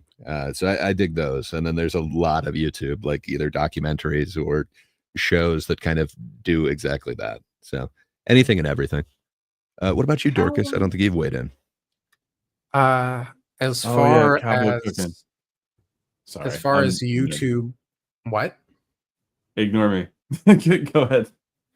As far as YouTube channels go, Tasting History is probably the top one for me. Chinese Cooking Demystified is another. As far as cooking shows, I think my two main ones are MasterChef and Hell's Kitchen. And then growing up, who didn't love Emerald? Bam. Indeed. How should this make? Huh? How should this make? Make? How shit's made. How is made? Instead of how it's made, it's how shit's made. That's how it's made. Yeah. No, I how love is shit parts. make? It'll be But- the new hit YouTube channel. It's Thinker's cooking channel. How shit is make. every food makes shit made. How shit is made. That seems to be the most. Okay, wait. I actually want to ask you guys with these cooking shows, right? Because like I love MasterChef, and apparently one of the ones that is really popular is the Great British Bake Off. It's one of the really popular ones. Trash. Like at least with Hell's It is Kitchen, not trash. You take that back. Mary Berry is a treasure, sir. I can't take it back. I'm sorry. Paul Hollywood is a silver fox, man. You can't take that away. He is the I don't know, bastion of breads. He is the baking champion. Of course, darling. We know you're an English second language. I just love the way. I love it when that happens early on. Bemo's first language English, he messed up something and was hilarious. I mess up everything. I don't think I think it's an awesome suggestion. I think that would be a hit YouTube channel. How shit is make. I want to make it. Okay. What I was trying to ask is, so yeah, you guys watch these channels. Do you like sit and get the recipe and stuff? Like, I will watch a food show just to be interested in looking at the food. I don't go and actually make the stuff. I make this stuff. I don't make it. I'm interested in looking at it. Usually I'll have a recipe that I want Thank to you, make. Rosales. How shit is make? Delicious taste. How shit is made? We got ripped off already. Sorry, Dorkus, what were you saying? Usually I'll have a recipe I want to make, and then I will look up. Then I will Google it or look on YouTube rather than sticking to any one individual. Okay. Actually, that makes another question later after this round is done. Food Wars. That's a good anime. Oh, I loved it. But I guess, has everyone answered the question? I don't think so. I don't think Hydra has. No. Well, I guess Hydra doesn't. Hydra, do you think food YouTube is useful? To some people, I guess, yeah. Not to you. He'll allow. Oh, you go by memory? Oh, God, show off. Well, Bush that's is what a I do cook, too. I mean, a chef. Bush is a chef. You know, you Bush can't. be telling me. Bush is spitting facts right now. Like No, that's. Bush is a chef. He should go, or he shouldn't be reading recipes all the time. I don't think Rosales weighed in. Rosales, you watch any food tube? Food tube. Is that like a different app? Or... No, it's just like any cooking shows. Any? Oh, Do yeah, you watched, do you watch what is it? Cake Boss? No. I loved Cake Boss. I loved the food channel, man. I would watch that. Buddy Valestro. I remember. Cake Boss. Remember Bizarre Foods with Andrew Zimmern? Yep. Oh, I love that dude too. He He's taught me so great. many things I never want to try. Yeah, I don't watch a lot of basic cable. Me either. So, but I do It was watch beyond the basic. Bayless on the YouTubes and Meat Church. So that's the grilling things. So let's go to. So we've spoken about food shows. Great, seeing as you've watched a lot of contests and things. Did you ever watch Can't Cook, Won't Cook? Can't cook, won't cook. It's a BBC don't show. know. Yeah. So maybe it kind of sounds a lot like we have versions of it, like Worst Cook in America or Worst Cook in Canada. I'm not sure if it's exactly that, but what's kind of the premise of it? It's okay. So Can't Cook is that somebody who there would be two. So you would have two chefs, two proper trained chefs, and they would have a contestant that they help. And one of the contestants would say that has come in and said, "No, I can't cook. I've never been able to cook. I'm just I can't cook." And then another person would be the won't cook person, where it's like, "I've cooked before, but I don't do it. I won't cook." And they would compete. Who they would make the same dish and who made it better out of those two. It was quite fun. Yeah. I don't think I've seen that one, but that sounds interesting. I was thinking it was like Worst Cooks in America. That's that? a little bit different, where it's somebody who has a reputation as a horrible cook. Usually somebody kind of turns them in, so they kind of go there, and then they have to go through some kind of boot camp. But part of it is they make them cook a bunch of dishes, and they just screw up. So, sorry, when you said can't cook, it's like, oh, maybe we've got this thing of a bunch of people that can't cook. It's basically the same. Yeah, I guess it's the same thing, because the won't cook person doesn't necessarily know exactly how to do it. They still don't do it. These are people that don't cook. So I guess they just couldn't say worst cooks in the UK. So they just they did that. There was this horrible one that I used to watch. Now I can't even remember the name of it, but you basically buy like sabotages and stuff where you like booby trap the other person. Like either you take like the fruit out of their whatever dish and they have to use like fruit roll-ups or something, or that was kind of fun. So I think Chopped has something kind of like that, but there was another one that was like 3 rounds and somebody gets cut each round from it, and then there's a overall winner for a certain dollar amount. But yeah, you had like these sabotages, and then they'd also throw a wrench in like partway through the round. I don't know, I dug a lot of those shows because it's like I would try and think like, could I substitute something? Could I make this work? And I think I'd fail on everything, but man, some of those were kind of amazing. So I know Chopped has one that's so similar to that, but it was like, I'll look it up at some point. But yeah, it was similar, but a little bit different. The dude from, now I'm blanking on his name. He was a Food Network guy that was really, Alton Brown hosted it, whatever the hell that was called. Oh my gosh, that was such a good show. That show, the Alton Brown show, what is it? Good Eats. That was like what made me so interested in food growing up. That was really like, would watch reruns of that back and forth because I learned so much about food through that. And I've actually Alton Brown, I've actually had the opportunity to be in the same room as him, at least, because apparently he was a churchgoer. I didn't know this. So at the time.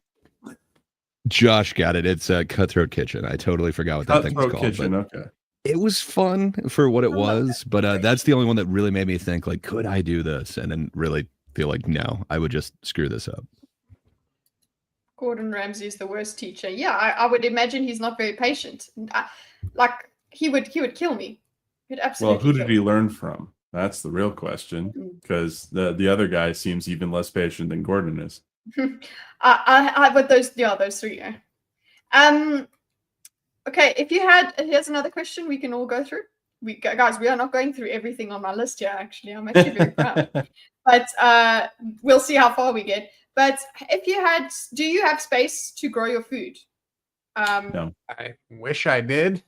So you would if you could? Probably. Probably not all of it, because I don't want to have to deal with cattle. But would yeah, you have I would chickens? love to be able to Would grow you keep some. chickens? If I knew I could reliably take care of chickens in my area, yes. Okay. But would you just use them for eggs, or would you eventually? Eggs and food. Okay. Well, eggs are food, but yes. Eggs are great food. Gray, do you grow food, I think?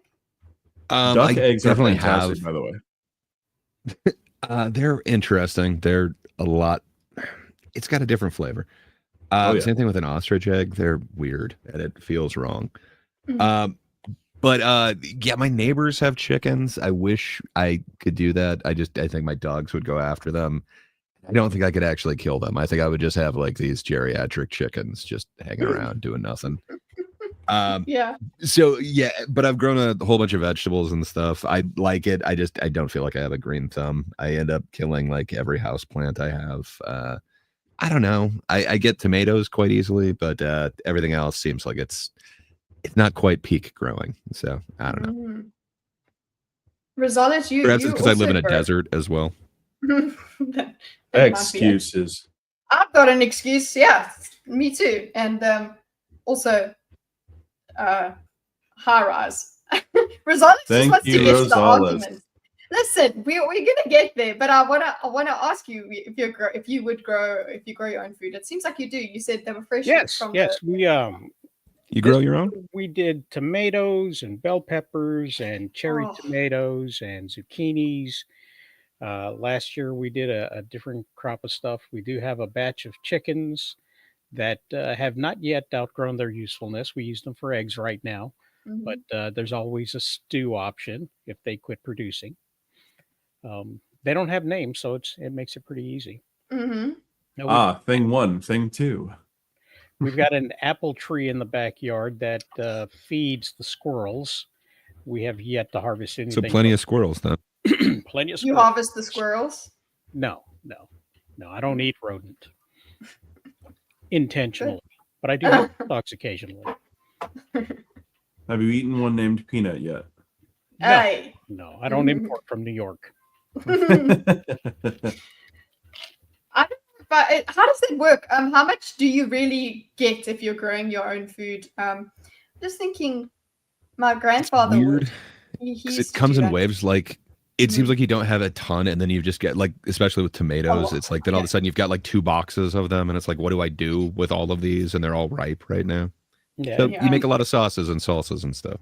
And you give away for growing your own vegetables is offset by the price of water. Yeah, and everything that goes into barrels that you can use to collect the water. Yeah, if you do that, if you have rain, unlike some of us. If rain is a thing.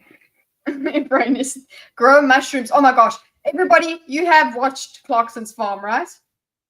Yes. No. That's like a blend of all the food shows and things together. Just watch Clarkson's Farm. I think that shows me why I couldn't actually be a real farmer. I couldn't do what they're doing with the animals. Ugh. Yeah, it's difficult to. Speaking of which, okay, if everybody said that they would probably grow. Have you ever? Let's go. I've got a list of things here. Slaughtered an animal to eat. Yes. I would watch Clarkson's Farm if it was by the Clarkson from Top Gear. Okay. That'd be amazing. That is. Allow me to cut this animal with a shotgun. That is him. That is the. Oh, like he would do it with a shot. No, shame, no. When he starts looking at the babies and things like, he actually gets a little bit like soft about it. So who slaughtered an animal to eat before? Me. I have. I do not have the stomach for it. I do feel like very hypocritical, especially eating like extremely carnivore and knowing that I could not slaughter. Like if I was raising a cow, I couldn't kill it. I couldn't. So I slaughtered a chicken and I felt horrible about it. I've caught fish and I don't know. I didn't feel that bad about it. Those were easy to slaughter and it was just fine. But maybe that's a weird, I don't know, line that I'm okay with. It's in-between slaughter you. I think it's because they don't make that much noise, and the way unless you get a a grunter. fish struggles and moves is very alien to us. It doesn't trigger that much. Oh my god, this thing is in pain. I'm gonna die. Also, you probably fucked up big because it was your first time and you didn't know what you were doing. Says me, who also never slaughtered an animal, but I was there when it happened, and I was relatively okay, probably because I saw an accident really young, and I was introduced to people being turned into red mist and juice at an extremely young age because of that. So maybe that's what I was fine. I don't know. So I guess I'm like extra hypocritical as well. I'm fine butchering. Like it's the actual like killing that's the problem. But like I don't know. I regularly get like a large side of beef and I'm just fine like butchering that down. And then same thing with like pigs and stuff, getting like an entire like leg or whatever. No big deal. Is that it can run off even after you've started. That was the most traumatizing part for me. Like it's just like I don't think I can do this. I am not a slaughterer, apparently, just a horrible hypocrite consumer. It's not hypocritical necessarily. It's just you're not used to it. Yeah, and you're aware of it. You know, that's the least you can do is be like, yeah, I know. and not try and justify it and that own it. Just be like, yeah, I'm sorry, I can't do it. Lucky me that food comes the way it does now. I think I would obviously change if I became starving and whatever, and I had to go and you don't get it. You don't need to buy my slaughter own your meat anymore. You can just buy it at the store. It's where it comes from, yeah. It's where it comes from. I honestly, guys, Meat grows on shelves, everyone. I couldn't feed crickets to my lizard because they had faces. Okay, I mean, I did. I fed them. I felt bad because of that, but I was like, this is my creature that I've kept in captivity. I have to feed him this. But I felt bad with picking up the crickets. I'm like, I'm so sorry. They are fucking crickets. How? They are not even. Yeah, but that's the kind of heart I have. So you would expect me to be a vegetarian? Not a fuck. You see, this is where, like, growing up, my parents they really got me to love The Lion King and singing The Circle of Life every time we do something like that. Yeah, exactly. Yeah, like I've chopped the head off of a chicken and watched it run around, and it's already dead. That's the thing. Yeah. It's just the muscles reacting, but still, it's a little traumatizing the first time. But yeah, I've helped skin. I've never skinned an animal on my own, but I have shot deer and eaten that deer. Yeah, it's how it is. It's gruesome. And I can't say I'm completely desensitized to it, but I have done it, and I'm proud I've done it. I know how to do it. Yeah, I think you should be able to do it. I think that's a good thing. I think the most traumatizing one was trying to kill a pig and failing. Oh my god! Oh, that's bad. Yeah. But how young were you when that happened? When I got to see a pig get slaughtered and it failed, I think I was almost 12, maybe. But yeah, it's just for animals like that, for like cows and pigs and stuff, you're supposed to use a spike. And the spike is supposed to instantly kill them. Well, if you miss, they don't instantly die. So then they make a lot of noise. And that was that would kill me. Terrifying. Like even in Monster Hunter, when the monsters are making certain noises, I'm like, oh, you are a big. I do not feel bad for the monsters. I will wear your skin as a new hat.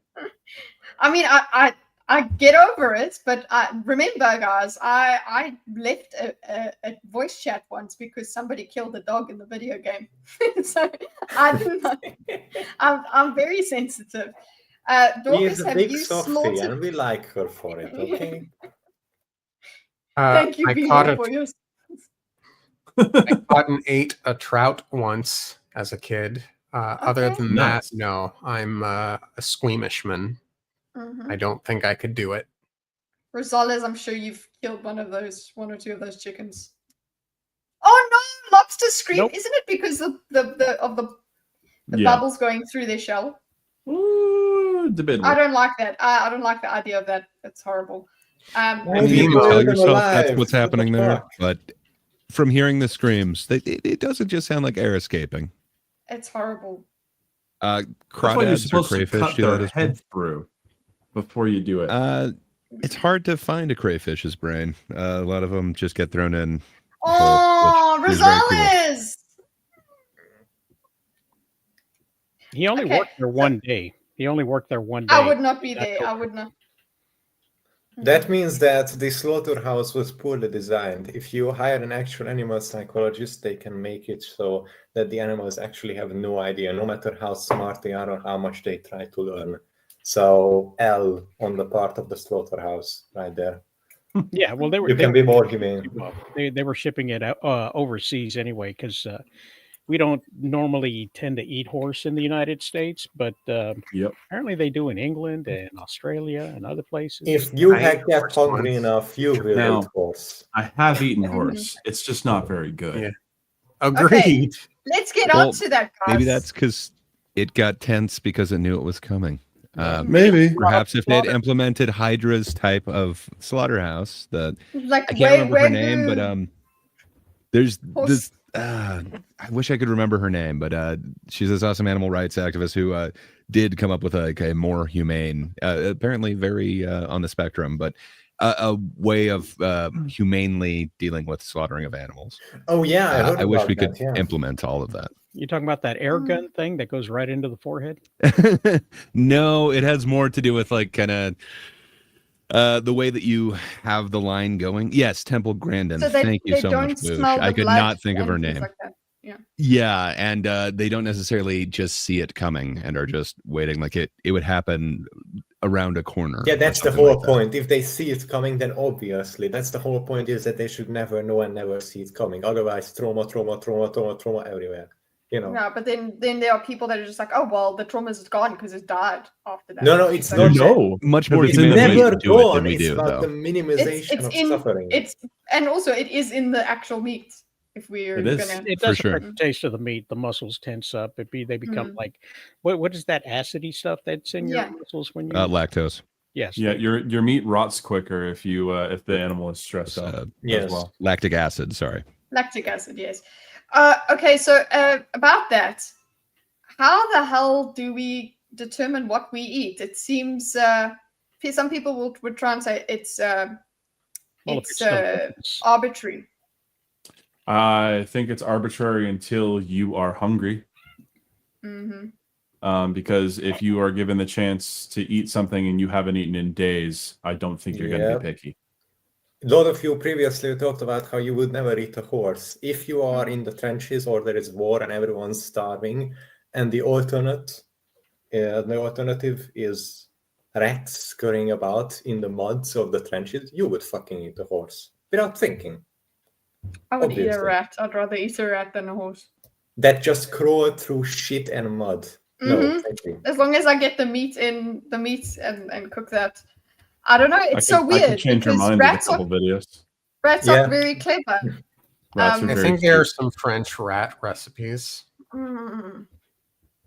There are. They made like 100 different recipes for rat, I think. Well, yeah. Well, there's just. I'm sorry. I'm just so sensitive that like the kind of people that. So at least Rizal is. I'm glad that you don't name your chickens, because one of our friends who lived on a farm as well. Don't tell me. They named his pig, and they fattened him up, and he became friends with this pig.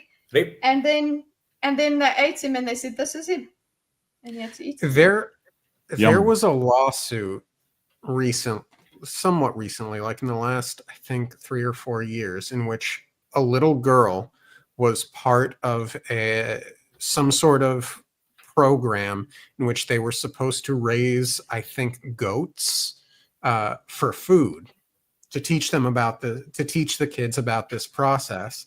And she became very attached to it. And I think she was autistic or something. So it was there was some sort of unique connection she had with it. And the parents tried to get the organization to not slaughter the thing. And the organization insisted that it be done. Why? It's just one goat. You have like thousands of them. What the fuck? It would be such good PR. Yeah, and so the goat was supposed to be placed in some sort of protective custody or something, so until something could be ruled one way or the other. But then the company or organization went ahead and slaughtered it anyway. Hence the lawsuit. Fuck you. Was this in Japan? Because it's so. what I've I didn't save it for this thing. Damn it! But he tells that in Japan that is a common thing, that the whole class has to raise a goat or whatever, and then eventually they take it to the slaughterhouse to teach them that this is how your food comes to you. So they all love the goat, and then the teacher's like, "Cool, gonna kill it." But for a kid, I don't know.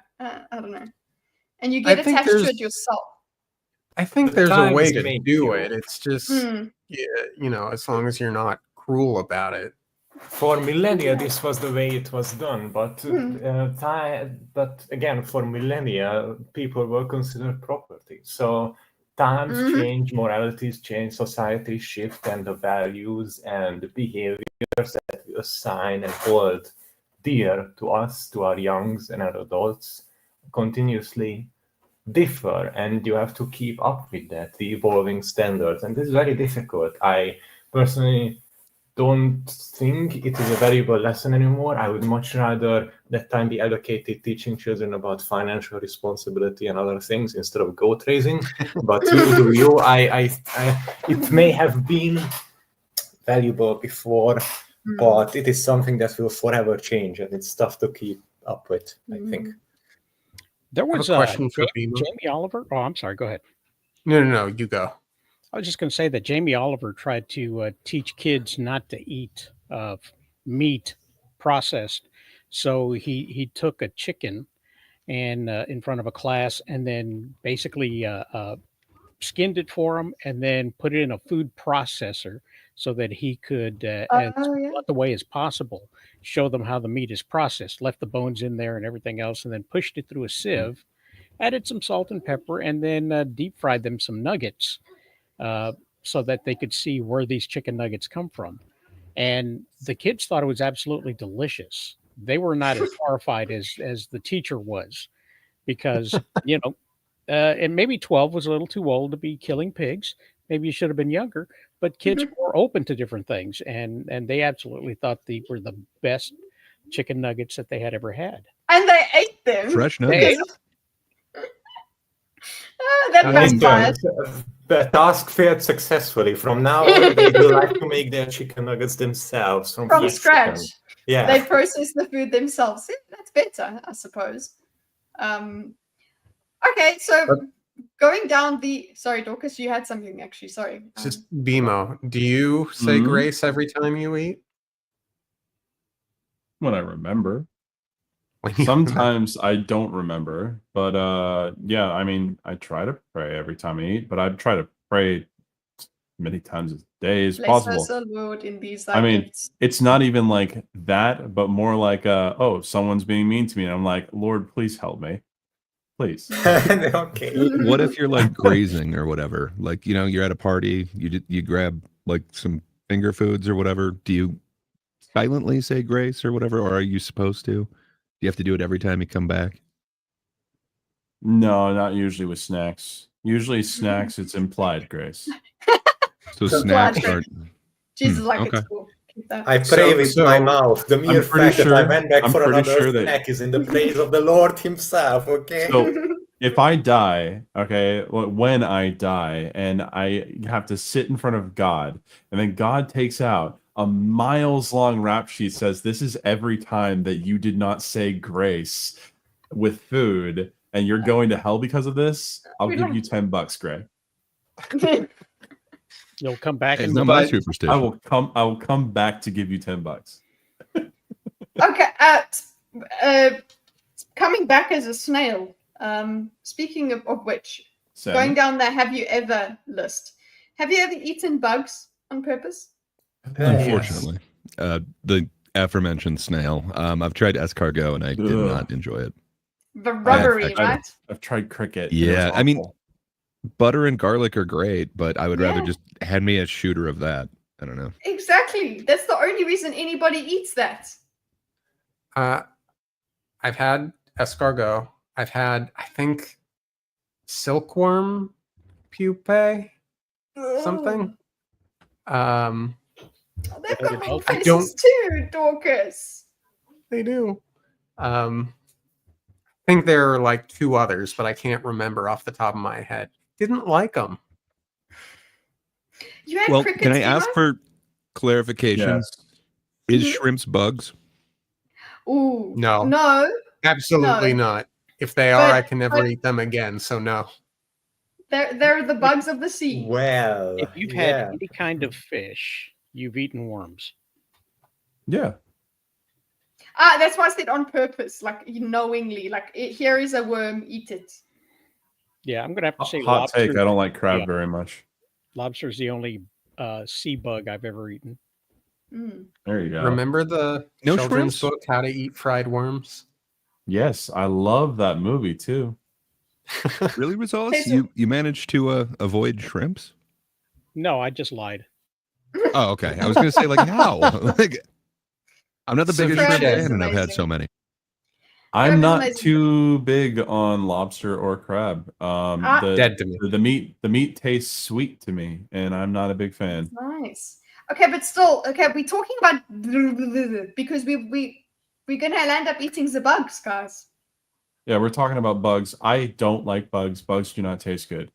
I've had crickets, and I've almost had snails, and then I backed out because I had sense.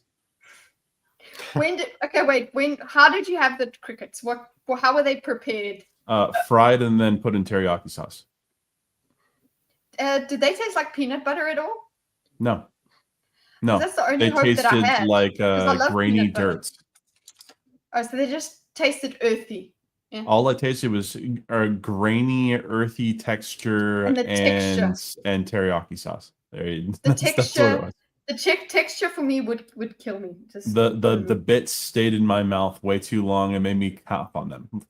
Like, it was awful. Anyone else eaten bugs on purpose? Hold on. I tried a roasted cricket once. It was disgusting. It sticks in your teeth way more than you'd anticipate, Then you want it. And it was not a pleasant experience. But that could be me and my own things. Good old pill bugs. They're so cute. I don't want to eat. But I have had a cricket protein like bar where it was completely processed. You wouldn't be able to tell that protein bar from any other one. It tasted just as bad as any other protein bar. Okay, good. Dorkus, what's this? Oh God. Is this for silkworms? That's what I had. I was hoping you would. No. I can't handle it. I don't know. It By just the way, kind of looks like Rosales' picture. On the topic Silence! No, You're not coming. No. Yummy.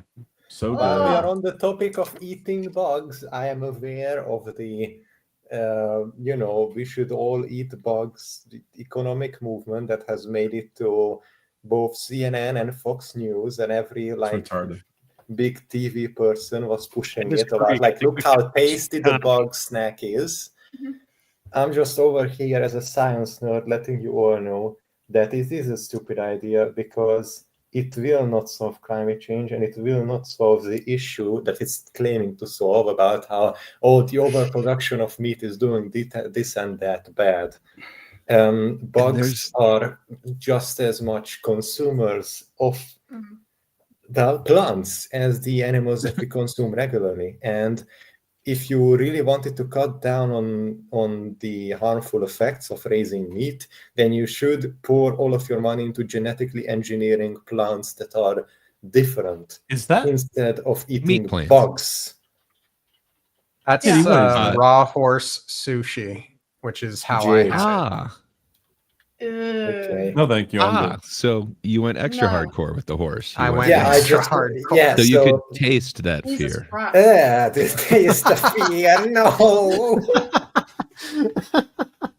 That sounds like something a Mongolian recipe. Mongolian chef would say. I wouldn't. You have to taste. I would not have it fear again. of the horde. Okay. I've got other things, but let's just get into the debates, guys, because we've got a few minutes before. I do want us to do a Gartic round with food as the theme. Yeah, for sure. Gartic. Okay, wait. What is the strangest food you've eaten? Rocky Mountain I don't know if it compares to horse, but I guess carpaccio is kind of weird, like thinly sliced raw meat. It's like I don't know. It's not weird. Sounds wonderful. It great. Was, but I felt weird about it. Bone marrow is also quite strange. Weird pâtés that who knows what type of organs are in there. Fancy foods are all weird. I've eaten, that sweet stuff that's made out of the swallow's spit. No, I have no idea what you're talking about. Okay. Hold on, weird. I think I know. You know that one thing that you've never heard of, but I'm going to talk about it as if it's normal. No.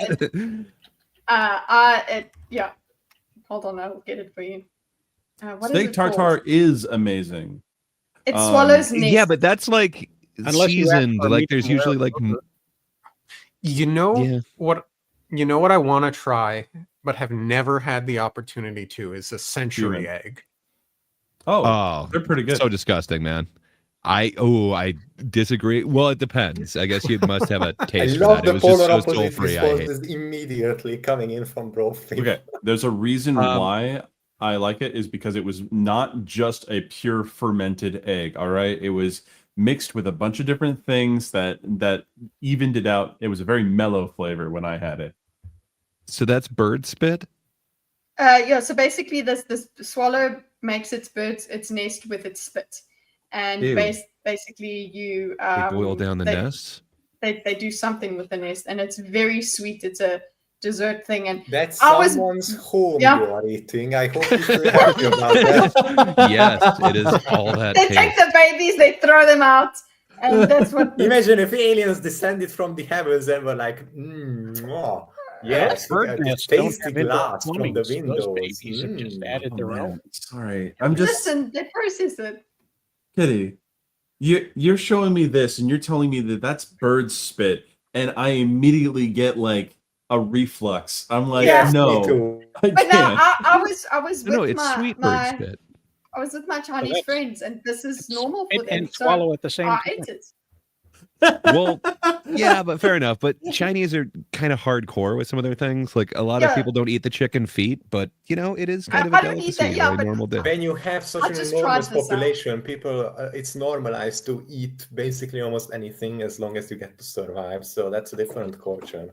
Yeah, You guys I mean, missed Garlic Rosales. has a No, point. he wins. Honey is beast, but yeah, I've tried chicken legs before, chicken feet. They can Didn't taste love pretty good. Same. I haven't. It tried is them. not worth Gordon it. likes So them. much work and so much like cartilage Agreed. and tendon. It's Okay, like, hold on. why? Let's no. I am cutting into But this have you tried a conversation trotter? because no. Stop. Honey is bee spit. Someone needs to be fucking okay. I am Okay. going. I am going. Ooh, okay, listen here, Paco. Honey is made by bees specifically as a fucking food source for the winter. Okay?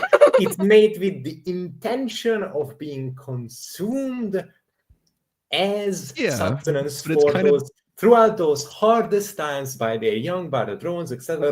You know the deal. I'm not going to go over the bees make honey. You know what the fuck I'm talking about. It is made Yeah. so that it can be eaten.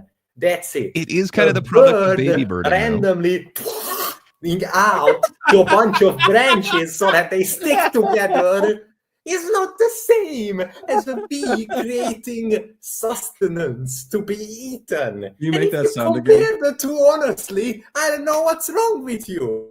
You make that sound again? I can't wait for Gartic phone. Okay. Anyone else with weird dishes that they've eaten? Yeah. Yeah. Ox tongue. It's really weird because it's like it's Ooh.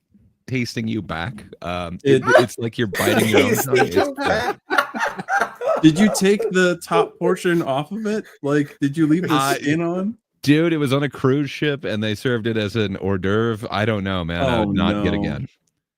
So like beef tongue is like super meaty and really good when you I'm take feeling off like gaggy. the first layer, because the first layer is You are feeling gaggy. Oh. You just showed me fucking spit that you were eating from a bird. It's That sugary. you- It's I think- basically sugar water. Okay. It's I think meaty- oysters are pretty disgusting, but apparently they're a that, delicacy and enjoyed. they're okay. They're okay. was I don't told like them that very much. oysters They're a are weird only truly texture. good if they It's like eating move when booger. you season them. Basically, it's another thing of just you have the condiment. That's what you're liking. With for Yeah. us, it's just Tabasco. Okay, fine. That's what we're having. So What's this? You just Dorcas? have a caged pigeon next to you to squeeze. what is this? No. This is the one of the major questions. Which thank you for remembering, Dorcas. So tell us about this. So there's a really wonderful grim dark SpongeBob webcomic. The answer to the question, what are Krabby Patties made of, is answered in it. I won't spoil it for you. It's not a very long read, and much of the art is quite good. But I thought I'd show the first 2 strips because it seems topical right now with this talk of spit. Hey, Patrick, let's go catch some jellyfish. Patrick? Who can do the voice? Someone beat Do Patrick. you know how sea stars beat, SpongeBob? Please, Let keep me going. show you.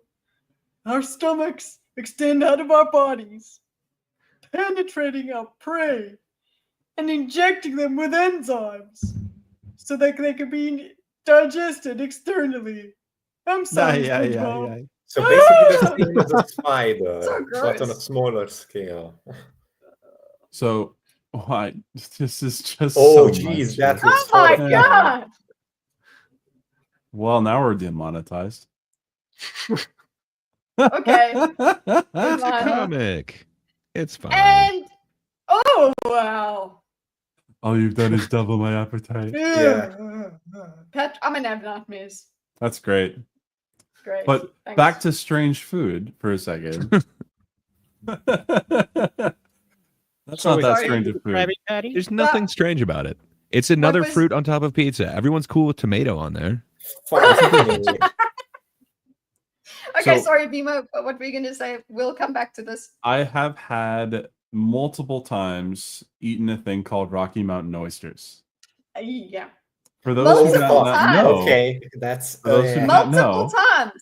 multiple times. Yeah, Yes. he Why? eats a lot of them.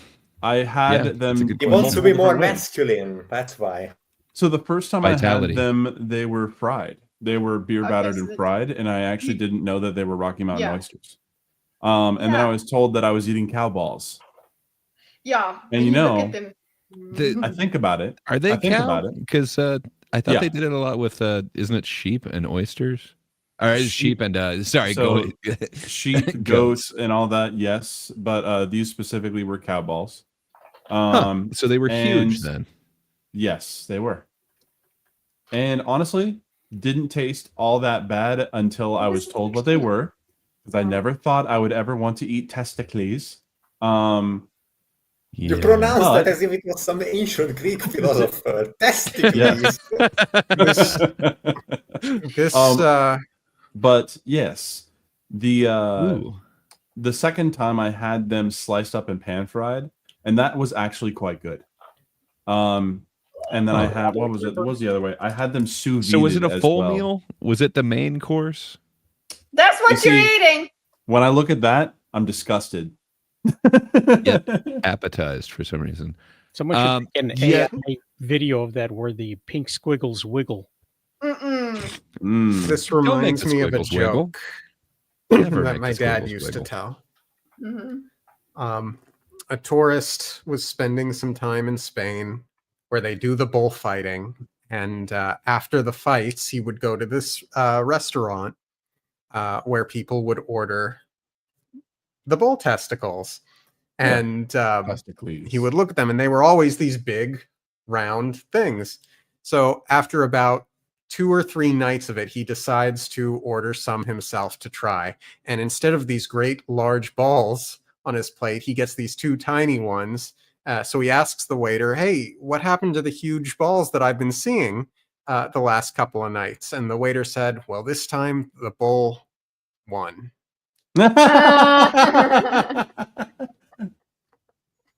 Did you put in horse sushi there? As always. Yeah, that's fish sushi, as fresh as you can get. Why does that It looks fish look very chitinous? Don't worry about it. It looks buggy. So I guess AI. kind of along your Rocky Mountain oyster thing. I was really enjoying this pepperoni that I got, and I just got it at like Costco. It's just like regular stuff, but I will never really eat enjoyed the chitlins, flavor by of the it way. until I looked at the ingredients, and the first ingredient is just beef hearts. And I don't know. I just felt different about actually- it, knowing that it's just straight up heart. I've had chicken heart before, and Chicken it was heart is good. okay. So have I. Chicken That was liver's okay, nice. but I knew I was eating chicken Chicken heart. It liver's wasn't great. described or hidden in a sausage form. But then, You ever, then you ever go to again- a big superstore like that and buy what you think are hamburger patties, and it's actually meat patties? just whatever meat there Oh. is. Whatever Oh, meats there is, and no, soy, and no. they shrink up really a whole lot. So I mean, if you're gonna I buy bet. something, it looks like a quarter-pound patty, but by the time you get it, it's like a slider. Ugh. Well, But Wallace brought up chitlins. Does anyone know what chitlins are? no. Yes. Yeah. No, that's Yep. They're not I don't great. think I could ever eat them because I know what they are. it's absolutely. What about tripe? Oh, I have Anybody had God, tripe. no. A fan of I tripe? have had tripe. Have had When It's I great in had menudo. pho last. Yes. When I had Yes. pho last, I had tripe put in it, and it's okay. It's chewy. Do you get the tripe and the extra cartilage? Yeah. Do you get the tendons? It makes it taste better. But the chitlin, no, I almost said chitlins. The tripe itself and the cartilage itself is not that great, but it makes the overall soup taste better. very good. Nope. No, thank you. No, thank you. Beyond Okay. bone broth. Let's Beyond. have. So pineapple on like- pizza. So Is pineapple- delicious, What the and- moment you've all been waiting for? Why is it so hated? I know People are why. wrong, and they want to be opinionated.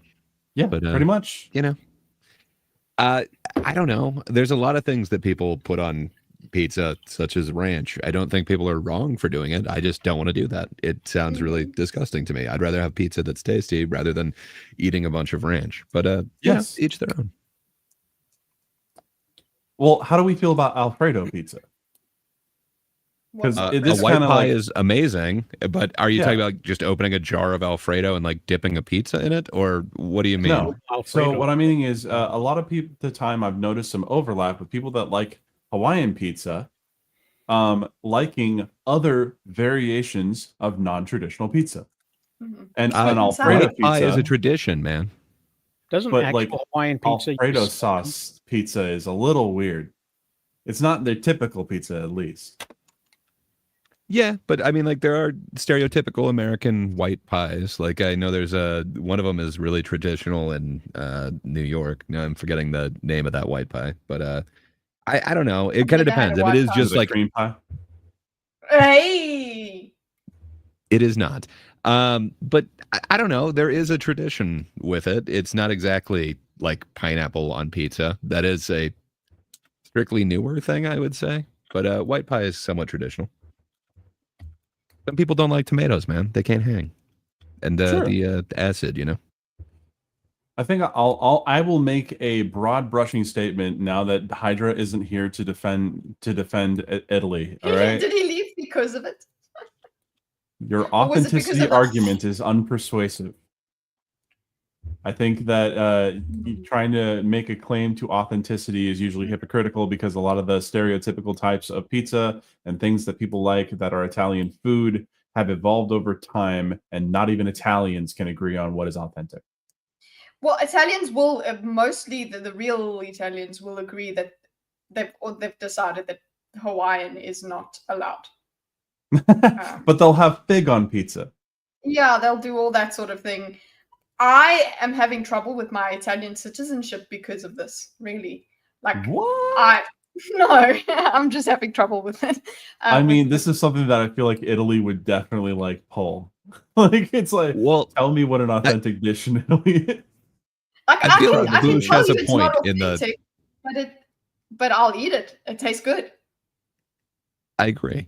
I think Bush has a point though. Like that is like excessive amounts of pineapple on there. Yeah. I think that's a bit much. Yeah, that's a lot. Yeah, Mm-hmm. it's supposed to be like maybe 1 or 2 pieces a slice.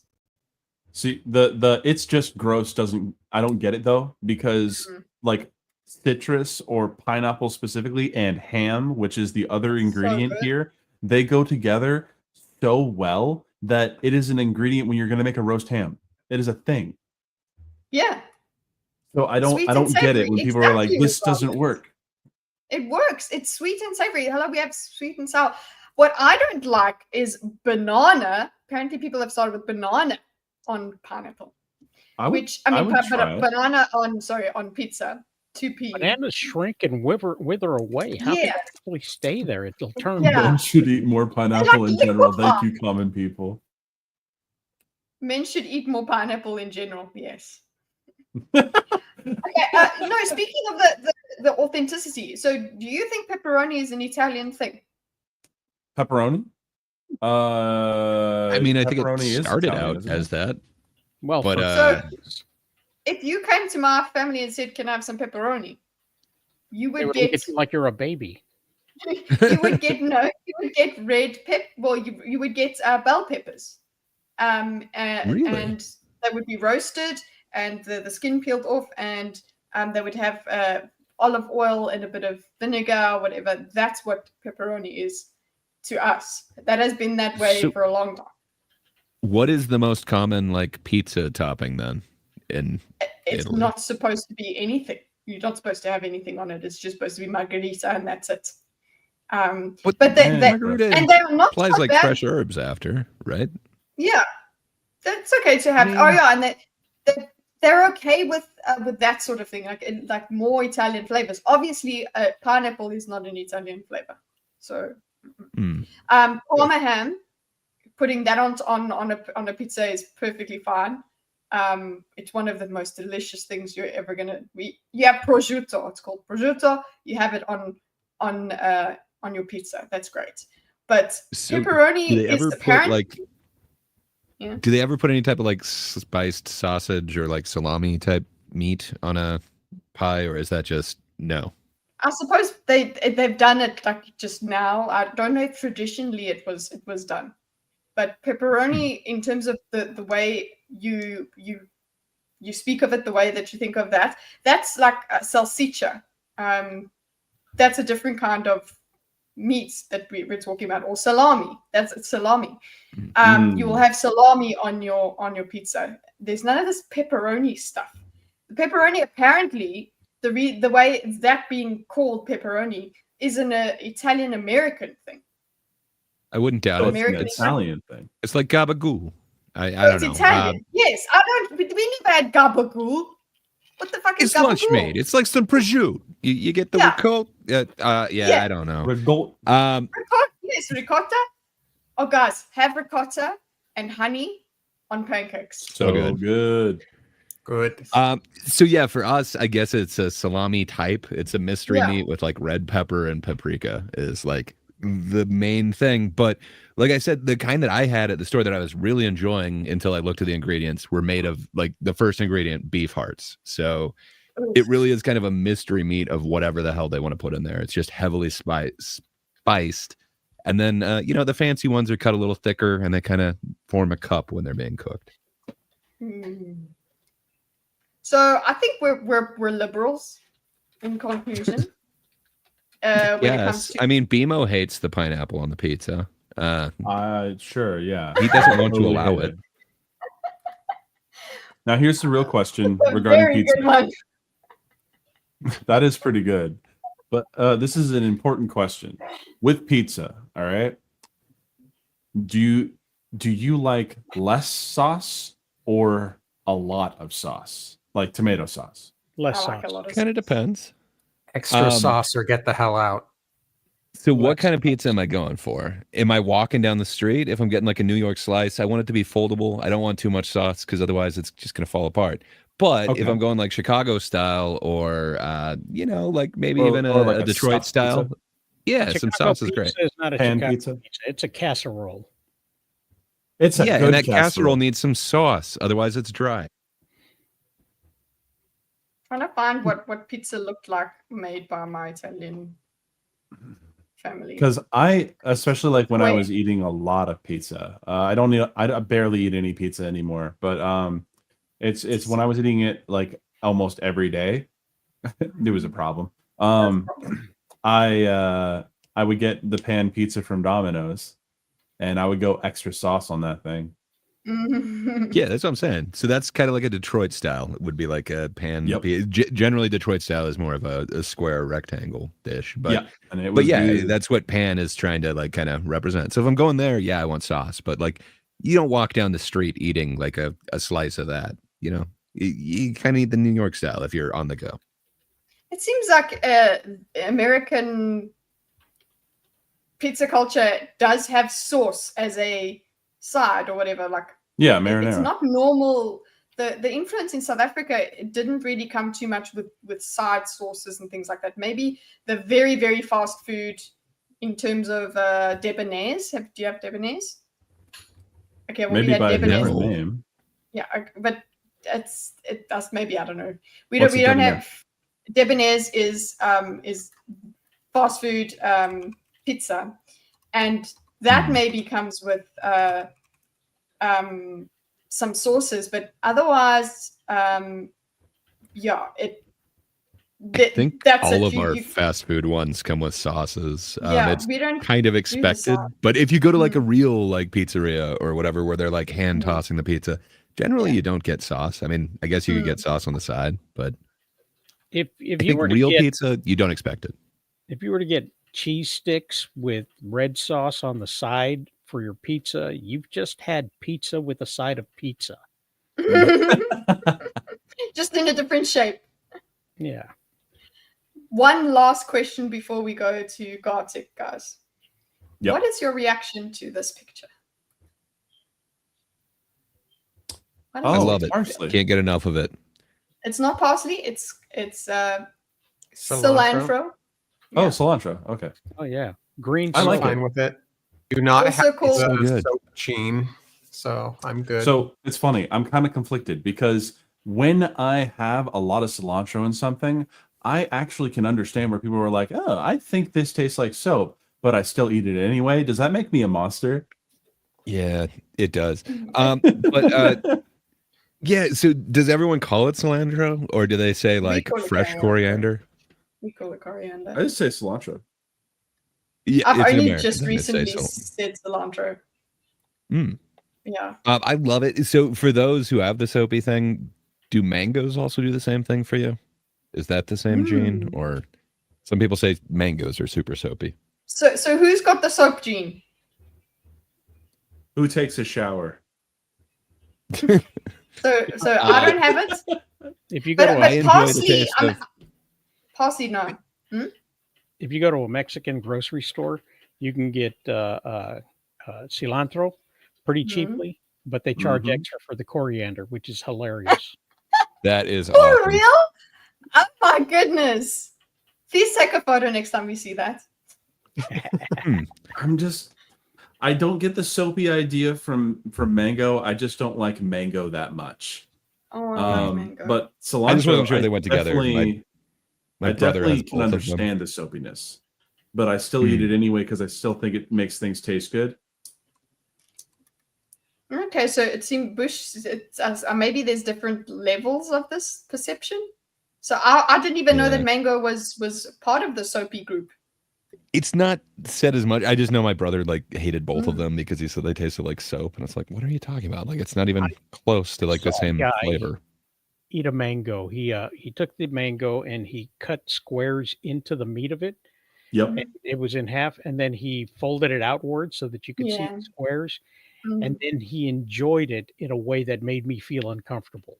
so you're just like, you know what? And the noises, I can just imagine. He made good love into it. Oh, I can just imagine the noises. Oh God. But Grossed out kitty is a perfect expression for that. So do all of us not have the soap gene? Then that's pretty cool. I guess so. It's I rare. don't even know where I stand on it because I'll still eat cilantro.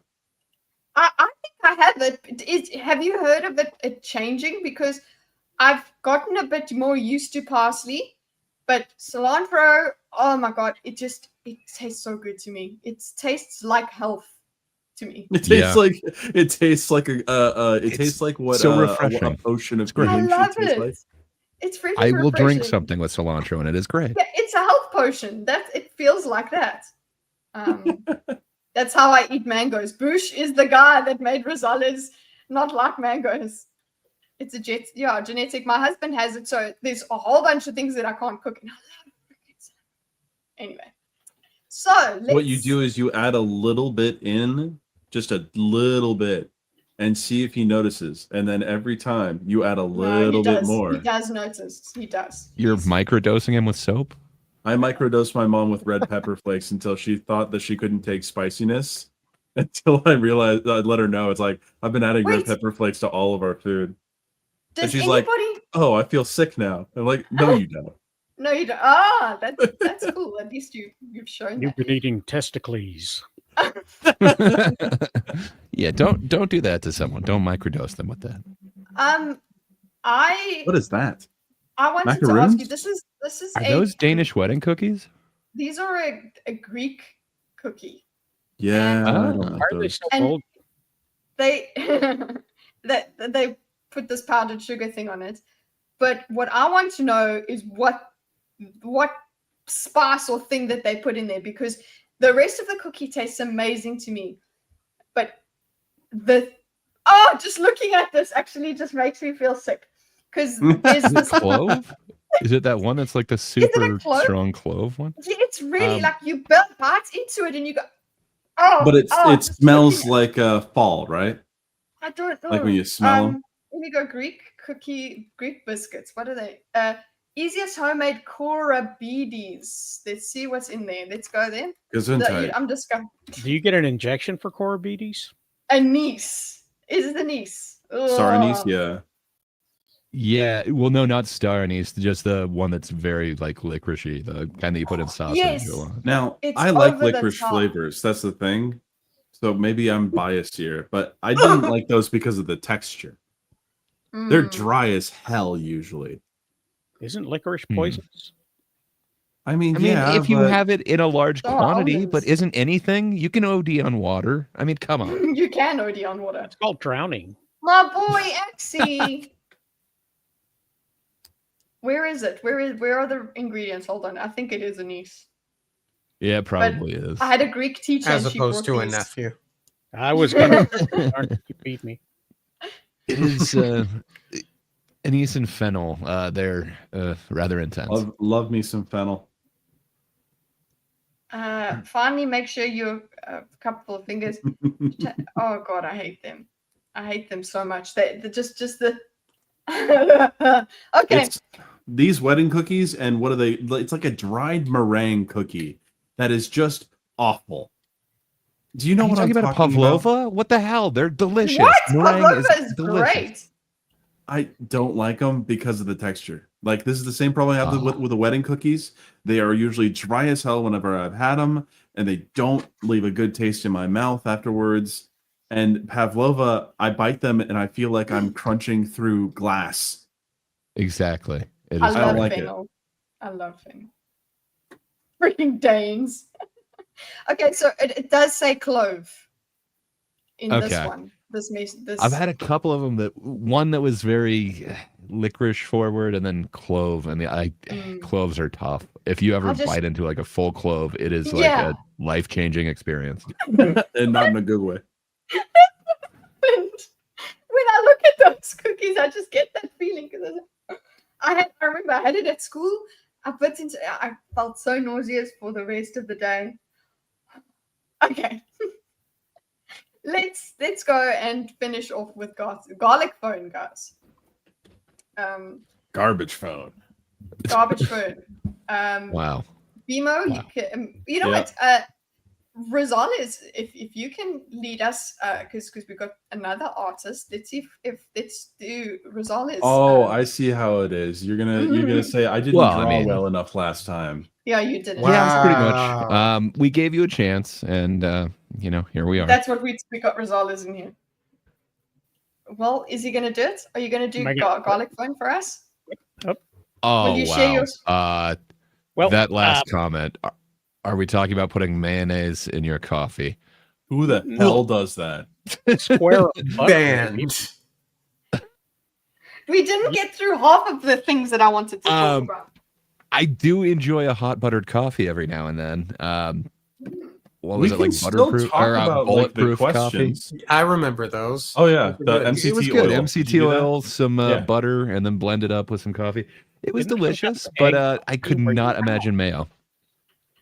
Isn't there like some kind of egg coffee where you put an egg in there and it collects all the Oh butter? yes, that is really disgusting. I I would put that up there with that mayonnaise the Civic, Balkan way. that like Luwak Mayonnaise. coffee. Right. Mayonnaise. Avocado. Avocado. Avocado. God, they do Okay, am all I over, sharing this, all or over is- social media. You We were you hoping share, Rosales would, because but I don't know if I can, Rosales. I can share, but I don't know that the audio Here. will translate. But It's okay. Here, I'll put this in I think the that'll be private fine. chat here. we can voice over it. Mm-hmm. Yep, Pimo got it. He was first. Okay. That's why Well, I'm feeding single. the ducks. Here it comes. All all aboard. for So the- we can still go through these questions while we're doing this. So there were some questions on there that I wanna talk about, like mainly Okay, the diet good. one, yeah. because I've been on a myriad of diets. Mhm. I did keto for a year and a half, and I lost 100 pounds, so that was something. Holy crap. I was in really bad shape at one point in my life, so I did that, and I did very well on it, and I was exercising every day. Like I looked great after that. Great. I got very used to rice cauliflower. Oh, So I was love something. that. Yeah. How am I the only one in the lobby? Same one. Yeah, I was gonna say. I think you just put the one up that we all create our own lobbies. Yeah. Oh, okay. Hold on. Here, this one. There we go. That's the one. So now that was a diet that you were on and it helped you, It was very helpful. but then I want to know, you go off it? Because I did end up going off of it. lifestyle, you know, that sort of thing. So I did it for quite a long time, and then what broke me was my birthday was coming up. Let's see. So I think I was 24 when I was doing this. And yeah, for my 24th birthday, I'm pretty sure that's what broke me, because I went to a place called Trapper's Sushi. If anyone has lived in Seattle or that in Seattle area, you might know about Trappers. It is a fantastic place for mid sushi. Okay, it is pretty good, and the reason why it's worth it is because they have an all-you-can-eat sushi bar. Oh, And you know, I had not eaten rice for over a year, and then I go and I have sushi, and I eat my fill of sushi, and I get back to my buddy's home, and we're hanging out, and the rice must have expanded in my stomach because I ended up like throwing all of it up. Oh, wasabi is the worst coming back up. Oh yeah, it was awful. Burny. But So yeah, much, and it also had, do the sinus burn, which is just the worst. Yes, it does. Absolutely, it's awful. It's one of those things of it gave me a taste for junk food again, because I was going to cheat all that day. So I never got back on track until what, three years later. I never gained all that weight back, so that's good. Yeah, I got about halfway back up there, but then I addressed it, and I learned how to restrict my diet, because just like what Gray said earlier, doing diets, sometimes it's easier to just, you know, portion out rather than, what is a good way to, you know, Gray, why am I speaking for you here? I don't know, man.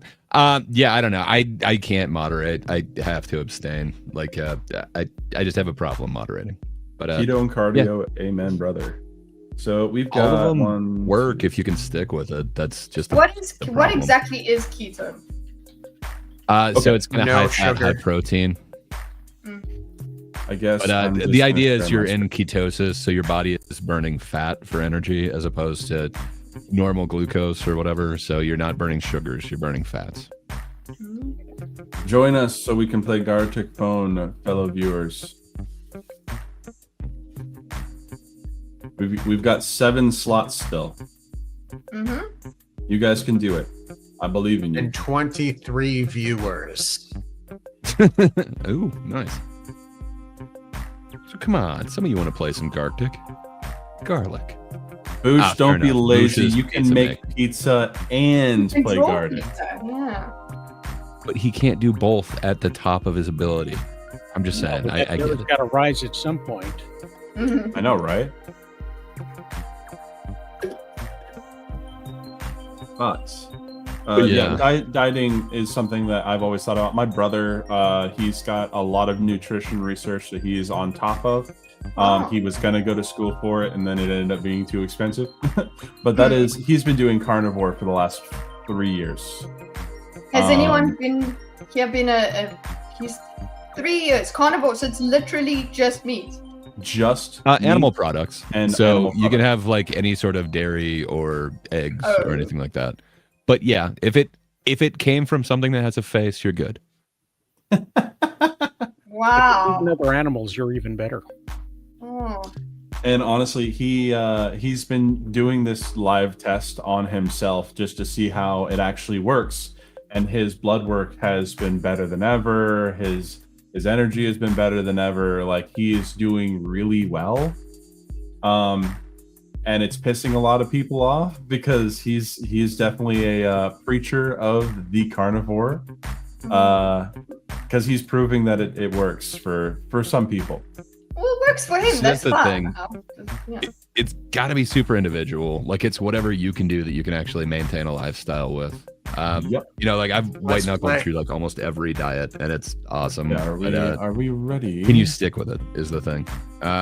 Carnivore definitely works for some, but like my wife would never be able to do that. She just doesn't like eating that much meat and just can never do it. But for me, it's awesome. I feel super satiated all the time, which is great. And it's, I don't know. So, I don't usually eat breakfast. question. It's like 14 hours of fasting or something like that. So There it's you awesome. go.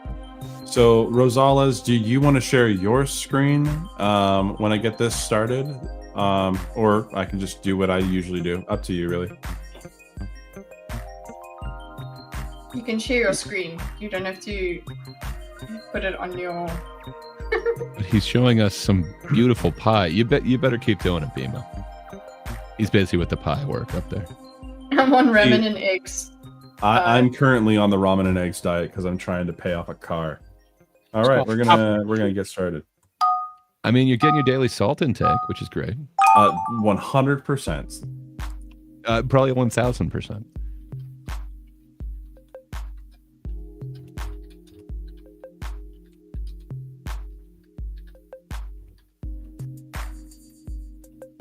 So which one is this one? Are we writing a story? Just or- a normal one. So this you is the start with the normal story. version. So you start with a story. But someone will have to draw your story. Mm-hmm. Good luck.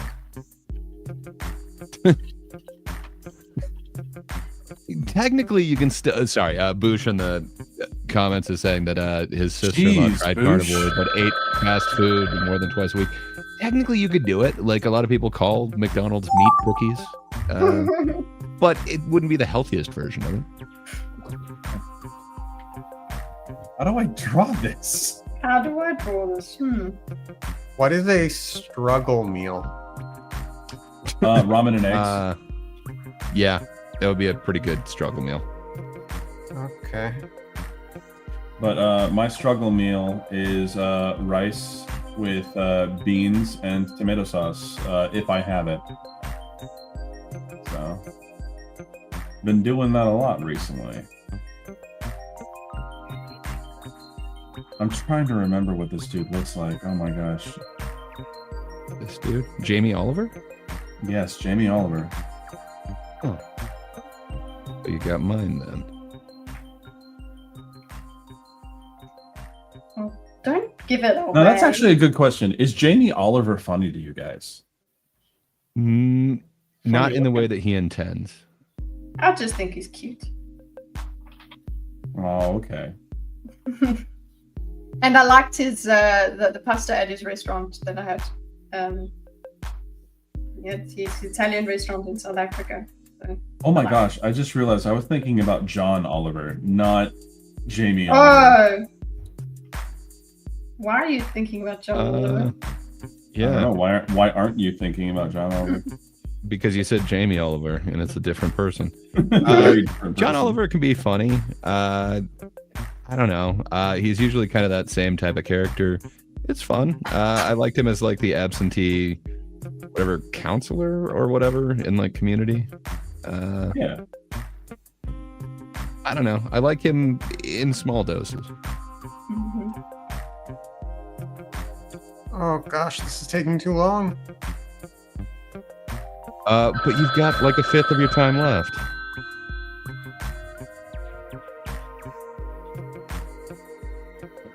Oh, no, wrong one. Oh no, this is gonna go bad. No one's gonna know what the hell this is. I screwed up. I did not manage my time wisely. Me either. Where did I? No, here's the funny part. Who is funnier, John Oliver or Stephen Colbert? Because I think Colbert is way funnier. Oh, he's way funnier. I'm sorry, whoever got that. That's my bad. What is this? So you got mine. I'm sorry about that. I don't. Bunch. Now, I've actually never seen. I've never seen Community. Never watched it. It's totally Dead to worth me. it. Hello, you MSK. can, When are you leaving? hello, MSK. MSK. Hello? No! Oh no. Type on this. Uh-oh. Uh-oh.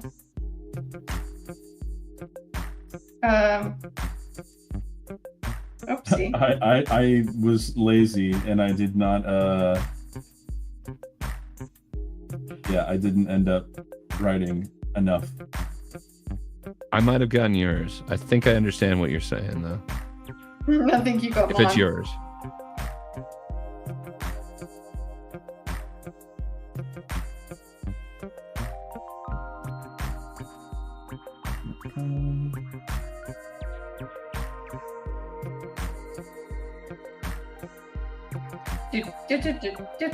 So, how has your diet changed over your life? General question. I eat a lot less extravagantly for no reason, like other than trying to save money. I actually think about money when I eat. And if I can afford to skip a meal, I will. Yeah, that is the cheapest way. Just, I'll get over it. That's my current position in life. But if I'm trying to treat myself, I'll usually just go out for fast food. So That's the thing, but like the unhealthy stuff is pretty cheap. I wish Way too I wish cheap. it was.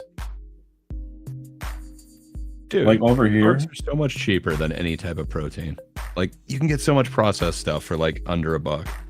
Mm. Under $1. I don't know any Would junk say food that's so. under $1 over here. Well, I mean, the container has more than one serving. But like protein, try and get like any serving of protein for $1. I'll just have a deep breath for dinner. There you go. You eat sleep for dinner? Mm. I have slept instead of eating. It's a good diet. It works. Yeah, you just No, I forgot to need draw a conscious chair. dinner. But now, another thing. How many meals do you guys eat? Because 2. 2. 2. Okay. Do you have breakfast? Is breakfast one of No. them? I do have breakfast, but it's usually in the middle of the day because that's when I'm breaking a fast. Okay. What is this image? You know what it is.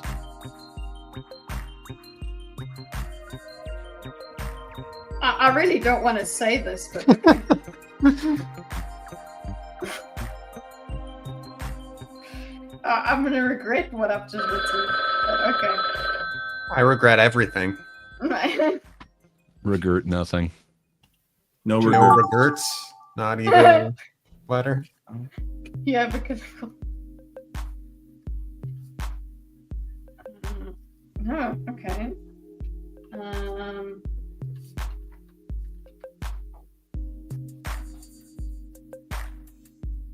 Oh, wait.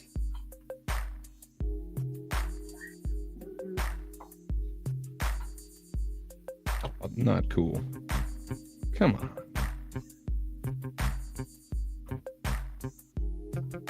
Okay, that's about a quarter of your time. Oh, crap.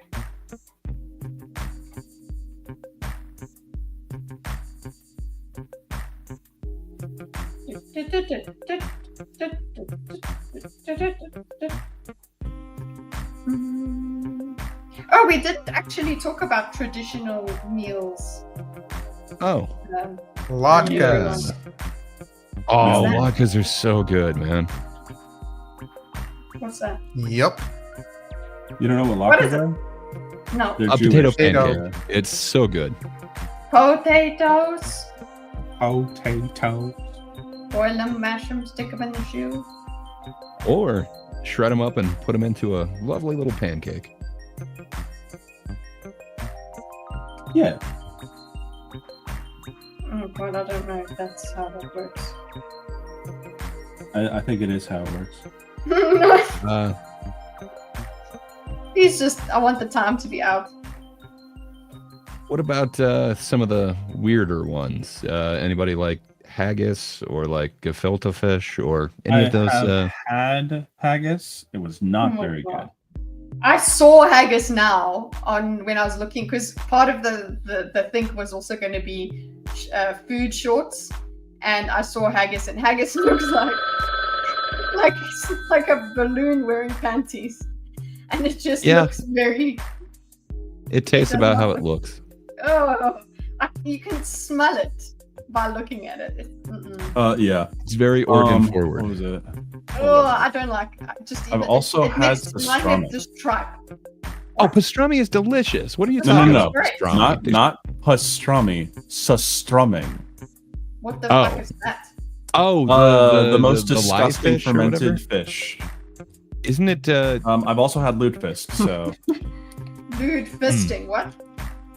Lutefisk. It's heavily. Is it oiled or? It's a Polish. I can't remember exactly what it is, but it's like fermented fish. it's a weapon. That's what it is. Pilchards, basically. I don't like that. What where about head I cheese? lived. Anyone had head cheese? Nope. Would Yes. not eat head cheese. Yes, Whoever drew Kita like this is masterful. Alright. Uh Well, Lewd let's take That's a what look. I heard. oh. All right. Emo is We a ready? fan of the lewd fist. Wheat beard. Sweetbread. Okay. Sweetbread. Magic putting pineapple on her pizza. Ah, nice. I ran out of time. That was going to be a Pizza pineapple with a lasso but, above it. Yeah, there we go. That is gorgeous, that's Gonzalez. so good. And I love this. Why does it look Your like Lasso's pizza. it looks like an intestine? Love it. Oh, that is awesome, darling. Sammy Snail wrangles pineapple. Pineapple. Hey, it brought it back. Half on this They thing. knew it was a pineapple pizza. That's awesome. Pineapple. Yeah. Next one. Struggle meals getting their revenge. Oh, and if you guys have not seen Future Canoe on Yes. YouTube, I highly recommend. Gay gets eaten by noodles. Yay! Thank you. Appreciate that, Rosales. Got the R. Ray Poop There's a hard being R violated in my by name, noodles. Oh That does look Gray like is I'm being assaulted by violated. mac and cheese dish. I'm blushing. I think they all work. Oh, assaulted. Sorry, assaulted. Great. That is is a struggle meal. consent. It appears to be getting its revenge. I think it worked. It's a struggle Kiki snuggle meal. enjoys salami in space. Ah, Oh! that is awesome. Like Kite enjoying. doesn't Tunde. Doesn't unde. I don't unde. A cow cat not understanding. Oh, that's what that was. Yeah. Yeah. Kite wearing bull horns asking Naya. Naya. What else? What else? She's broken. I guess so. I was trying to say Kitty doesn't understand pepperoni on pizza. Because it's pepperoni. Next. Yeah, did you say Ovary that? is the easiest diet. True. I'm sorry. Low budget. Low cow. I like How it. can? That Local works. food turns you into skeleton. Yay, you knew Oh. it was a skeleton, darling. Oh, that's what that was. Okay. Skeleton holds leaf. Says munch. Mom. Gray, this is masterful. Thank you. Skeleton wants to eat the marijuana.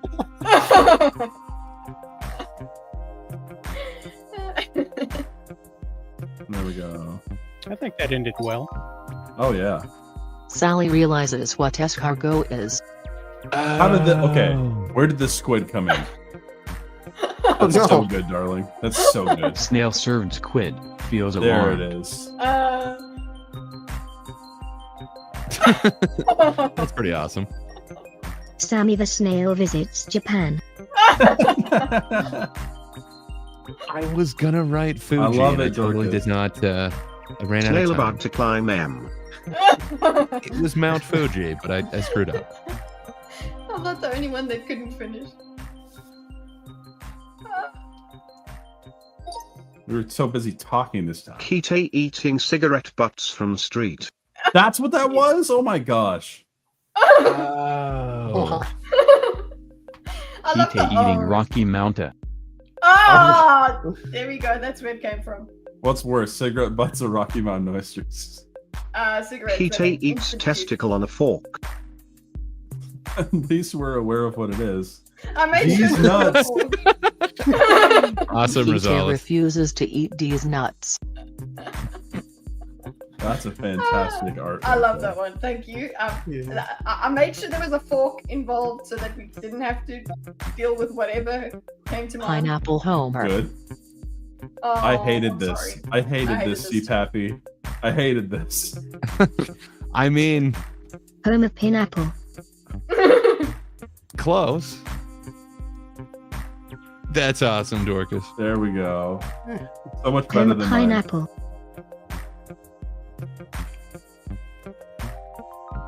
There we go. I had to remember what Bird Homer looked portrait. like. I can kind of see a bird portrait now. All right. So is that it? That's it, guys. We have to get going. Alrighty. Oh gosh. But for more Gartic phone shenanigans, follow the Thinkers on their respectable channels. Of course. It's a staple of their culture now. We have enforced it. I don't know. Not enforced it. It's gross. Cultural enforcement. Yeah. But let's art one. Yes. Art 1, humans 0. Mhm. So let's start with Rosales. And well, I guess both of you guys, let's do start aloud for Rosales. Well, go for the After Dark one because it's coming up first, right? Oh, yes. After Dark, Friday nights, 9 p.m. Eastern Time, 8 p.m. Central, 7 p.m. Mystical Standard Time. I think that's what we settled on, Gray. I would put the time zones for Kitty, but she's not available because she's still sleeping. Well, She's we're asleep. glad that you included the fabled flyover states. Thank you. Absolutely. And we will be taking a bit of a holiday starting November 22nd. And I'll take a couple of days off on the Friday and the Saturday, but we will return on the 6th. So Friday the 15th, Sunday, November 17th, we're back with the Super Sunday. right there. Yay! So that's Let's what's going go. on in my section of the world. Thank you. Nice. Who's next? Greg? Yeah, sure. So on top of both Rosales After Dark and the Super Sunday wrap up, if you just can't get enough of me after both of those shows, head on over to Charles's channel, where sadly he's maybe not going to be with us on Sunday, but he's letting us take over his channel. So after you've gotten the whole week wrap up with all of the news, including what verges on political with Rosales there, come on over and you can see myself, Rosales, and at least Lindsay next Sunday. And, we'll walk you through the box office. This time, Red One, The Rock and Captain America movie is, I think it's supposed to make 40 million this next weekend. So, we all took a little bet at it. And I think I'm the only one who said that it is going to make its stated goal. It's a predicted one. So come over, see if I'm wrong, and then correct me. Okay. But good times. Other than that, there should be content eventually. Just be patient, ring the bell. But that's about all I got going on. BMO, what do you have going on, sir? So I've been slaving away at the editing mines and realizing that I've completely forgotten how to edit videos. So working on that, but I have recorded a game with Gray, and I'm trying to hopefully, fingers crossed, by next Thursday have part 1 of that off. We are going through the Phoenix Wright trilogy, and it's been a good time. I've played them before, but Gray seems to be digging it. It's like a visual novel. So, and we voiced them, as fun as that is. Whoa! Cool. Once that comes out, I will be sharing links in the Discord and letting people know. Other than that, I'm currently open for commissions. Take a look at my Twitter. I'm BMO Do Art on X. If you ever want to look at the art that I have there, just search by media. Then you can ignore everything else I have to say. That's basically what's going on with me. Dorkus. Over on the No One Asked You podcast, Ascension Unleashed and Storming the Archives continue to air as they have been uninterrupted thus far. Hoping to add a third show sometime in the future, eventually. And this Tuesday evening, and what? Ignore me. Okay. He just said the British version, Tuesday. Well, this is a food think. Kita and I and Libralita will be doing a fan casting for 3 of Sanderson's short stories. Very excited for that one. Heck yeah. Based. So stick around. Specifically on Kitty's channel. Specifically on the No One Asked You what? The No One Asked You podcast. Guys, I'm getting back into diagramming. Yay. Hell yeah. My next diagram is going to be it's actually a video that Warren Smith posted a week ago or so. Which one? It was a discussion that I think you shared it.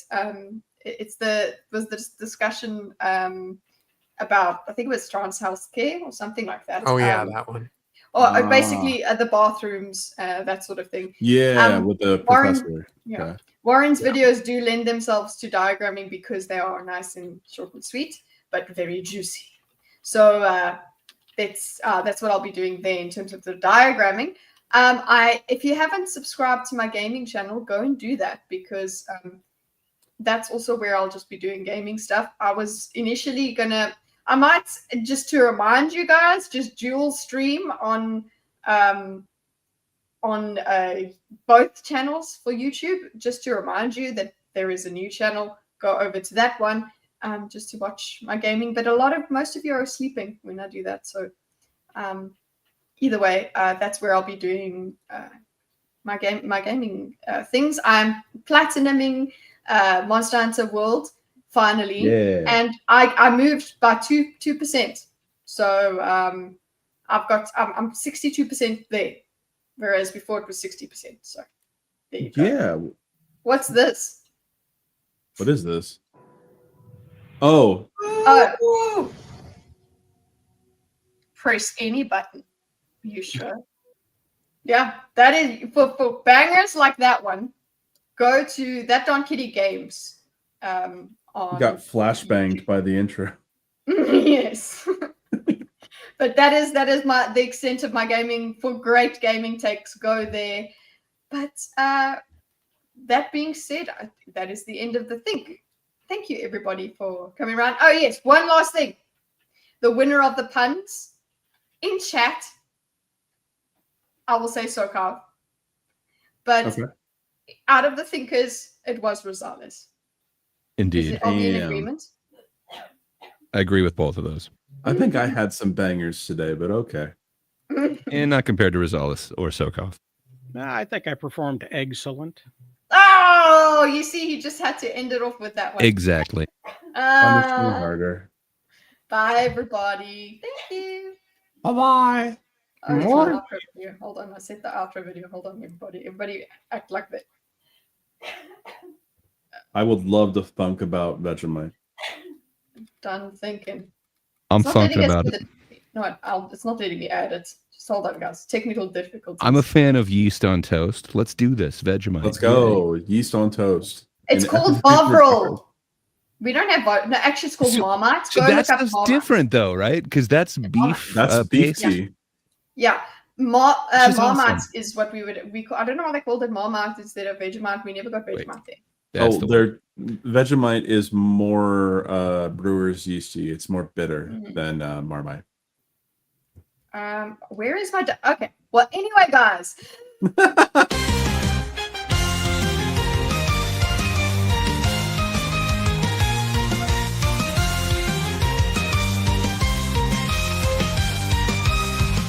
now finished thinking for the week. Our minds can finally rest, reflecting on the questions asked, the ones we put to the test. We'll see you next Thursday, same thinker time, same thinker place. Like and so the thinking we are next.